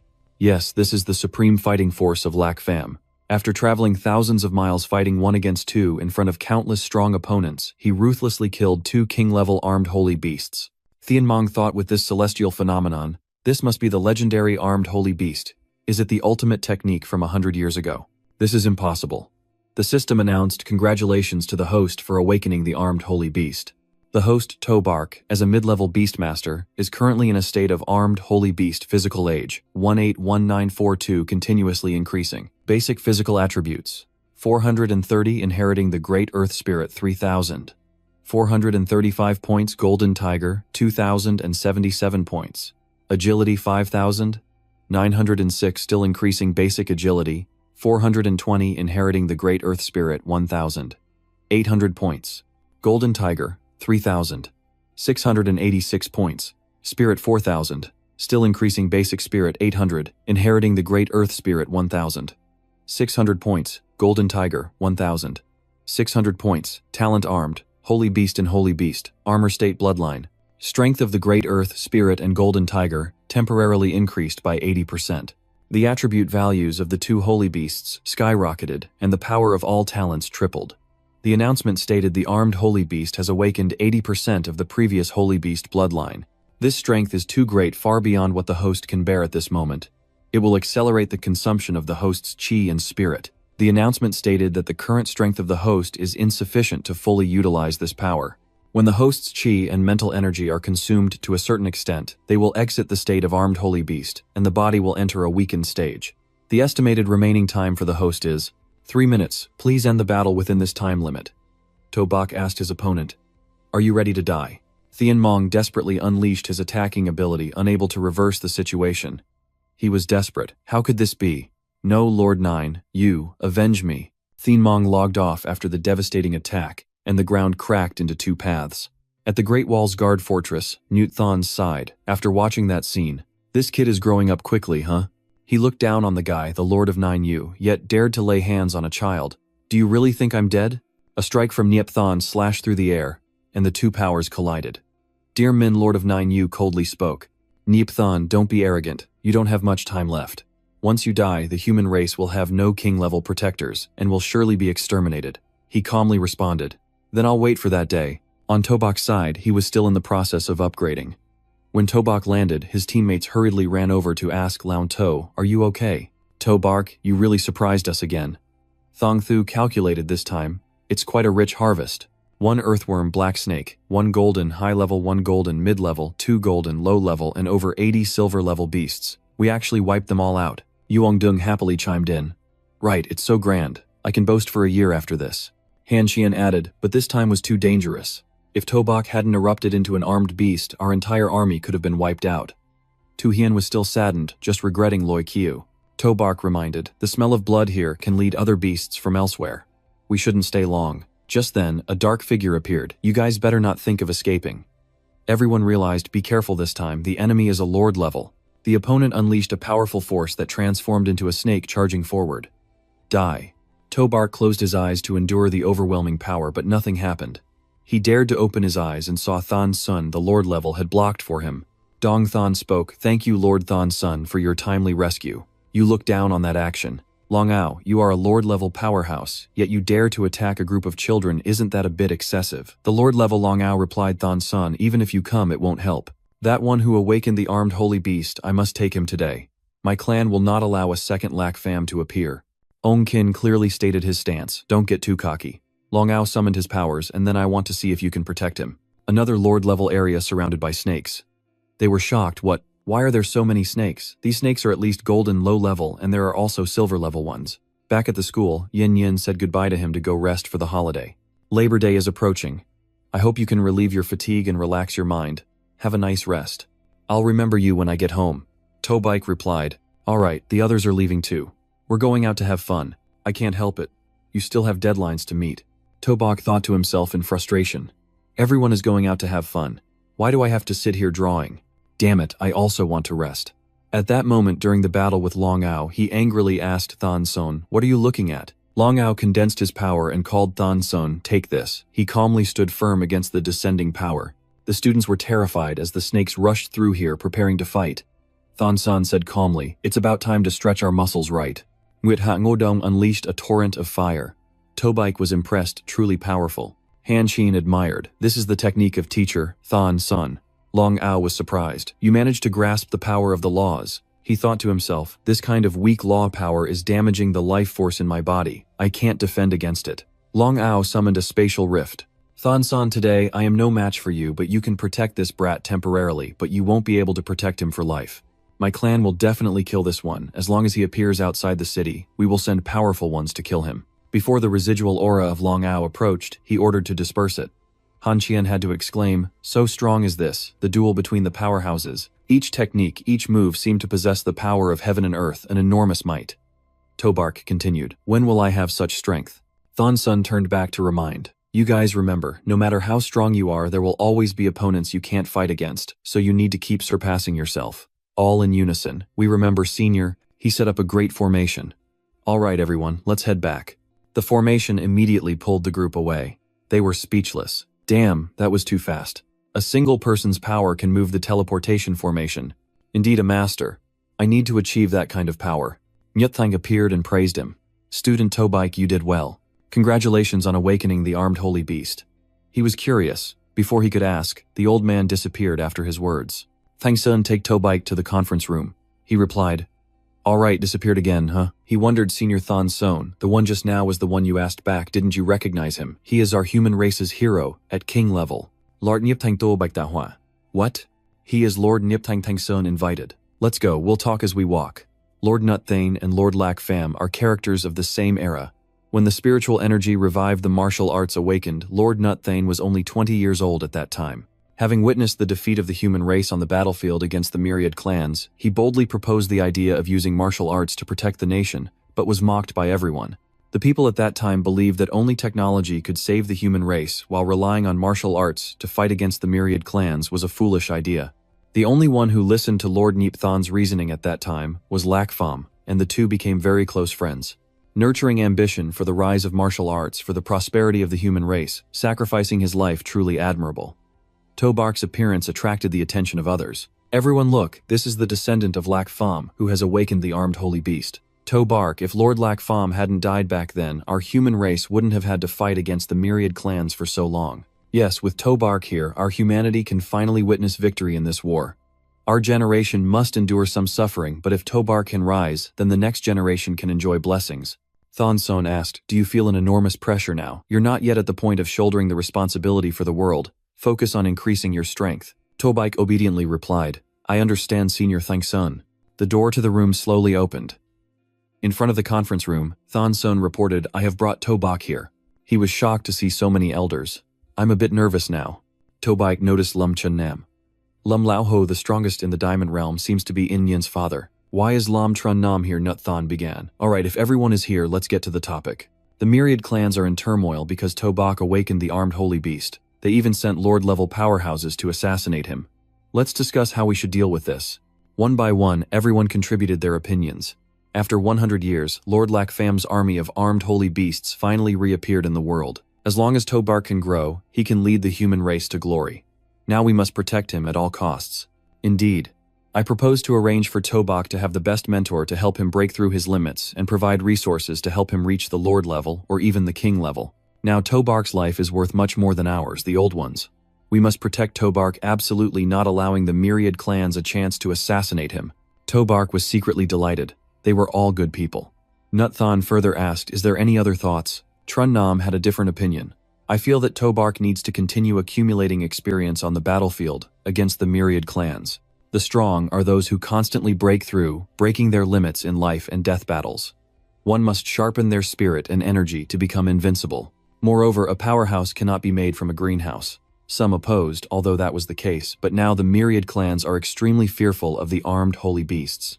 If we let Tobark continue to accumulate experience on the battlefield against the myriad clans, if something happens to him, can you take responsibility for that? Right, he is the only one to awaken the armed holy beast in the past 100 years, the heir of Lord Lakfam. Thonson agreed with his opinion. I support Trun Nam's viewpoint. The eagle will not break its wings because of the storm, nor will the wolf fear the long night. Back then, Lakfam almost regarded the battlefield of the myriad clans as his home. He even almost died no less than 10 times. If he knew about this under the Yellow Spring, I think he would definitely support Tobark to continue fighting on the battlefield against the myriad clans.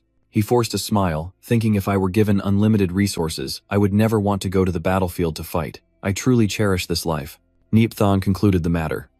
Alright then, let's decide on this. Soldiers must be trained on the battlefield, but necessary countermeasures must also be implemented, adding 3 Lord-level powerhouses, 38 Diamond Realm warriors, and 1 million to the Misty Mountain range to support the front lines. Tobark sighed in relief. Sending so many people to protect, he felt reassured. He proposed a plan. This time, we will use Tobark as bait to open a grand feast to slaughter the powerful beings of the myriad clans, and the human race will win. Tobark felt like it was a joke. What did I hear wrong? Use me as bait. The scene shifted to the myriad clans. The Nine Yu King's palace was dark and cold. Inside the palace, Dear Min, the Lord of Nine Yu, spoke. The armed holy beast reappears in the world even more terrifying than Lakfam initially. I'm sure many here still remember this. Hence, we cannot allow a second Lakfam of the human race to appear. We must kill this Tobark at all costs. Increase 8 Lord-level warriors and 42 Diamond Realm warriors to support the front lines of the Misty Mountain range. Nutthon proposed. The elders of the ancient Phoenix clan and the 9-tailed celestial fox clan controlled together. The great elder of the ancient Phoenix clan, Hongmir, spoke. In this battle, my ancient Phoenix clan will not send a single soldier. The great elder of the 9-tailed celestial fox clan, Yen Qi, followed. My 9-tailed celestial fox clan will not participate either. Dear Min asked coldly. Do you want to rebel? Our 3 royal clans received orders to go to the battlefield against the myriad clans. Now that the great enemy is before us, you dare to evade the battle. Both spoke in unison. What are you trying to do? You want to fight with our 2 races. What great enemy before us? Your goal is to invade humanity, right? And we are here to explore the Forbidden Land. Hongmir chimed in. Exactly. I see that your 9 Yu clan wants to kill all humanity, while we are here to seek endless resources in the Forbidden Land. Forgive me for not participating. Yenshi left, saying that this fighting and killing business our Celestial Fox clan will not participate. We are leaving. He gritted his teeth, you guys. Dear Min declared, even if you don't participate, my 9 Yu clan will accomplish it on our own. I hope you won't regret it then. Hongmir changed the subject. The Great War is about to break out the powerful beings of the human race, and the myriad clans have all been dispatched. Hasn't the Holy Maiden still not been found? Lin Ni revealed. This girl is stubborn. I have ordered my clan members to expand the search area. At all costs, we must find the Holy Maiden before the war breaks out. After the human clan meeting ended, Nutthon gave Tobark an item. This is the Bik Thark Thien Hung. As long as you wear it, it will block the sensing of anyone else except me. Even the King of 9 Yu cannot do that. Tobark put it on, and he would not easily be targeted by the powerhouses of the myriad clans. He happily received it. This is indeed a good item. Thank you, Teacher Nutthon. Tobark asked for more. Just hiding my brilliance is not a solution. Instead of that, it would be better to give me more gear and resources to increase my strength. He chuckled. Your principal is not wrong. You really are a clever kid who knows how to take advantage of the situation, and then pulled out a treasure chest. What do you think of this? Tobark was surprised to see the treasures inside, including diamond-grade armor, and even a 1,000-year-old dragon soul herb. That's the ice heart from 10,000 years ago, and this is the core of a lord-level beast. There are also plenty of potions here. All of these are for you. Nyut Than replied, "These are all yours, but giving them to you now would be like forcing a ripe fruit to fall early, so I will give them to you gradually." Tobosh felt a bit disappointed. "What, still on an installment plan? Then this diamond-grade armor is a gift for you. If you die, you'll regret it." He decisively took it back. The kid really thinks too highly of himself. "It's not time for you to have this armor yet," Tobok said in disappointment. "Isn't this a bit cruel?" Nyut Than reminded. "Go train well. You've shed tears before." "There are countless treasures in front of me, yet I hesitated for a second, filling my heart with regret. As I stepped outside, I saw someone waiting, Yin Yin's father. He reminded Tobok, "Come with me for a bit, I have something to discuss with you." Tobok thought to himself, he and Yin Yin really hadn't done anything, they were completely innocent. Out loud he replied, "Yes, Uncle Chun Nam inquired. "Tobark, I suggest you stay at the battlefield of the 10,000 races, are you not upset?" Tobark responded, "Of course not. I know you're doing this to train me to become a true powerhouse." He got into the topic. "I don't know what she sees in you. You and Yin Yin." Tobaik interrupted. "Uncle Yin Yin and I are just good friends. We know what to do and what not to do, Uncle." Tren Nam didn't want to delve deeper. "Forget it, I can't manage the affairs of young people. This armor is a gift from me on the battlefield. Be careful, don't lose your life." Tobaik's eyes lit up. "Thank you. Thank you, Uncle Lum."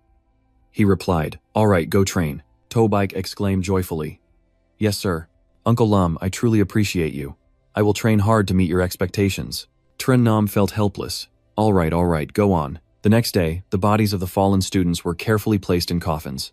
Tu Hien offered a prayer, "May Loi Hiu rest in peace. Tobark has avenged you."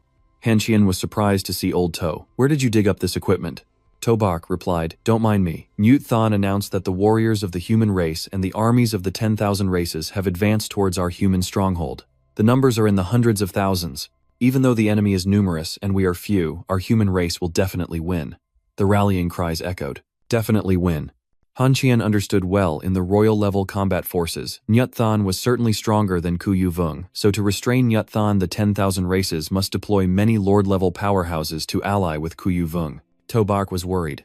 "So what should we do?" He sneered, "What should we do? Of course we need to use strategy. Just follow the command. The reconnaissance units from the martial arts schools follow the combat units to the Misty Mountain Range for the reconnaissance mission." A fierce battle has begun between the two factions. Thanthu assessed the situation. It seems that the diamond-level masters from both sides have already started fighting. Right, be careful. The atmosphere around was chaotic. The number of enemies was likely significant. Looking at the thick dust in the distance, he spoke, "They are indeed coming." Han Jian reported that those were the turtle-backed wolves and giant horned deer. Wang Yang didn't care at all. It was just a bunch of lackeys. "Leave those damned wolves to me." Did Han Jian realize they were surrounding us? Seems they're afraid we'll escape. Zixian enthusiastically said, "I've been itching to fight. Killing Han Jian is just a bunch of lackeys." "Tabak, you can rest." Tabak disagreed. Even though they were just a bunch of lackeys, he couldn't let them take all the credit. Little 8, Little White, come out. Little White charged out and instantly took down a group of fierce beasts, while Little 8 was equally impressive as his companion. Zixian and Huanjian spoke in unison. "Old. To your being too greedy, you won't even give us a bit of credit for this." "That's right, Tabak, you always take everything." The fierce beasts hesitated in front of the two massive guardian beasts, trembling and daring not to act. This was the pressure coming from deep within the bloodline, causing them to have no resistance at all. Both roared simultaneously, waves of special powers swept through like sharp blades. Tabak was curious, why did they stop? What are they shouting about? System notification. Congratulations to the host for awakening the Legion function.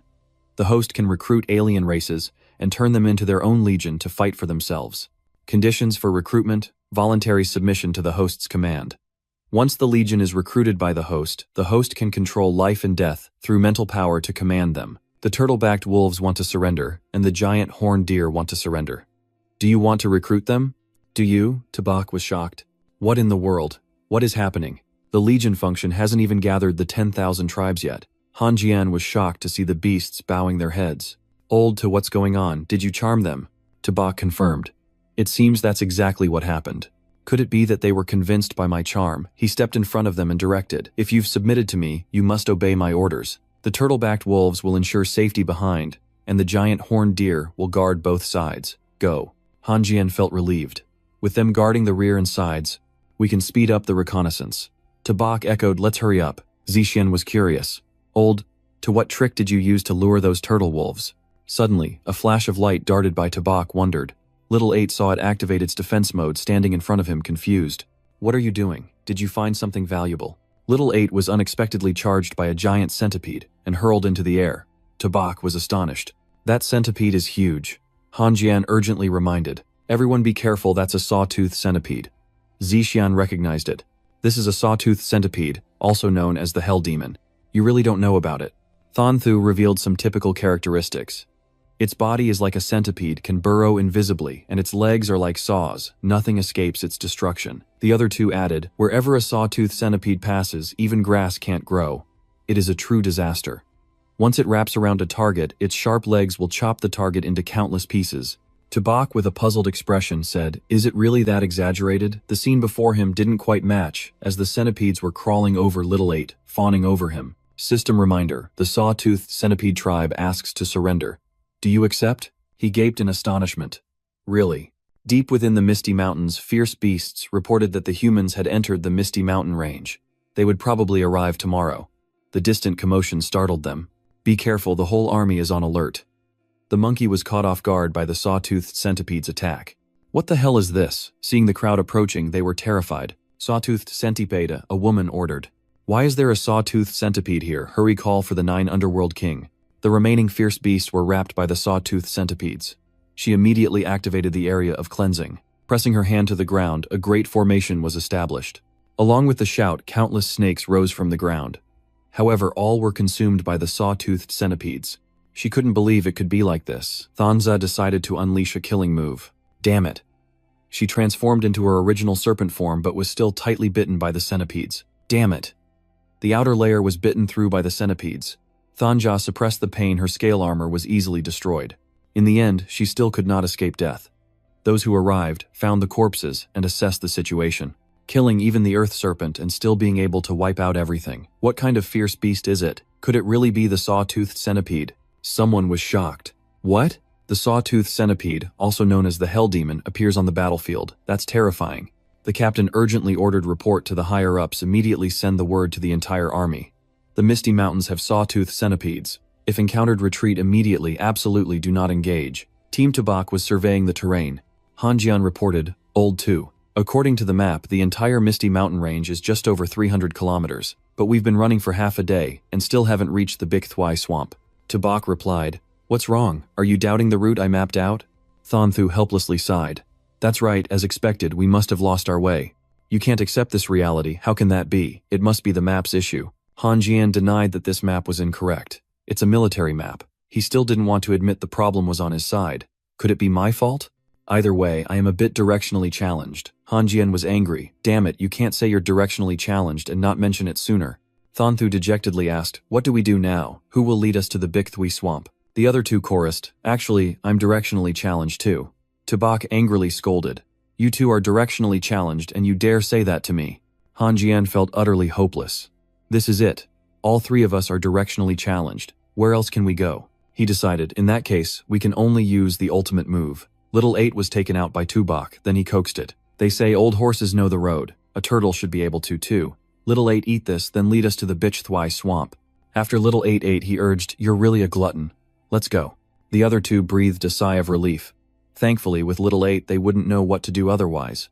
I also feel this direction seems correct. Little 8 is still more reliable. Tubak felt a bit offended up front. What you all dare to say, I'm not as good as a turtle. Han Jian sensed something was off. Do you feel like the mist has thinned a lot? Thon Thu replied. It really seems that way. Tabak joyfully realized. We actually managed to get out of the Misty Mountain range. I didn't expect. Little 8 really knows how to find the way. I was helpless. The three stood on the mountain peak below was a river. Thon Thu was astonished. This place doesn't seem to be Big Thui Dam, and he was anxious. Little 8, where are you taking us? Han Jian studied the map. Based on our current position, we are now far from Big Thui Dam. All three looked up at the sky, realizing a giant dragon was roaring ahead. They were shocked. What is this? They all hurried to run away.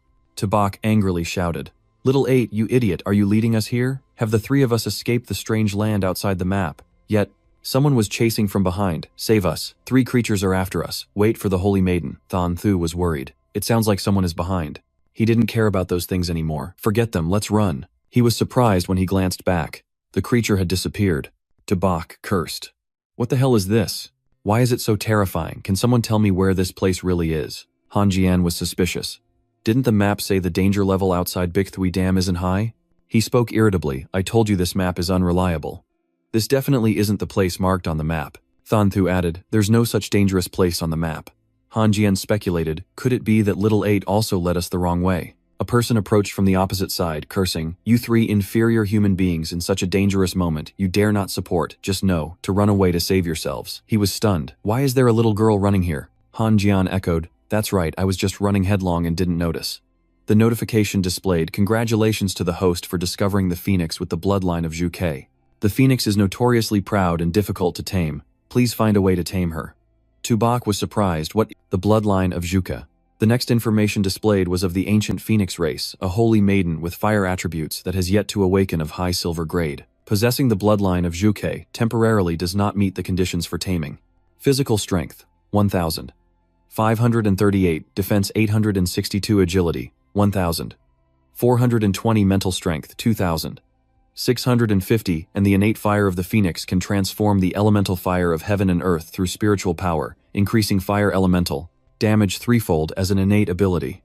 Specifically, the fire spirit consumes a certain amount of physical energy to envelop the body with elemental fire, increasing fire, elemental damage, and defense from 100% to 200%. Innate ability, 3 Seal State Nirvana.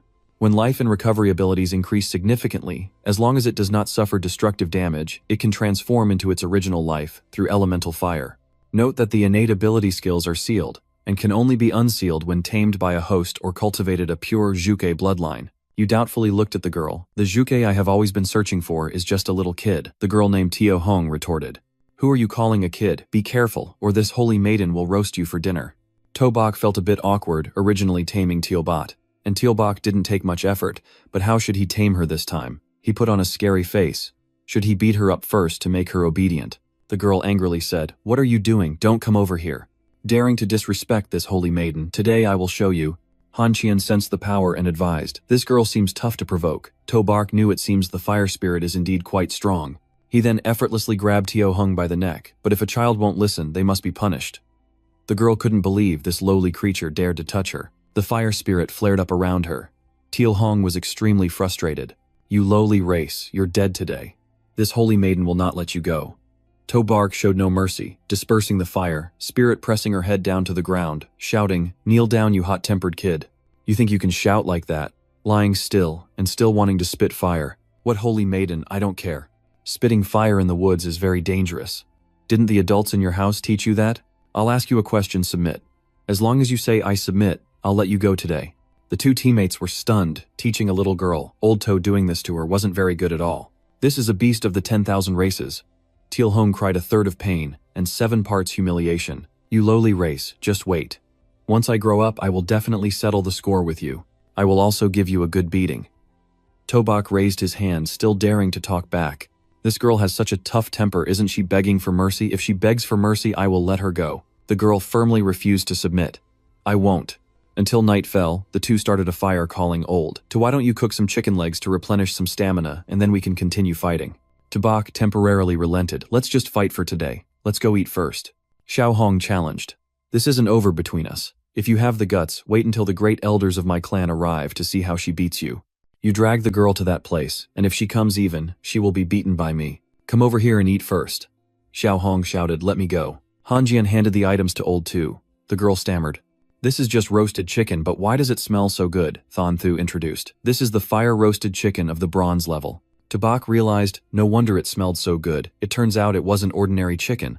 Even though the chicken leg was brought to him, Xiao Hong was still acting like a holy maiden and refused to eat it, only accepting the bronze one. The fragrant smell wafted in, making the girl reconsider. It really is fragrant. Xiao Hong curiously asked, what are you using to roast the chicken? That's not right. Could food roasted over fire smell this good? You were surprised. Had this queen never had roasted food before? Out loud you replied, of course, would you like to have a taste? Don't rush, let's add a little more seasoning to make it smell even better. Come on, give it a try. It's really delicious. Catch the chicken leg. Xiao Hong swallowed. This taste is really fragrant. The girl quickly took a bite. The deliciousness exploded, making Xiao Hong ecstatic. Oh my god, this chicken leg smells too good. The girl devoured it, saying, from now on I want to eat chicken legs like this every day. This chicken leg smells much better than the elders' spiritual treasures. To Bak agreed. Too simple, as long as you agree to follow me and listen to me, you'll get chicken legs to eat every day. Xiao Hong was easily tempted. Alright, I agree. As long as you give me chicken legs, I'll listen to whatever you say. You concluded. A promise is a promise. The girl vowed, what I say I will do. The system announced congratulations to the host for successfully taming the ancient phoenix. The host's level has been upgraded to high silver. Tubok was secretly pleased. Who would have thought that just one chicken leg could tame Zukui? He called Xiaoba and Xiaobai to come out and get acquainted. You reminded the two beast companions, Xiaobai from now on Xiaohong is family. The girl looked at them excitedly. The turtle and kitten are just too cute. Both seriously reminded. You little brat, I'm your big brother. I'm your big brother. You don't know your place. The little girl didn't care, as she hugged both into her arms. Clearly just a small turtle and a kitten, but they were so cute.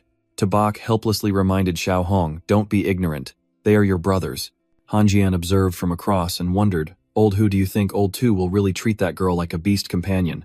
He confirmed it looked like it was the case, voicing his doubts. Why do I feel like your intentions aren't pure? Thanthu added, I didn't expect Tabak to be a Lolita fanatic.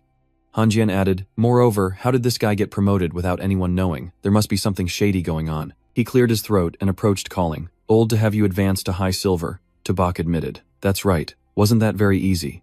Hanjian inwardly grumbled. Easy my foot. He probed. By the way, Old, do you have any breakthrough secrets? How could they promote so quickly? Tubak would never give in. How could I tell you I have a system? You started acting. Old Han, it's actually a secret. Considering our relationship, it's not like I can't tell you. But our Long Kingdom has a familiar saying that the Tao cannot be passed down lightly, and furthermore, it is a secret to cultivate to the king level. Old Han, do you understand my meaning? Hanjian was easily tempted. King level, huh? He chuckled awkwardly. I understand, I get it. This is a golden beast core. Thanthu, more alert, gently patted his shoulder. Hanjian, be careful not to be fooled. Tubak continued. That's right, Old Han, I have a good impression of you. What I'm about to say next is what Lord Neep Than said, so you should remember it carefully. Cultivating martial arts is about reaching the levels right. No cultivation here is about cultivating the heart. As long as you have the desire for the Tao, a strong belief to become powerful, unwavering, then you will be able to move faster and further than others. Hanjian was confused. I still don't quite understand. Tubak explained, Old Han, look at that big mountain over there. When you regard it as a mountain, it will be very treacherous. But when you just looked up at the mountain peak, the way up to the foot of the mountain in the mountains won't be hard at all. It's a straightforward path up to the peak. Hanjian observed the distant mountains, seeming to understand a bit, but also not really understanding. You seem to have said something, but it also seemed like you said nothing. Thanthu revealed, Old Han, your golden beast core has been fooled by him. Tubak retorted, nonsense. What I'm talking about are all the secrets at the king level. Hanjian suddenly realized, I understand now, thank you. Old Two, I finally understand. Tubak was bewildered. What do you understand? He revealed what he had realized. As long as you wake up every day and tell yourself that you will definitely become a king level, there will be no obstacles left. After saying that, Hanjian leapt to the top of the mountain. He excitedly spoke.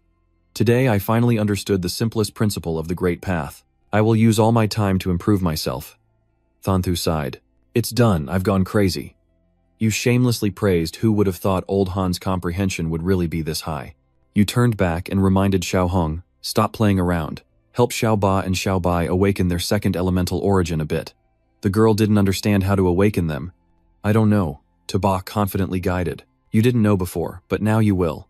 Use your mental power, feel the changes in your body a bit, and you will gain a power that can help others awaken their second elemental origin. Xiaohong has decided to try. Alright then, I will try. Looking at the force in her palm, the girl was truly excited to feel it. Xiaohong unleashed her powers toward Xiaoba. Then Baga goes first. It screamed in pain. It hurts. Stop it. When Xiaoba's body became gigantic, the girl exclaimed, the true form of Baga is really huge. Xiaoba Tabak advised, be patient for a bit, your tail is glowing. Xiaoba screamed in pain. The system updated. Congratulations, host. The Earth of the Spirit. Turtle has awakened the second elemental talent. You were pleased. The origin of water success. The information continued to be supplemented. Beast nurturing the Earth Turtle has Earth-Water attributes. Only after reaching the golden level can the power of the water origin be truly unleashed. Mid-level platinum rank with a water origin. Awakening talent. Enhanced 4th physical talent at 1,000. 538 defense, 2,000. 262 agility, 400 spirit, 400 talent of a land shield, talent of earth, spirit talent of earth, heart, leading force talent of dual earth and water origin, mastering the power of dual elements of earth and water, capable of using the powers of dual elements to absorb and mobilize water and earth in the universe, to provide strong defense and recovery. Tubak was satisfied, not bad at all. Now that the origin of Yuan-Tu-Thui has awakened, the defense of the dual element water and earth has become even more terrifying. Xiao Bai, it's your turn next. Before it could flee, Xiao Hong shot her powers at it. You cursed from below, and Tubok thought of awakening and urged patience. It let out a painful roar, swallowing the heel behind its brother Xiao Ba. Xiao Bai's massive front foot stomped down hard, exuding a powerful aura. The system reminded, congratulations, host. The golden white tiger has successfully awakened the second elemental power, the origin of haunting. Tubok rejoiced. Xiao Bai has awakened the element of haunting. With the bloodline of Xiao Bai and the haunting family lineage, it simply becomes a banquet of monstrosities and slaughter. Now that the 3 sacred beasts have gathered, let's see if I can wipe out the 10,000 clans. The next day, Thanthu presented the plan for the day. After a night's rest today, we must go to the Big Thui Lake. The issue Han Jian was concerned about was whether old to new our current location. Tubok pushed the question onto the girl. Does Xiao Hong know? She pointed to the side about 80 kilometers from the center of the Big Thui Lake Forbidden area. All 3 spoke at once.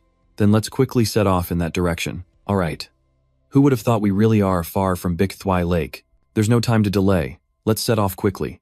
Tubok suddenly remembered. That's right, Xiao Hong. What was up with the dragon that was appearing and disappearing yesterday? The girl replied. It's the Azure Dragon guarding the forbidden area of Big Thui Lake. The power of that Azure Dragon is extremely formidable, so any creature that approaches the central area will be killed by it. You noted that. The Azure Dragon. Xiao Hong confirmed it without a doubt. It's terrifying. In the past there were those at the Lord level who entered but couldn't come out. Han Jian and Thanthu were surprised. Even the Lord level was devoured by it. Is it that powerful? If there's an Azure Dragon here, then why didn't the King of the 9 Underworlds come to tame it? The girl recalled that the King of the 9 Underworlds had summoned the elders of our 3 royal clans, but couldn't tame this Azure Dragon. He was extremely astonished. What? Even the King of the 9 Underworlds couldn't tame it? Then wouldn't it be too dangerous for us to go there? Tubok urged, system check for the nearby Azure Dragon bloodline. Today I will tame the Azure Dragon. You focused on the issue. If you meet the Azure Dragon, doesn't that mean the 4 divine beasts are gathered? The system reminded detected nearby is the bloodline of the Azure Dragon with extremely high purity strength, has reached the sub-king level, and is currently in a frenzied state, extremely dangerous. The current strength of the host is too low to tame it. Please return to explore after your strength has improved. Tubok was shocked. What, it can't be tamed? You thought to yourself, even the system reminds that this Azure Dragon is extremely dangerous, so it's better to leave quickly. Tubok spoke. Old Han, old Hu, we should withdraw for now. Xiao Hong, do you know how to get out of the foggy mountain range? She replied. This foggy mountain range changes based on the weather, so I don't know the way. You frowned and thought. This is going to be difficult then. Thanthu had a plan.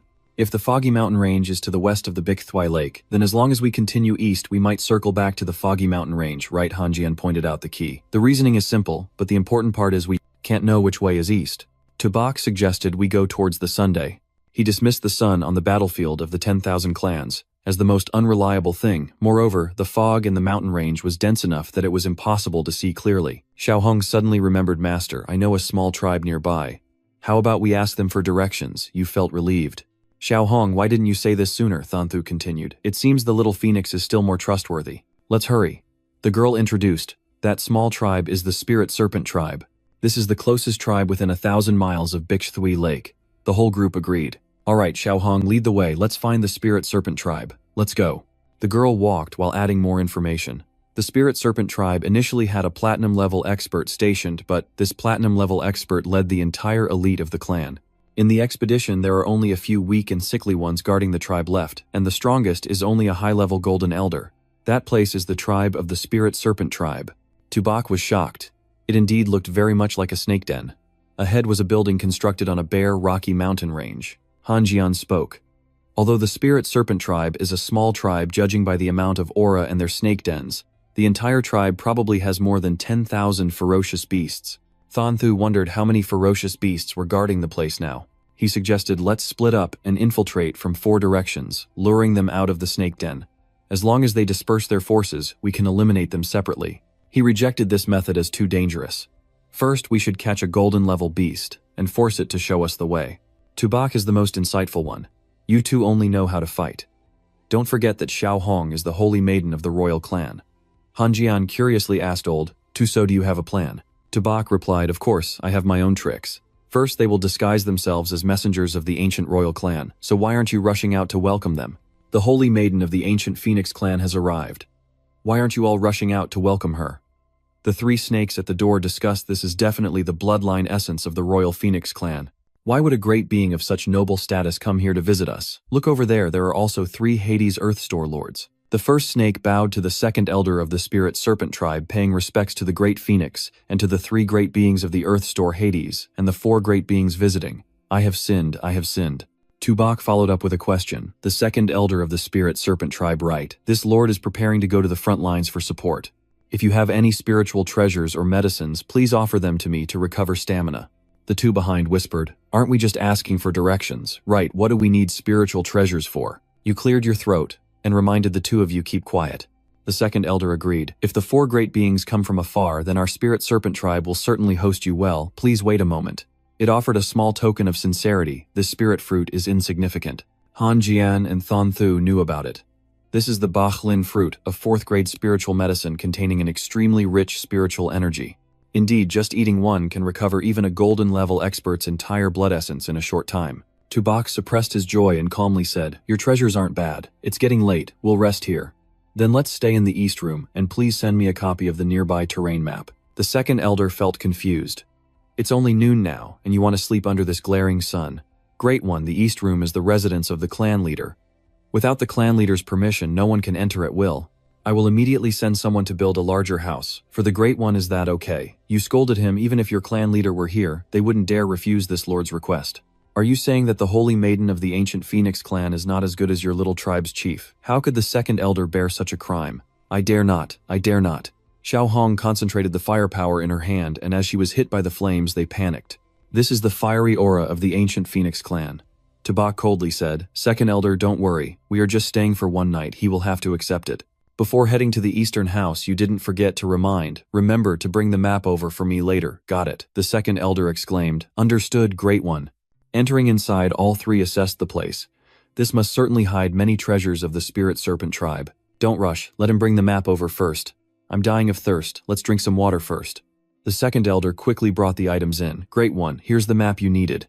It sensed that there seemed to be no signs of being searched. It seems like it was overthinking.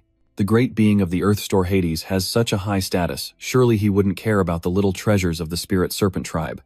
It prepared to leave. No problem, then I'll take my leave. You ordered. We should also prepare to rest. Don't disturb us.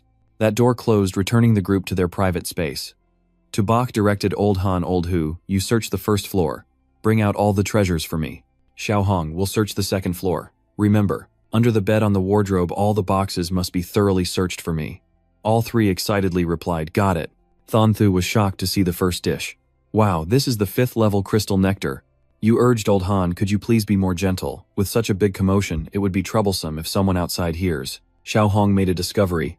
Master, there's a 4th grade spiritual treasure in this box. Tubok praised her. Alright, you're doing great. Keep looking. Maybe there's even a hidden compartment. The girl obeyed. Alright, I understand. Shortly after, the group had gathered a small mountain of treasures. You asked if they were ready yet. Of course, they were already prepared. Tubok devoured his food. So what are we waiting for? Let's eat. The whole group indulged in the treasures.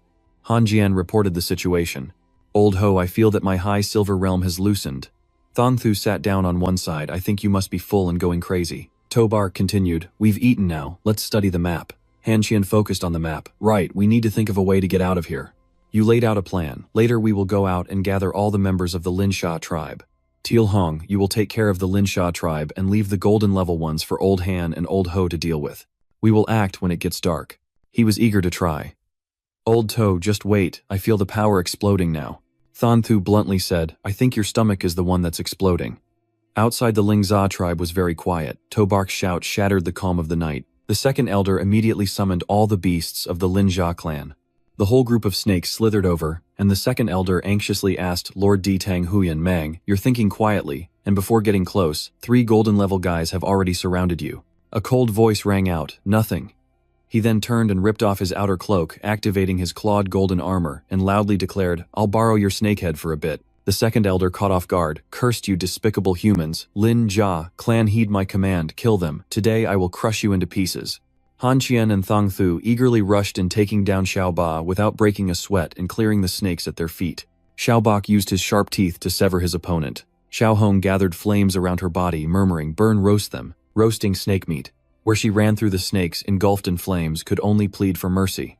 Tobark marveled Xiao Hong's fire was truly terrifying. The entire mountain area was engulfed in flames and screams echoed. "Save me, second elder, save me."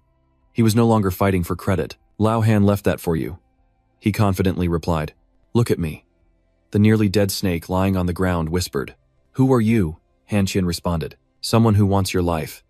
A fierce force slashed through. He regretted it, feeling he hadn't had enough of a fight. The opponent was still too weak. Tobak reminded, "Don't underestimate them. This is the inner region of the 10,000 clans." Xiaoba sensed the power surging within him. "I feel like I'm about to break through to the golden level." Xiaobach felt the same.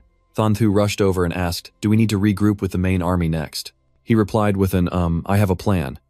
Han Qian was curious. "What plan?" He pondered over the map in his hand and replied, "We are deep in the territory of the 10,000 clans. Why don't we launch a direct attack on the Feng clan right here?" He suspected that relying on just us was too dangerous.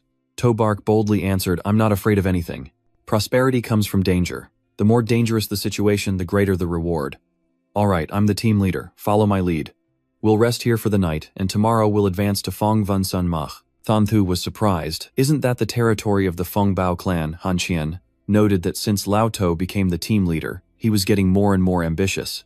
The next day they continued their disguise. Someone couldn't help but ask, "Why this method?" Tobark responded, "Because it's effective. You announce when we reach that territory, and Lord Ditang Huyen Mang has arrived. Why don't you hurry up and greet him?" Everything went according to plan when the leopard passed the order.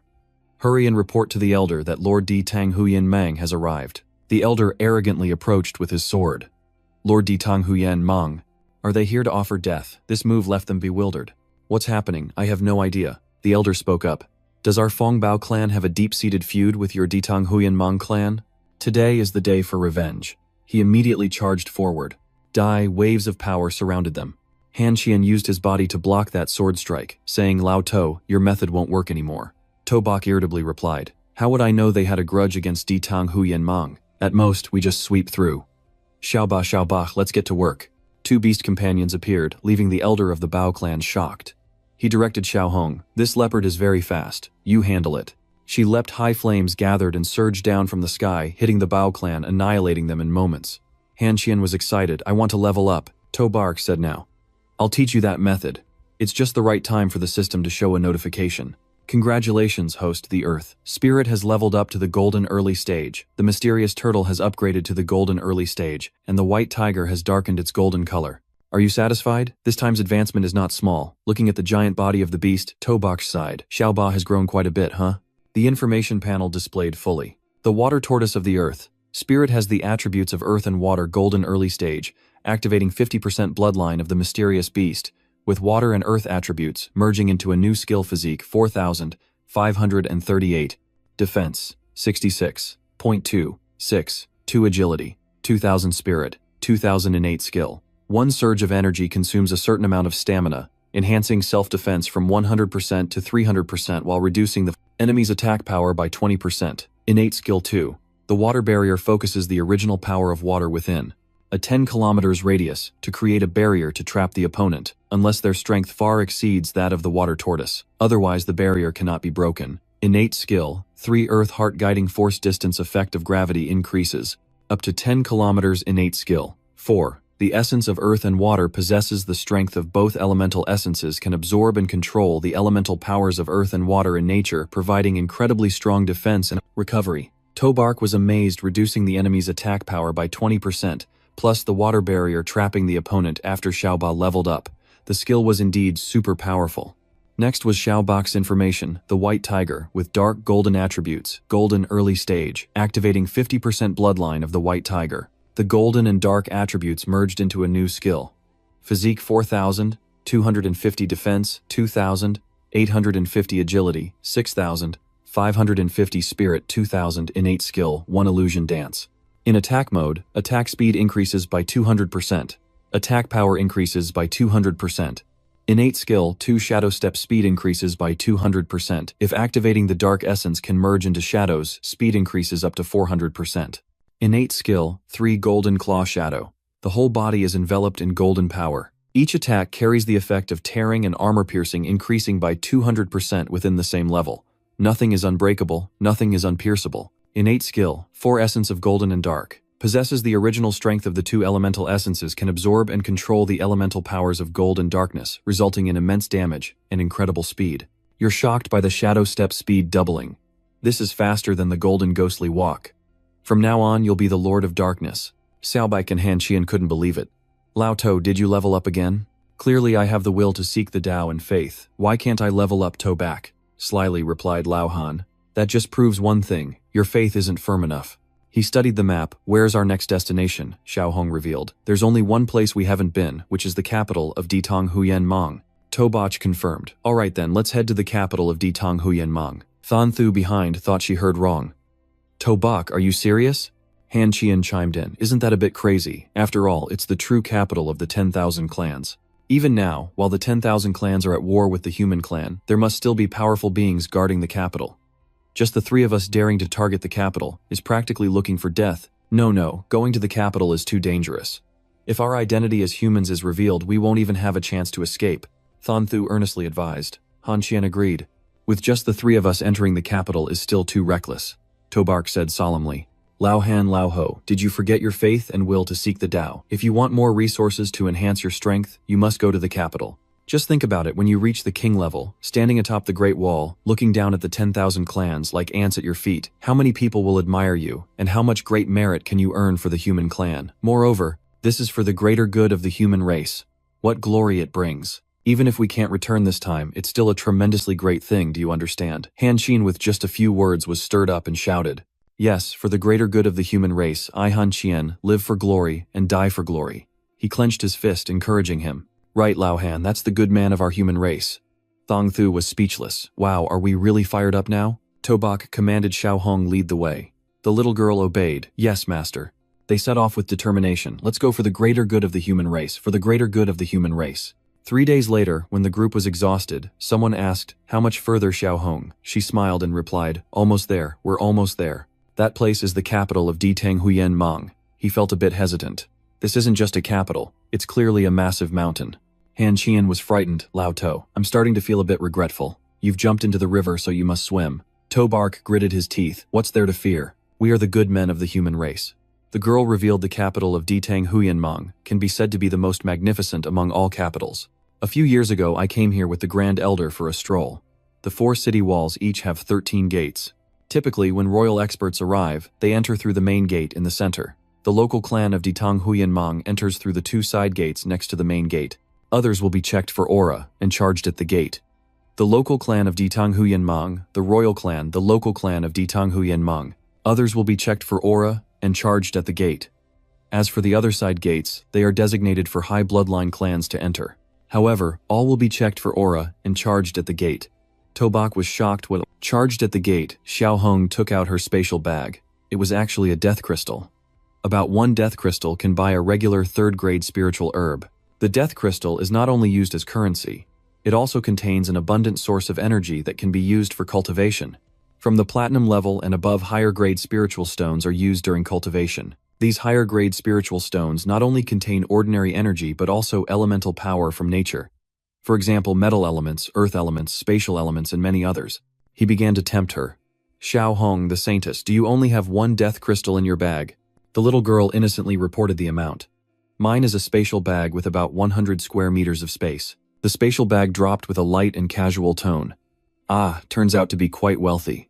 Looking at the small mountain of crystals, all 3 were astonished. No wonder they used to eat spiritual treasures so leisurely. It turns out they used death crystals for cultivation quite a lot. She is indeed a little rich girl. To Bach hesitated. That Xiao Hong, it's not safe for a child like you to carry so much money. As your master, I'll help keep it safe for you. Okay, it's decided then. Internally, he rejoiced. This time I really struck gold, Han Qian reminded. Lao To, it seems we should enter the city now, right? Prepare carefully. I will pass another aura of Ditang Huyen Mang to you. This aura can last for 7 days. If we go through the side gate, we can save some toll. To Bach smugly continued to disguise himself as the beasts bowed their heads. I've said this method works every time. Look at their reactions. The gate has opened. Greetings to the 4 esteemed lords returning to the capital. He's still immersed in the high status. Look how impressive we look. Than Thu asked about the next step. Do we go straight into the capital? To Bach confirmed. That's right, they are assessing their surroundings. There are beasts everywhere. Isn't this capital a bit strange? This place was bustling with beasts. Thon Thu was astonished. Lao To, I didn't expect there to be so many beasts in the capital, and their strength isn't weak either. The foundation of the 10,000 clans is much deeper than we thought. Han Qian sensed indeed the 3 royal clans, along with some elites in the capital gather. Our human warriors are no match for them. Xiao Hong revealed a piece of information. Actually, the 3 royal clans have a very strong control over the high bloodline clans. This time the king of Jiyu brought millions of troops. Perhaps 9 million of them are just cannon fodder. The elite troops probably only consist of the clans of the Jiyu royal clan and Ditang Huyan Meng. They understood, so that's why Lord Thon Sun didn't even pay attention to that million-strong army. So that's the reason. I didn't expect the capital of the 10,000 clans to be so lively. Should we take a stroll? The system promptly reminded Master. I've detected something good about 10 kilometers to the southwest. Tobark immediately made a plan to snag it. Lao Han Lao Ho, look at this vast royal city. If the 3 of us stick together, our efficiency will really be too low. How about we split up? He had no doubt. Fine, I want to see if there's a place to research the history of the 10,000 clans. He handed them the items. Don't say I'm not brotherly. Each of you take a death crystal, act as you see fit. After the job, let's meet at the city gate. Both reflected. You only give us 1 each. You're too stingy. Right in Xiao Hong's bag. Tobak ignored their chatter and turned to leave. No need to thank me. Just remember to return it. Xiao Hong lets go, leaving them helplessly cursing. Tobark, you stingy head. The 2 of us split up. I'm going to find a place to study the history. Do you want to come with me? Never mind, I'm going to check out some armor shops in the city then. He stopped at a place as directed. This must be it. I wonder if there's anything interesting here. Tobak assessed the area. Could this be the main treasury of the city lord? The wall is not too high. I can climb over it. Xiao Hong pointed in one direction. Master, look, there's a talisman of a fierce beast guarding. He breathed a sigh of relief. Thankfully, he hadn't acted rashly. This talisman looks familiar. I feel like I've seen it in an ancient scroll. I remember now. This is the Flying Ban Barrier. The Ditang Huyan Meng clan truly has terrifying methods. With this barrier here, even a diamond-level expert wouldn't expect to jump the city wall without making a sound. What is being protected behind this barrier? The girl reminded Master, someone's coming. Let's hide first. They concealed themselves in a corner, eavesdropping on a conversation among the beasts. Is the Lord coming to inspect again? Is there anything unusual? No, everything is normal. Tobark directed Xiao Hong, you stay here and wait for me. He used his shadow skill to become invisible. Let me see how Tobark's new innate skill works. The little girl admired as she watched Tobark fade away. He truly became invisible. He swaggered behind the Lord. It reminded the guards. After I enter, close the door tightly. Once inside, he had already eliminated Tobark. He appeared satisfied, saying this shadow skill is quite useful. I must see what treasures are hidden here. Entering a room filled with countless crystal cores, Tobark joyfully rushed over. Great all-death crystals, I've struck gold. This time I can't help but get rich. Suddenly a shadow flashed by and he was surprised. There was actually someone here. Could there still be people from the Ditang Huyan Meng clan here? Tobark shouted. Who's there? Come out now. The 2 recognized the voice. Turns out to be familiar faces. They were astonished. Tobark, is that you? All 3 simultaneously spoke. What the heck, so it's you 2. One said they were going to read books, the other said they were going shopping, and another said they were heading to the weapon shop. What a coincidence. You're here too, Tobaki questioned them. Aren't you 2 always acting so upright and proper? Why are you both wearing stealth gear now? Well done, you 2 are even more professional than I am. How did you get in here? Did you alert the guards? Han Qian explained. Isn't there a tunnel here? I just happened to stroll in. I don't know how I ended up here. He didn't want to expose himself. All right, enough chatter. Take as much as you can, just don't make noise. You 2 don't follow me. He replied, Lao To, don't be so stingy. Once their bags were full, they finally stopped. That should be enough. I really can't carry anymore. Same here. Tobark was disappointed. You 2 really have no ambition at all. Suddenly a bell fell to the ground, making noise, attracting the guards' attention. What was that sound? Is there movement in the ancient temple? He angrily scolded Lao Han, you've caused trouble again. The guards discovered his corpse. My lord, quickly send out the signal. The ancient temple has been robbed. Raise the flying barrier to the highest level, and don't let the thieves escape. Tobark used the Earth Heart guiding force to run fast. If he didn't run now, it would be too late. The guards seemed to be temporarily sealed when struck. When they escaped, they shouted, the thieves have run away. Hurry and chase after them. The Lord ordered to transmit orders down, seal the entire city and search every house. We must find those thieves. Hiding behind a tall wall, Xiao Hong reports, Master, all the soldiers in the city have acted. Han Qian worried Lao To. It seems we've really made a big deal this time. Thon Thu saw a bleak future. That's right. Now the entire city lord is sealed off, and no one will come to assist us. Tobak, on the contrary, was very confident. Isn't there a saying, the most dangerous place is the safest? Huh, what do you mean? Xiao Hong pointed in one direction. There are humans over there, humans. The guards were bewildered. Humans. What, they were led over to where the girl pointed. Where indeed over there a force ambushed these 3 soldiers. Tobar commanded Lao Han, you two handle the corpses. Xiao Hong, let's go ahead. The girl curiously asked as both ran into the ancient temple. Master, what are you looking for? He replied, I feel there must be treasures here. Logically, if they were just storing a few types of rare treasures, they wouldn't need to set up such a tight barrier.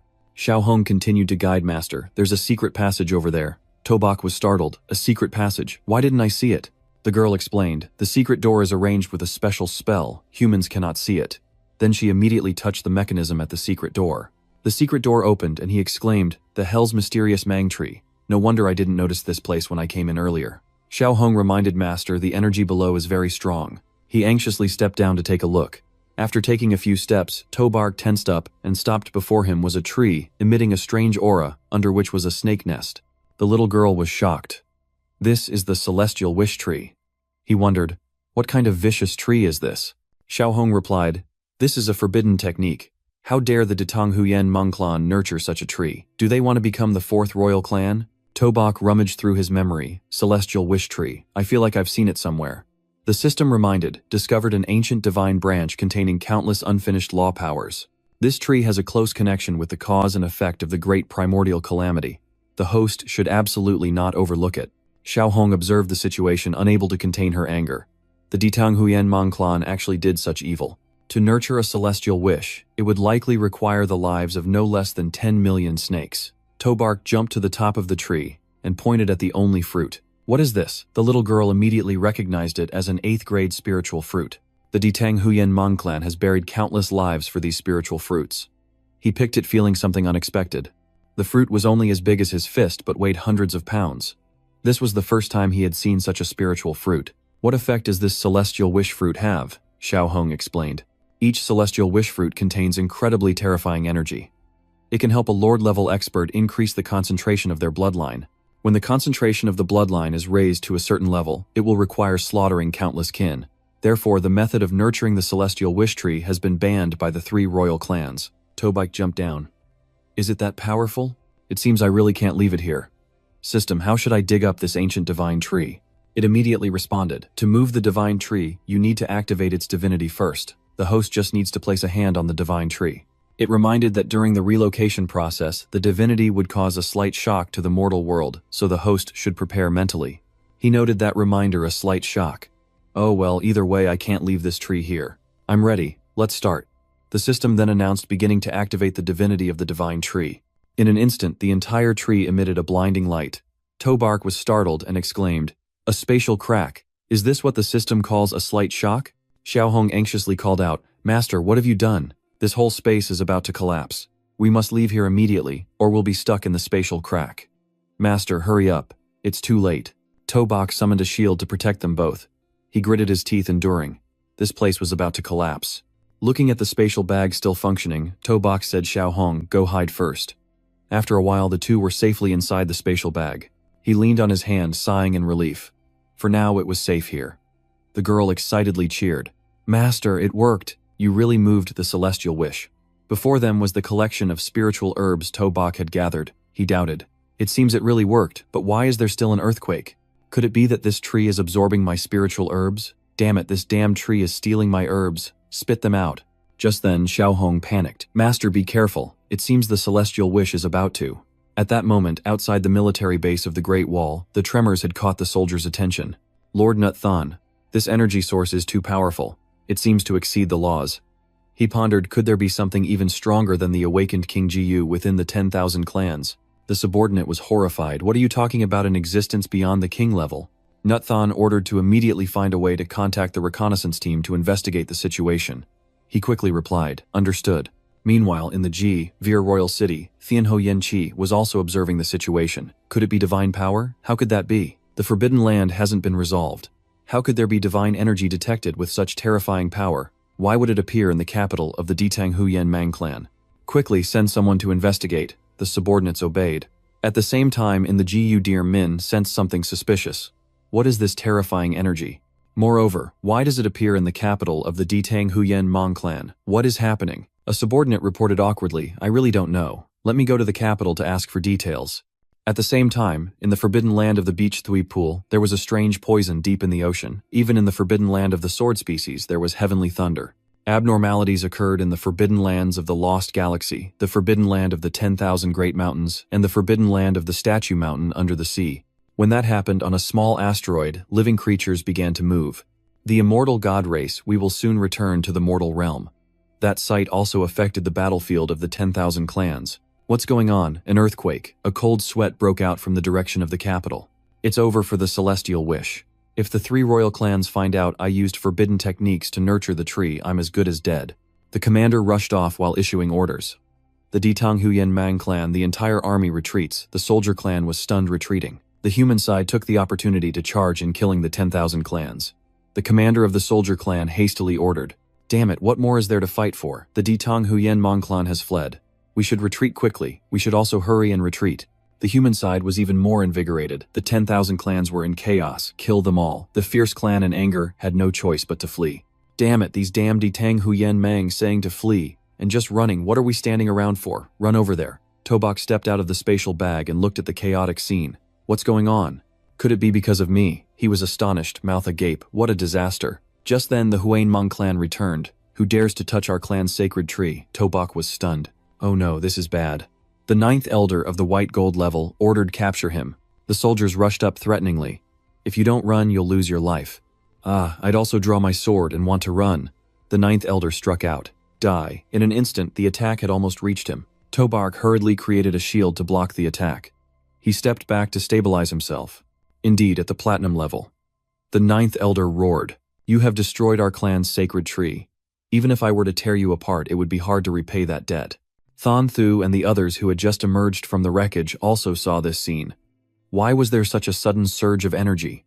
Could it be Tobak playing tricks? He was a bit surprised looking at his friends. You guys have leveled up to golden already. Han Qian rushed forward. Lao To, you go ahead. I'll stay and fight. The 9th elder still furiously struck.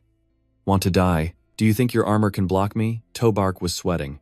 Lao Han, are you all right? Thon Thu also advised. If it's too hard, don't force it. Let's run together. He resigned himself to fate. Let's go, we'll go. I'll cover you at the back. Hearing this, both teammates rushed ahead. Lao Ho, let's retreat first. All right. Han Qian remained steadfast. Watch my sword skill. Fire slash, second slash, third slash. I can easily dodge such childish attacks, and you want to harm me. But in reality, it was just a ruse for him to escape. See you again.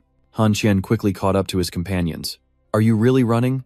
Wait for me. Tobak threw items over. Quickly eat the spiritual fruit to recover your energy. The 9th elder was enraged. Damn it, you won't escape today. The 3 each used a skill, Shadow Dragon Knight, Swift Wind, Strike Moonlight, Willow quickly escaping. 3 beams of light zipped away like lightning. I am stunned. Is this the speed a golden level can achieve? Finally, 3 voices later, the 9th elder lost track of them. How could these beasts escape? No matter what, I can't let these 3 humans get away. Otherwise, our lives will be in danger. Are you sure you saw them run that way? I saw the subordinate nodding, and felt a bit shocked, but this is the forbidden land of the Lost Galaxy. If we go deeper, it will be the Bitch Thui Pond. The 9th elder decided to chase after them, not caring about the calculations anymore. He must capture those 3 humans. At this moment, Tubok's group had stopped. Thon Thu reminded Drink a bit. They surely can't catch up that fast. Han Jian curiously asked, They're desperately chasing us. What are they saying about the holy tree? What on earth is this? You hesitated, not intending to explain right away. This is a long story. Let's quickly recover our strength and leave this place. Just then, Elder 10 in Platinum chased after us. None of you are going anywhere. A bunch of useless trash, 3 mere humans, and you can't catch them, so I have to take matters into my own hands. Han Jian stepped up to block Old 2. You guys go ahead. He furiously transformed hand over our holy tree, and I'll make you die quickly. He was knocked away, making Tubok worried. Old Han, you angrily questioned. Do you still have the guts to call the wish tree, the holy tree? I will take on this evil thing for you. Elder 10 flicked his snake tongue to see how long you can hold on. Han Jian sprang up, recovering his energy. Old 2, take Old Ho away, I'll handle this. Tubok did not want to agree. Old Han was extremely determined. I'm not joking. Hurry up. It's better to leave one behind than to stay here together. The victory of humanity is the most important, Thon Thu exclaimed emotionally. Old Han. Han Jian has recovered and stood up. Hurry, the two of them ran ahead. We'll wait for you in front. Elder Ten swung his snake body to chase after him. You think you can run? Die already, but he swung the spear up. Your opponent is me. But Han Jian was quickly outpaced. He disdainfully intended to leave. Humanity is shameless, unaware of its own limits. Your life is worth less than an ant. Unexpectedly, he leaped up. It's not over yet. I told you your opponent is me. You clutched tightly onto the tail, making Elder Ten furious. This human doesn't know life or death. He swung his tail up high, then struck down, causing Han Jian to bleed in pain. Elder Ten growled, I don't want to waste my strength on you, you worthless fool. Instantly, countless spirit snakes emerged from the ground surrounding and biting him, dragging him back towards Tubok and the others. You stared in shock at the clear lake. This is Bik Thui Dam. Thainthu confirmed, that must be it. Tubok was extremely bewildered. Why is it so peaceful here? Is that green dragon not home? He was also confused. They aren't chasing after us. What should we do? Outside the forbidden area, Elder Nine was walking around probing. Strange, previously any being entering the forbidden area of Bik Thui Dam would be attacked. Why is it so quiet this time? Elder Ten pondered, seeking advice. Our clan's holy tree is still in their hands. We absolutely cannot let them escape. Or shall we give it a try? She agreed, if there's danger, we can retreat outside in time. So they entered the barrier. However, as soon as they did, they faced the pressure of the dragon. This is Elder Nine panicking. It's Thon Long, retreat quickly. Elder Ten complied and retreated. Meanwhile, inside Bik Thui Dam Tubok was leisurely. Hurry up and eat more. Thon Thu worriedly asked, how can you still sit here eating so calmly? They could catch up to us at any moment. You held the spirit fruit and explained, can't you see yet? This is their forbidden area, so they wouldn't dare come here. If not, those two Elder Xuanzas would have caught up by now. But we really can't stay here forever. We need to think about where to go next.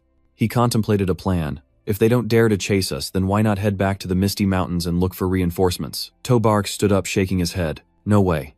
We've made too much noise in their territory, so they will definitely return to guard. If we go like this, we'll definitely run into the Xuanzas clan. Thon Thu nodded in agreement. It made sense. Did you think of something? He raised an eyebrow, smiling slightly. How about we head back to the interior of the 10,000 clans and take out a few of the Mothung? He asked in a panic. What are you, crazy? If we return to the interior of the 10,000 clans, there's probably not just 2 platinum level chasing us, Tobark pointed out. Of course, we can't go back the same way. So this time we can take a detour. Thon Thu was speechless. Are you sure you know the way? He patted his chest confidently. Of course, we can still take the opportunity to find Old Han as well. Don't worry, the trees move, the dead trees die. The living people follow me, it's foolproof. Let's go stop eating, you guys. As they ran, Tobok explained, after several battles before I've noticed an issue. Thon Thu looked confused. What issue? He explained that when facing opponents stronger than platinum level, we basically don't need to consider fighting. Simply pour all our energy into increasing our speed and slowing down the opponent. Only then do we have a chance to escape. Thon Thu calculated. This was accurate. After all, the gap in combat power between gold and platinum is just too large. Suddenly, Tobok stopped carefully. There's movement over there. It's a beast clan escorting someone. Hurry up. He was stunned to realize it was Old Han. Thon Thu was agitated. We can't just charge in there. Over there, the beast clan is threatening. No matter how much you delay, no one will come to save you. Tobok assessed the situation. If we charge in directly, Old Han will be in danger, so we need to think of a complete solution. He asked softly, what do you want to do?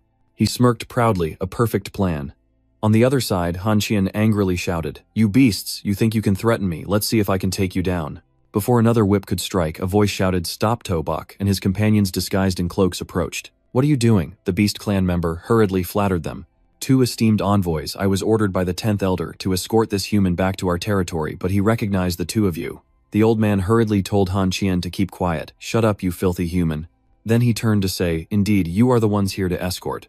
We were ordered by the 10th elder to supervise the escort of the human and conveniently gather supplies for our clan. The beast was bewildered. Gather supplies, but the supplies have already been delivered, Tobark explained. Now that the battle on the front lines has failed, we need to requisition the supplies back. Are you questioning even the orders of our clan? The beast clan member weakly responded. No, it's a burden for you esteemed envoys. He urged, you lead the way. The beast complied. Understood, esteemed envoy. They entered the territory of the Mio clan. Tobark then said, I will personally interrogate this human prisoner. You quickly go call your clan elders to meet me. The beast immediately ordered someone to notify the Grand Elder. Envoy of the Xuanmang clan has arrived to gather supplies. The subordinate responded clearly. Soon after, the Grand Elder appeared to greet them, apologizing for not knowing the envoy had arrived. Please forgive me, esteemed envoy. He acted arrogantly. Enough small talk. We're here to gather supplies and various spiritual materials. He was stunned and asked back, the spiritual materials were submitted 10 days ago. Why are we requisitioning them again today? Tobark fabricated an angry response. The war situation on the front lines is very urgent. Our clan has suffered great losses, so we obviously need more spiritual materials to provide support. Continuous war. Is there any tribe among the 10,000 clans that isn't gritting their teeth to hold on? As long as the great king of Juyu gives the order, our entire Ditarng Xuanmong clan, from the peak elder lord to those with barely any combat strength, will bravely fight to the death against the enemy. Miu clan gather some spiritual materials and you dare to make excuses. What, you're unwilling? The grand elder awkwardly bowed, his head embarrassed. Hearing the esteemed envoy's words, the old man suddenly realized. If the esteemed envoy has said so, then our Miu clan is willing to provide all the supplies in stock and supply 10,000 low-grade spiritual materials for the army. Hearing this, he was satisfied. I will report back to the great King Juyu and share your clan's contributions. Thanthu silently broke out in a cold sweat. This Tobak is simply a master manipulator. Han Qian was also dumbfounded. Old To has made a fortune this time. Moments later, he guided them. Esteemed envoy, please follow me. He nodded in satisfaction. Good. In the Grand Elder's warehouse, he said, Dear esteemed sirs, our clan, besides providing 10,000 low-grade spiritual materials for the army, has also specially prepared these spiritual stones for you two esteemed sirs. Tobak smiled slightly and nodded. I'll remember your Miu clan's contribution. When the time comes, I will present your clan's merits before the great king. The elder joyfully thanked him. Thank you, esteemed envoy. Then you'll give the order. All right, you first go outside to prepare the supplies. We need to interrogate the prisoner here. The Grand Elder clasped his hands in respect. Understood. Esteemed envoy, if you need anything, just ask at any time.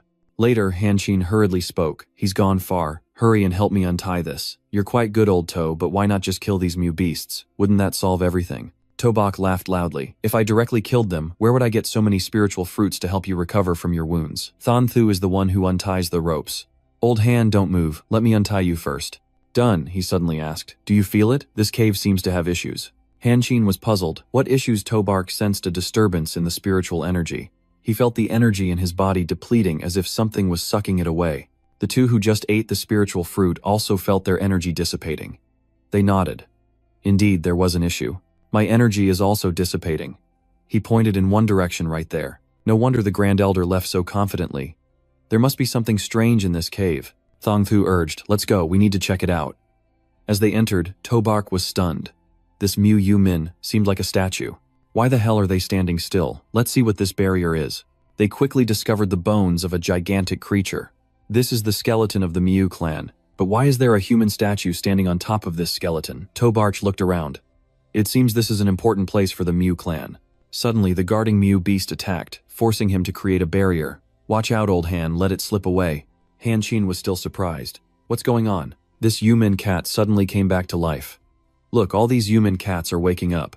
Thanthu was also stunned. What should we do? They saw a series of beasts rushing up, and the three hurriedly defended themselves. These beasts are fast. Be careful. He prepared to block them. In an instant, Thanthu used Nguyert Har Ngodong to knock all the Lin Miu away. Han Qian joined in still slow watch me. His Earth-grade combat skills unleashed a torrent of powerful strikes. Unexpectedly, the Lin Miu withstood the blow. Even the high-level gold couldn't kill it. Tobark quickly devised a plan. Old Han, old Ho, think of a way to break through the encirclement. This cave is too narrow. I can't fight effectively. They agreed, unaware that something strange was happening behind them. Suddenly, a weapon embedded in the Muvung's bones flew out in front of Han Qian. He excitedly urged Old Han, this weapon is not bad. It suits you well. He did not hesitate to reach for it. Alright, let me try this great sword. Immediately, as the Lin Miu lunged again, Han Qian swung a sharp arc directly splitting the beast in half. Tobark gaped at the sword strike that even cut through the rock. Oh my god, what great power. You've really gotten a treasure. Old Han Qian laughed joyfully. This trip was truly worth it. Excitedly, he tore a path out. Let's go, we need to escape now. He rushed ahead, leaving the two struggling to keep up. Tobark, wait for us, but as they reached the exit he froze. Here was the Grand Elder leading a group to encircle them. You audacious thief. Not only do you dare impersonate the Earth-Tarn King Xuanmong to deceive me, but you also dare to desecrate our sacred grounds. I must kill you all. The entire clan heard the command, kill these three humans. Not a single one is to escape. They absolutely cannot be allowed to flee. I will crush their bones into dust and dye these mountains red with their blood. Han Qian remained vigilant. There are too many of them. We can't break out. Thon Thu was also panicked. What should we do? Tobark calmly spoke up. What, let me summon Xiaobai, Xiaobat and Xiaohong to get to work. So they transformed into mystical beasts with earth and fire guiding their powers. He angrily ordered, first eliminate the summoner. Shameless human die. Tobark was not weak, don't hold back. Just kill them. Just then Thon Thu jumped out to block a blow for him. Tobark panicked again. Old Ho, how are you? He coughed, still alive. He breathed a sigh of relief and took out some supplies. Good, first eat the spiritual fruits to recover. Old Ho, hang in there, I'll handle the rest. Since we've escaped from the Earth Tang Xuanmang city, there's no reason we can't escape from this tiny Mu clan. Sao Hong, keep an eye on Old Ho. Sao Bat, protect me. Sao Bite, gear up. They replied in unison, understood master. Tobark stepped up, I'll deal with the big one first. The Grand Elder furiously shouted, you're just gold level. How dare you be so arrogant? I want to see how you deal with me. He charged forward to attack. Old man, your time to die has come. Instantly transformed into a beast, a flash of light pierced the sky from Tobark's attack. He was shocked to cover his eyes. That's a holy beast, transformation that's impossible. But in the end, he easily knocked the Grand Elder away. Turning back, he shouted, Old Han, take care of Old Ho. We need to escape quickly. Xiaobat, Xiaohong, you two cover our retreat. So the two used earth powers to create a path for Han Qian and Ondong to escape. The two were extremely excited, yelling, first we caused a ruckus in the Xuanmang city, and now we'll wipe out the entire Miao clan. Brothers, this trip has been enough. I vow to use the blood of the three of us today to illuminate the future of humanity. Tobark interjected, you guys stop talking. Escaping is the priority. Meanwhile, not far from the Miao clan's tribe, the 10th elder also noticed the commotion. What is that light? It's coming from the Miao clan. Hurry, follow me. The subordinate quickly responded. Meanwhile, Dear Min was frowning as he read reports. He suddenly sensed a disturbance. That's a holy beast transformation. Could it be a scheme of the human clan? Send my orders to immediately dispatch 2 diamond-level experts to the Yu Mountains to kill Tobark. The subordinate shouted clearly. On the military side, they were in a meeting discussing Sir Nut Thon. As they advanced, they discovered 2 diamond-level experts swiftly moving toward the Mu Yu Min clan. He frowned and ordered, it's those 3 brats, Todung. Send 2 diamond levels quickly to the Yu Mountains to support Todung, the subordinate responded clearly. However, Nut Thon called back, wait, also send the gold-level fire cavalry there quickly. We must save Todung. I sense they are surrounded by millions of troops. The secretary seriously acknowledged. Back with the 3, Han Qian felt fortunate. They finally managed to escape outside. These mule beasts are incredibly fast. Tobark reminded Old Han, don't rest. We can't stay here long. Just then, the 9th elder appeared. You scoundrels, so you're here, after all? Do you really think you can escape? The 3 panicked. What? Oh, I'm smiling wickedly. Let's see where you can run to. Today I will definitely peel the skin off these 3 humans and grind their bones to dust. Before they could react, they felt another tremor. It was the 10th elder in snake form. He's just gold level, yet he's still not dead after 1 hit. Looks like you're not just good at running, huh? Tobark stared in panic at his companions. Old Han, Old Ho, the 9th elder commanded. Old 10th released the poison mist to seal their escape route. If we let these 3 ants escape and spread the news, it would be too great a joke. He hurriedly supported the 2. How are you 2 doing? Thong Thu urged, don't worry about us, you hurry and go. Tobark disagreed, that's not my style, summon the little ones to work. He donned the holy beast transformation and pointed his sword at them. Old hag, do you really think I'm afraid of you? The 9th elder had also transformed into a beast, but could she activate the holy beast transformation in such a short time? But then it would all be in vain. What? You could actually withstand my attack, she panicked, unable to defend herself. Thon Thu was stunned, frowning. A gold level is suppressing 2 diamond levels. Han Qian couldn't believe it. If you had said this before, I would have thought you were insane. He saw Tobark unleash a sharp strike coldly, saying, the power of gold is invincible. It can break through everything. The 10th elder began to be cautious. No wonder it's a holy beast, transformation, a top-tier innate skill. The 9th elder desperately tried to revive her body, absolutely must not let it grow. At all costs he frowned, looking at their actions. What else do you want to do? These 2 are actually using fusion. The 9th elder, having gained the strength of the 10th, stood back up. I admit you are strong, but you are just a small gold intermediate. You haven't even fully refined yourself, so you will definitely die today. Tobark couldn't help but feel disgusted. Has anyone ever told you that you are a bit ugly? Oh, I'm furious, creating an energy ball. Let's see how long you can be arrogant. Die. The energy ball fell from the sky like a bomb. The 2 were blown away by the impact. The force was truly strong. Tobark anxiously looked back. How are you 2 doing? Damn it. He immediately gathered a fireball in his hands. In an instant, the fire phoenix flew out, resembling a phoenix. The ninth elder disdainfully absorbed it. The fire phoenix won't do anything to us. As it absorbed energy, she created an even larger ball, making Tobark frustrated. These two old hags at the platinum level are also quite troublesome. She disdainfully said, "You platinum level, what does it matter? I don't believe I can't kill you. I'll risk my life against you." The ninth elder angrily shouted as she watched Tobark's back and forth. "This won't harm me at all." Suddenly, she sensed something unusual. "Wait, there are diamond levels coming this way." The ninth elder was unwilling. "Just give me a bit more time and I can kill it. You destroyed the sacred tree of my clan. Even if I die today, I will make you die too." He looked at the large mouth, wanting to swallow him in horror. "What? Oh, I roar and want to digest this damn Tobark. Come and be buried with my clan's holy tree." Han Qian panicked. This hag wants to swallow old To, and Thon Thu realized with horror. Oh crap, it seems she wants to go down with Tobark. He heard it and startled. In the sky, a beam of golden light struck down, directly blowing up the body of the ninth elder, until the dust settled, revealing a protective layer beneath the bomb crater. Han Qian was startled. This is General Lam. He was also surprised, and behind him was the Nam Trun king-level expert. They came to save Tobark. He helped him up. "What's wrong with you, To?" Barch weakly said. "I'm fine. Uncle Lam, why are you here?" Nam Tren paid more attention to the situation. He had forced the two platinum elders to self-destruct. Could there be others? He lifted Tobach and asked, "You all did very well. You even forced 2 platinum levels to self-destruct. Now hurry back to my base. If we delay further," but 2 dark figures appeared, interrupting them. "It's too late. I finally found you." The 2 newly arrived Beast Clan members, a large bear and a swan Meng, acted arrogantly. "Namtrun, so you're here too. On the battlefield of the 10,000 clans, humanity has the upper hand now. Kill." An explosion suddenly startled the Beast Clan. In the Yumu Mountains, a female beast general commanded, "Quickly send reinforcements to the Yumu Mountains." Urgently sending reinforcements, the 2 new enemies displayed their strength. "Namtron, on that day you killed my Bear Clan elder. Today I will make you pay." The other laughed menacingly. "Why waste words with him? Today we must kill them all and offer them to King Juyu." They all attacked in unison. Dai He created a protective layer for them all. However, the 3 of Tobark still felt the pressure. So powerful, this is the strength of the diamond level. Namtren told them, "I'll handle this. You 3 go ahead."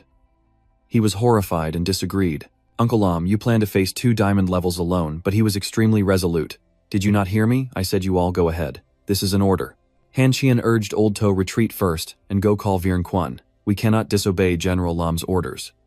Thus, the 3 of them simultaneously ran ahead. Just then a large rock fell in their path. "Going. When did that Bear Clan appear? Let me see where you brats think you can run to." He gritted his teeth and said to his companions, "Old Han, Old Ho, fight with them. The Mong clan will deal with Nam Tren. Now you can't even save yourselves, yet you want to save others." He panicked and shouted, "You 3 cannot fight against diamond levels. Hurry and retreat." Tobach had no choice but to call his beasts back. Xiaobach, flank them from left and right. Xiao Hong, blow them up. We'll risk it all." The old man laughed disdainfully. "No one can save you 3. Just die." Indeed, the group was sent flying by the rocks, causing great pain. Han Qian, blown away, was astonished. Diamond levels are truly terrifying. They can control the forces of nature. We are no match for them at all. The Bear Clan roared, trembling. 3 little ants. Unexpectedly at that moment, a beam of sword light struck the old man. The gold cavalry arrived. The human army surged forward. "Under the orders of Sernyet Than, we've come to reinforce, protect Tobark, fight against the 10,000 clans." The 3 were overjoyed. "It's the gold cavalry. We've been saved. Reinforcements have arrived. Now it's time for us to counterattack." The Bear Clan member was also stunned. The humans actually mobilized the gold cavalry. He summoned his beasts again, Xiaobark, counterattack. The warriors charged forward with blazing flames leading the way. The old man hurriedly created a shield. "You can't hurt me, To." Bark rushed out. "Don't be proud, Xiaobark dodge." Shortly after, Xiaobat and Xiaohom combined using Huan Vato Tuk and Chutuk Hua Vuta directly break through the stone defenses. The Bear Clan roared, "My Bear Clan is invincible," while the others were engaged in a tense battle. The Mong Clan's member retreated in alarm. No wonder he was a king-level expert. "Nam Tron, you do have some strength." He stood in the air looking down like an ant. "Today is your day of demise." Nam Tron cast his sword energy wide. He immediately called out to his teammates. "Old Hung, they are numerous and powerful. What should we do?" He observed the surrounding situation, then immediately transformed into a giant bear. "I must crush these ants." Despite his large size, the Bear Clan member struggled against the techniques. Earth-grade combat skills, breaking formations. Mysterious grade combat skills, lightning strikes. Earth-grade combat skills, Hongweert. Mysterious grade combat skills Fun Thean. Meanwhile, the Hmong clan member was ready to give up. Bear brother, I alone am no match for him. The situation has turned. It would be better for us to retreat first. He agreed. You retreat first. I'll cover you. Tobar gritted his teeth. Just now he was so arrogant, but now he wants to leave so easily. Xiaobot showed them a little bit of face. It obeyed the command, preparing to unleash its move.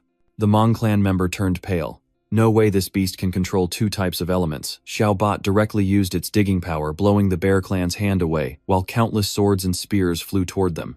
Blazing flames, he looked at his teammates in pain. Old Hung, I'm leaving first. I'm out of here. But a dark shadow struck him down, sending the Hmong clan member flying.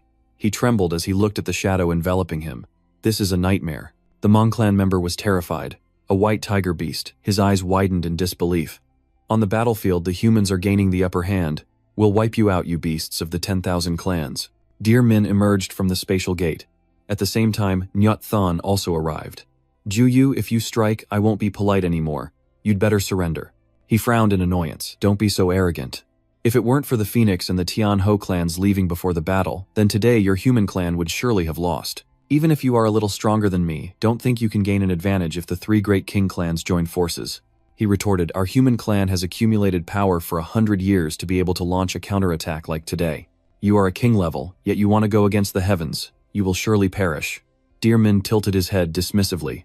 Nyut Thon, I'm afraid you won't live more than 20 more years. Where do you get the qualification to discuss heaven's path with me? You're just a dying man. What's the use of talking so much?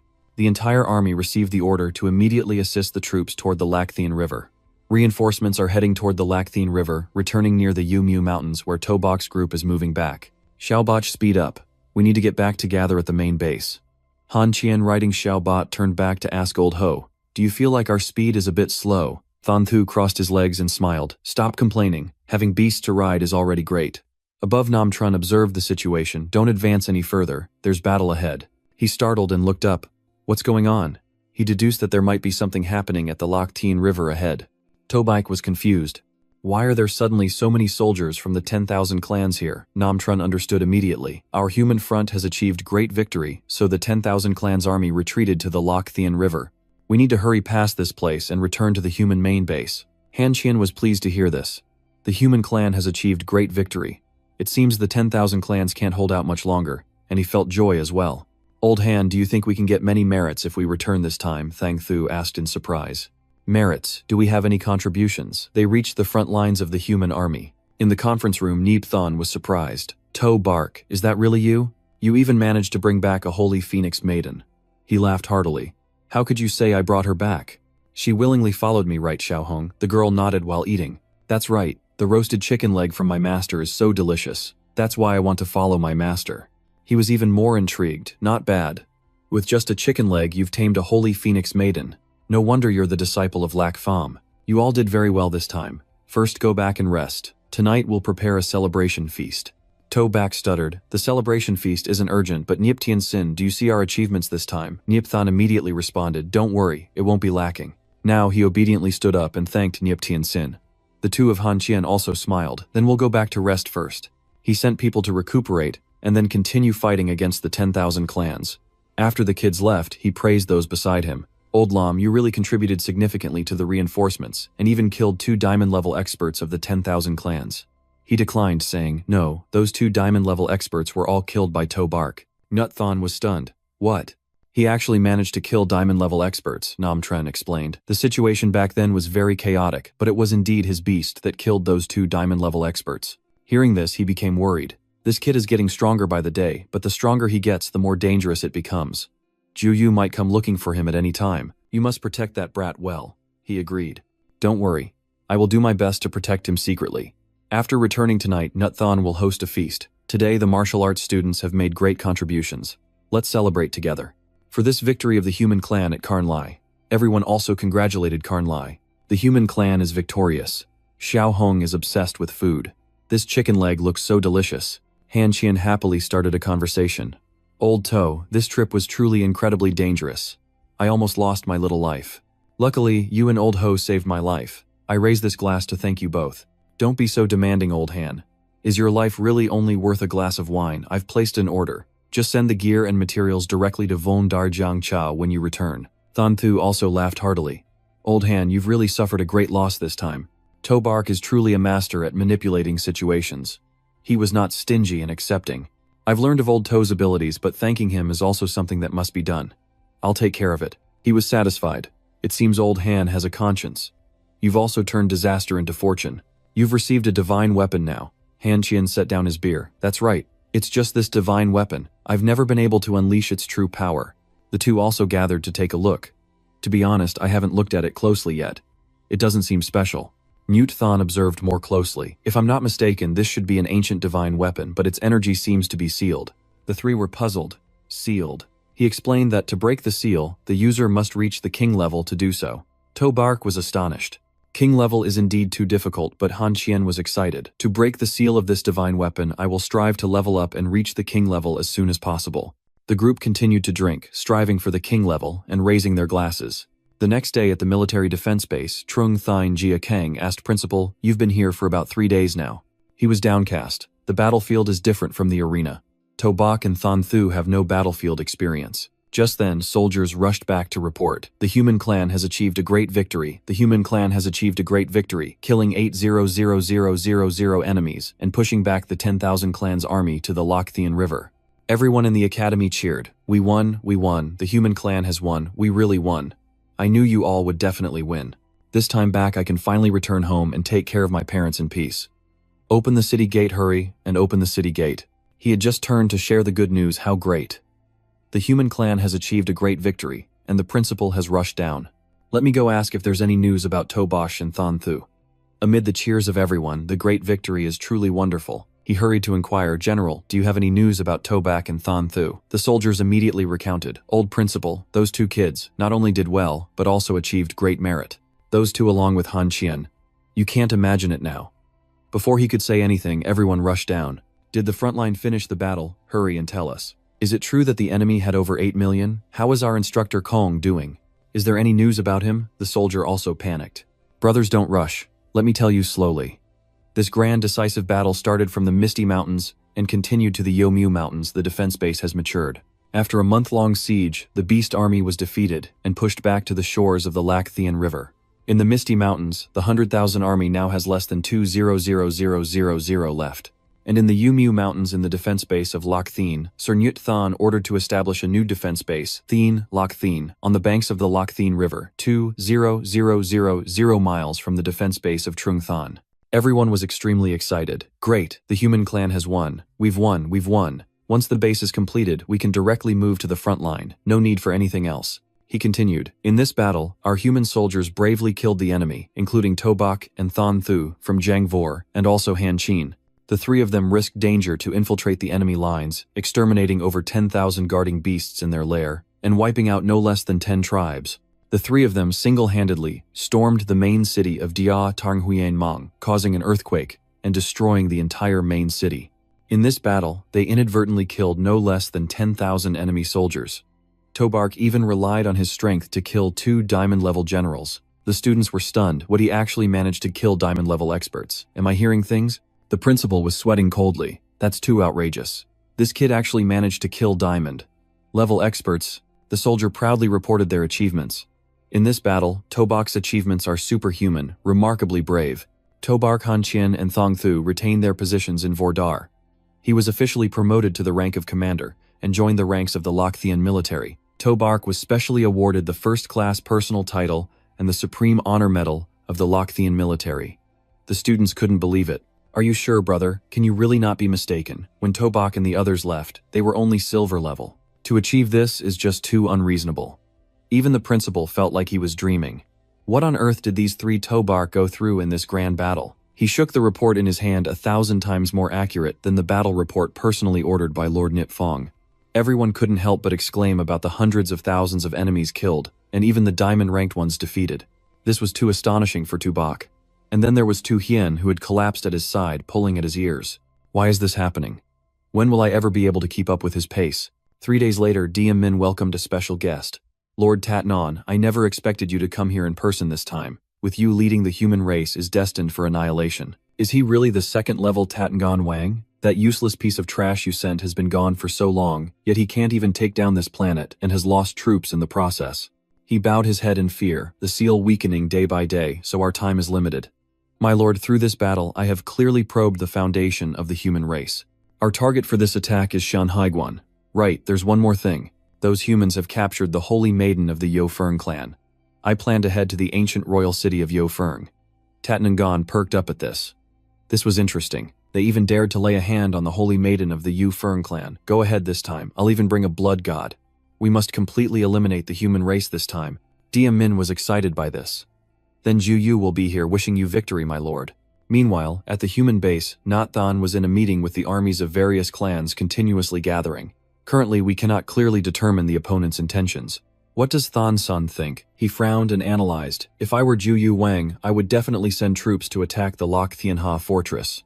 Before our defense system is fully constructed, we must mobilize the entire human race and break through Shanhaiguan at all costs. Everyone was startled to hear this. Shanhaiguan, he pondered. If the Shanhaiguan fortress is breached, we will face serious trouble. Mobilize 200,000 troops, deploy them to the Jiangzhou military base to guard against any unforeseen circumstances. This will be led by General Lam. Tran Nam solemnly vowed I will follow Lord Not Than's orders. Even if I have to fight to the death, I won't back down. After the meeting, he called you aside. General Tabak is here. Tran Nam nodded. Let him come out first. The assistant responded briefly. You awkwardly smiled hesitantly. General Lam lightly recognized you. Looking at your demeanor, it seems you have something to say to me. Tabak sincerely reported, the platinum armor you gave me last time was accidentally damaged by someone. Could you give me another set? Tran Nam brushed this issue aside, saying, we'll talk about that later. Do you like Yen Yen? You were startled and stepped back. Why are you asking this all of a sudden?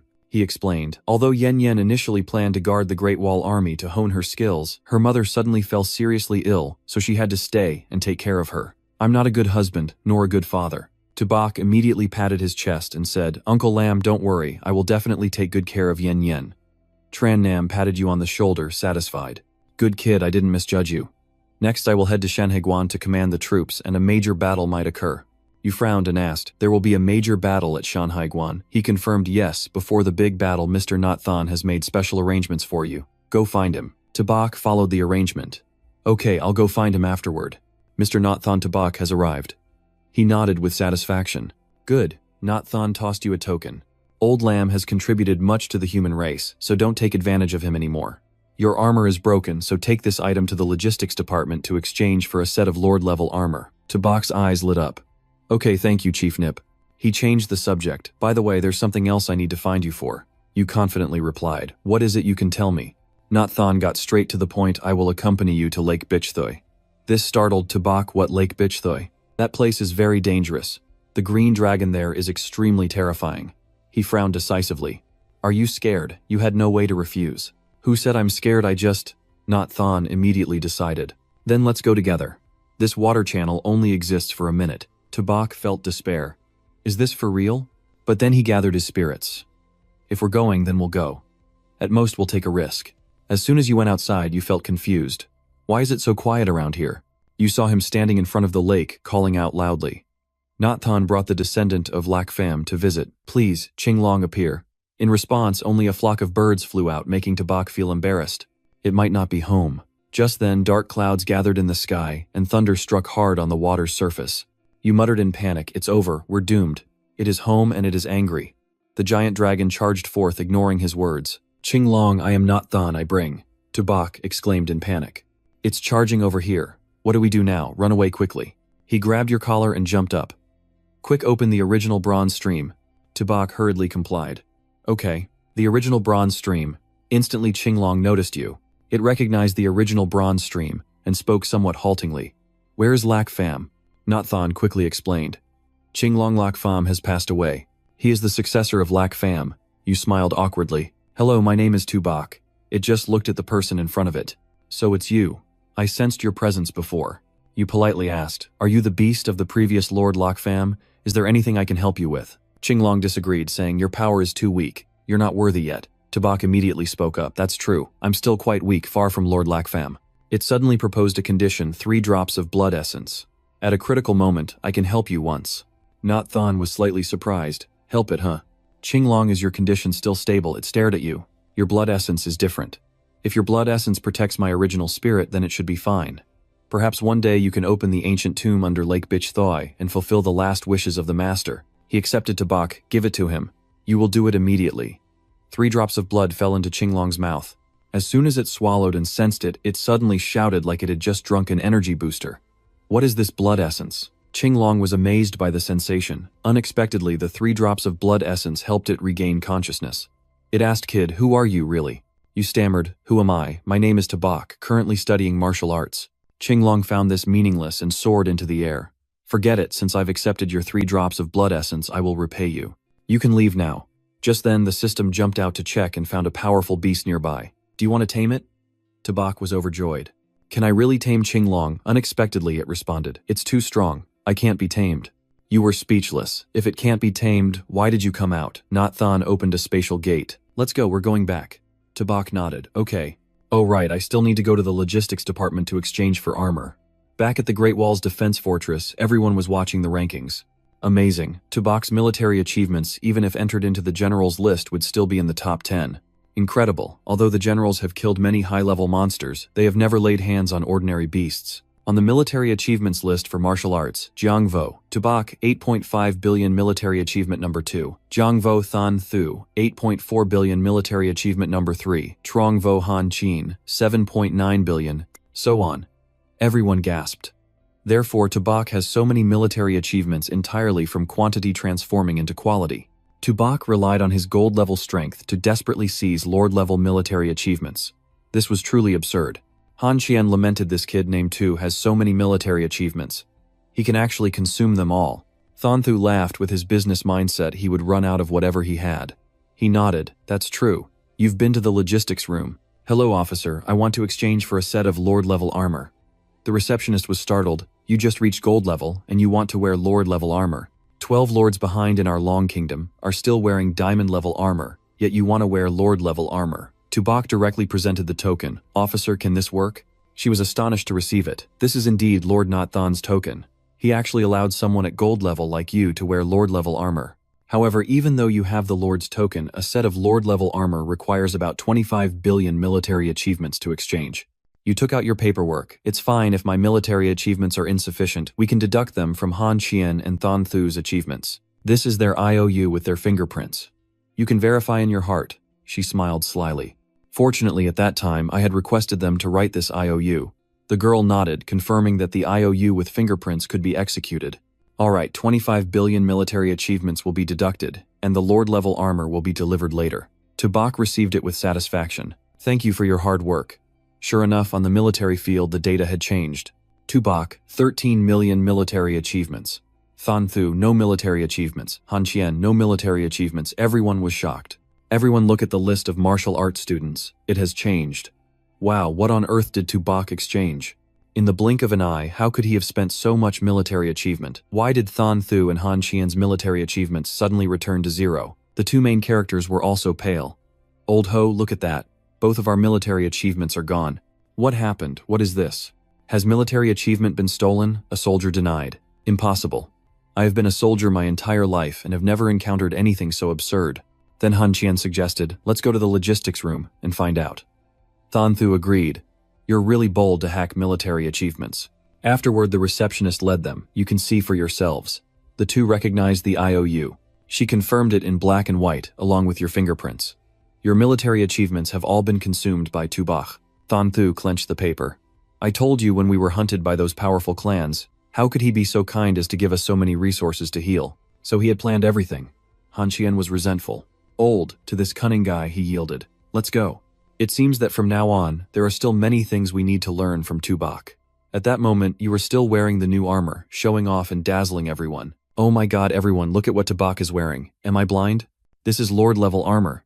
Tabak, a gold-level guy wearing lord-level armor like this, is simply too much. I remember many generals can't even wear it right. I really have the thought of robbing him, including me. You saw your companions running over. "Old Han, old ho. You 2 are here. I just changed my armor. What do you think? I feel like the size is a bit large. It's not very comfortable to wear. Both of you just had all your military achievements deducted and left in pain. You felt unwell. I'm going back to rest. I'll go back to rest too. See you later." "You were dazed. How come you just say goodbye and leave?" Outside Shanhaiguan Dianmin, reported Lord Tatnangon, 300,000 troops from Yu Yuhuang clan are ready to fight at any time. He happily removed his hat. Not bad. With 1 million coalition forces plus 300,000 from the Yu Yuhuang clan, that's quite a lot. However, there's only one opportunity to break through Shanhaiguan. To prevent failure, I will send another 1,000,000 man new soldiers to assist you. He was unexpectedly delighted. Really? Then this mission is guaranteed to succeed. Tatngon took out something red and directly waved it in the air, receiving my summoning order. This bloodlight seemed to tear through the sky, and a group of creatures like Mongu emerged. They are the bloodthirsty Mongu clan. Dianmin bowed his head in satisfaction, thanking Lord Tatngon. With these powerful Manu warriors assisting against the fierce beasts, our clans will definitely achieve total victory. He raised his hand, stirring up morale. Clansmen soldiers follow me to attack Shanhaiguan feast on the human race and eradicate their legacy. The 10,000 clans roared in praise, obeying the king's command, vowing to follow Lord Tatnan to conquer and slaughter the humans charging like wild bulls seeing red. Dianmin also shouted to his subordinates. The whole army heeded the command storm Shanhaiguan, and the 10,000 clans growled and attacked. At that moment, Hongmai also arrived. After our Yuhuang clan's king fell, we haven't fought against the human race for 100 years. She closed her eyes, appearing full of indignation, but the humans captured our holy maiden. This enmity, this hatred, I will not rest until the human race is eradicated. The clansmen screamed, retrieve the holy maiden, annihilate the human race. Thus the 10,000 clans attacked again, assaulting Shanhaiguan to eradicate the human race. In a private room, Tabak blushed and exclaimed, "What marriage?" Tran Nam confirmed, "That's right. You two are of marriageable age now. The 16th of this month is an auspicious day." Yen Yen Shai still liked him but was embarrassed. "Dad, I'm not prepared to marry anyone yet." You also felt embarrassed. That's right. Isn't the father-in-law being too abrupt? He got straight to the point. "Tabak, do you not want to marry my Yen Yen?" You hurriedly replied. "It's not that I don't want to." Tran Nam then decided. "Good, then it's settled. On the 16th of this month, the two of you will hold a grand wedding." Just then, someone rushed in. "It's bad. There's news from the military report." Everyone was startled and asked, "What happened?" "Why are you so flustered?" The secretary hurriedly reported. "General Lam, it's bad. The coalition army is attacking Shanhaiguan." Tabak was startled, but he stood up calmly. "Indeed, it's Shanhaiguan." In the large conference room, the secretary also requested Lord Not Than, "Please give the order." He nodded, "Transmit my orders. All the stationed legions must quickly support Shanhaiguan." She responded clearly. Tran Nam led the human race to rush out. "I won't let those 10,000 clans achieve their goals." With the 10,000 clans having additional reinforcements rushing up, he was undeterred and shouted loudly, "All soldiers, you are the elite warriors of the human race. Raise your weapons and do not let the 10,000 clans advance another step." The warriors of the Lam family all responded, raising their weapons. Tran Nam ordered the artillery to attack, and countless artillery fired. Elsewhere, Tubok was meditating with numerous treasures. You gritted your teeth thinking, "I need to level up quickly." Suddenly, a terrifying energy burst from your body, causing thunder to crash down on the building from the outside. What's going on? Is a powerful being breaking through a realm? Tubok stood up satisfied. "I've reached the Platinum Realm." Outside, Han Qian was startled. It seems to be the room of Old Tu. Than Tu speculated, could it be that Tubok has reached the Platinum Realm? At the same time, the secretary reported, "Report to Mr. Not Than, Tubok has broken through to the Platinum level." He smiled with satisfaction. This child might have greater potential than Lac Fam, but the battlefield is the best place to accumulate experience. It's time to bring him out. "Transmit my orders. All martial arts students gather." The secretary responded clearly. At that moment, in the forbidden area of the Endless Sea, Hongmi turned to ask Tatngon, "Why did you bring our main force to this Endless Sea?" "Could it be?" He confirmed that thought. "After crossing this Endless Sea, we can bypass Shanhaiguan and launch a surprise attack on the human race." She spoke up to negotiate. "Dear Lord, my Yuhuang clan is willing to advance into the Great Wall City. Confront the human race head-on." Dianmin also advised, "My lord, I've heard that there is a death god in this sea." Just then he took out a blood jade. "Don't worry with this, we can safely cross this sea." Hongmi was stunned. This was Tatngon showing them. "Don't think too much. I will lead you. Don't get separated." Unexpectedly, as soon as he stepped into the water, he automatically separated. He stared wide-eyed in horror. "Damn it, if I had this treasure I could break through Shanhaiguan." She also stood there dazed. The seawater was coming out. Tatnon urged, "What are you still dazed for? Follow me." Hongmi hurriedly responded clearly. Dianmin called his subordinates, "Gather and advance. Do not get separated." They proceeded deep into the sea. She looked around and felt nothing. But there is a legend in our clan's records, warning to be wary of things beneath the deep sea, and 1,000 times never step down there. He noticed something. Lord Tatangon looked towards the deep sea. Hongmi looked over, and was also startled. What is that? The creatures were emitting extremely dangerous signals. Min frowned on guard. I can sense that they are targeting us. She nodded in affirmation. That's right. Could it be that the Endless Sea truly has a death god? He asked for opinions. Lord Tatangon, let's go next. He decisively interrupted. Don't be afraid. Keep moving forward. Min complied, continuing onward. Just then, a wave of sound blocked their way. Tatangon frowned, raising his hand to signal to stop. They could not proceed any further. Hongmi looked in horror. Could this be the divine forbidden area? He thought this energy is not something I can deal with. Let's go around here. Min immediately responded clearly. The entire group went around the maze ahead. Do not approach. A day later, they reached the shore. The 10,000 clans had landed and were resting. Min happily said, Lord Tatangon, in 2 days our army can take Shanhaiguan. Hearing this, he laughed loudly. Good. Thanks to the 2 forbidden areas, the Therp Varn Dar Sun and the Endless Sea, Shanhaiguan has never been breached. No matter how powerful Tran Nam is, he would never think we could bypass the internal pass and attack him from behind. But after a great victory at Shanhaiguan, the human race will have no strength left to resist. He squinted his eyes in excitement. At that time, the human race will certainly urgently send reinforcements. I will deal with Not Than, along with Lord Tatangon. Great Elder, take the powerful ones at the platinum level and above to destroy the human race's defenses. Hongmi did not say much and complied. If Zhou Yuwang has a plan, then I will naturally follow. All I need is to retrieve the Holy Maiden. Tatangon proudly asserted. In 2 days it will be the moment for the human race's annihilation. 2 days later, inside Shanhaiguan at night, 3 figures of the 10,000 clans infiltrated.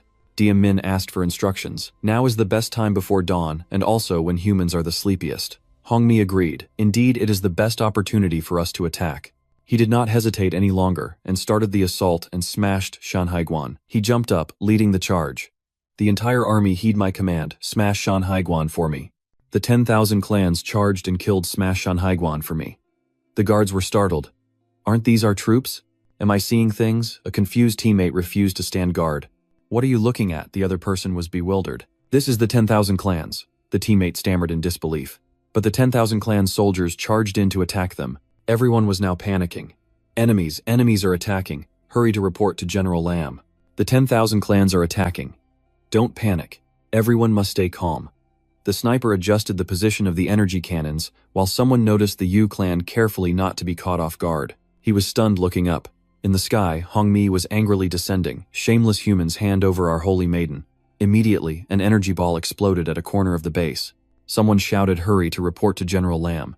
Min witnessed this with extreme excitement. It was worth it to have scouted under the sea. This shot indeed made people feel comfortable. Lord Tatangon, while their reinforcements haven't arrived yet, we should kill a group of powerful defenders at Shanhaiguan. What do you think? He calmed down to consider. Don't rush. There are still many big fish we haven't caught. The trap I set is not just for this Shanhaiguan fish. The big fish I want to catch is Not Than.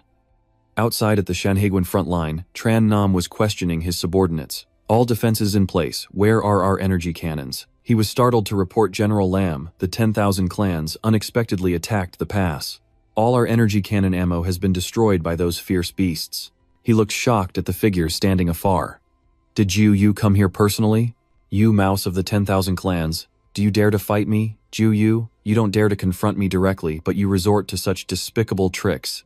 Min laughed wickedly. Without a fortress to rely on, you are nothing. Immediately he summoned a massive sword. Tran Nam, the demise of humanity is already decided today. Prepare to die. He then struck down with force. Tran Nam struggled to withstand this blow, looking down at the battlefield, which was in a weak position. He couldn't contain his rage, damn it. Tran Nam gritted his teeth. The human race would finally unleash its power. We will not be defeated. His eyes burned red, gathering energy in his hands. 10,000 clans, get back to your territory. It's a pity this move was easily dodged by Min. Blood energy explosion. Tran Nam, do you want to perish together with me? The warriors below did not give up either. General Lam will surely win. The human race will surely triumph. Brothers, General Lam is so valiant. We cannot weaken the morale of the human race. Kill, push back the 10,000 clans. As long as we are alive, our human race will not perish. Tatnon sneered coldly. A fly is still a fly, completely unaware of its own strength. Hearing this, he asked for his opinion. My lord. Tatnon raised his hand, preparing to attack. If you don't want to live, then I'll send you on your way now. He used one move to blow away Tran Nam, causing everyone's worry. General Lam. Soldiers rushed over. General Lam is injured. Weakly, he asked, "Who are you?" Diem Min hurriedly flattered Lord Tatnan. "I'm sorry for troubling you to take action personally. This is my failure." He didn't pay attention to handing over everything. "I said I want to catch big fish. These rotten shrimps and fish are for you to handle." He replied, "Understood." After saying that, Diem Min turned away proudly. "Tran Nam, today you will die at Shanhaiguan. Sister, die." At this moment he could only say, "To Bak Yen Yen, you too must avenge me." In a critical moment, a loud crash was heard, and Tran Nam looked in shock at Xiaobat blocking in front of him. "This is Tabak's beast." It turned out the group of students had arrived. "General Lam, we're here to help." You rushed over in panic. "Uncle Lam, are you all right?" He weakly sat up. "I'm not dead yet. But you guys were almost cleaning up my body." Tabak couldn't contain his anger. "You not only ambushed my Shanhaiguan, but you also injured my future father-in-law. You jumped up, not approaching them." Tobak's gaze was cold. "Ku King, today, I will take your life." Teobat advised. "Old To, don't get agitated." Teobak sensed that this was real anger.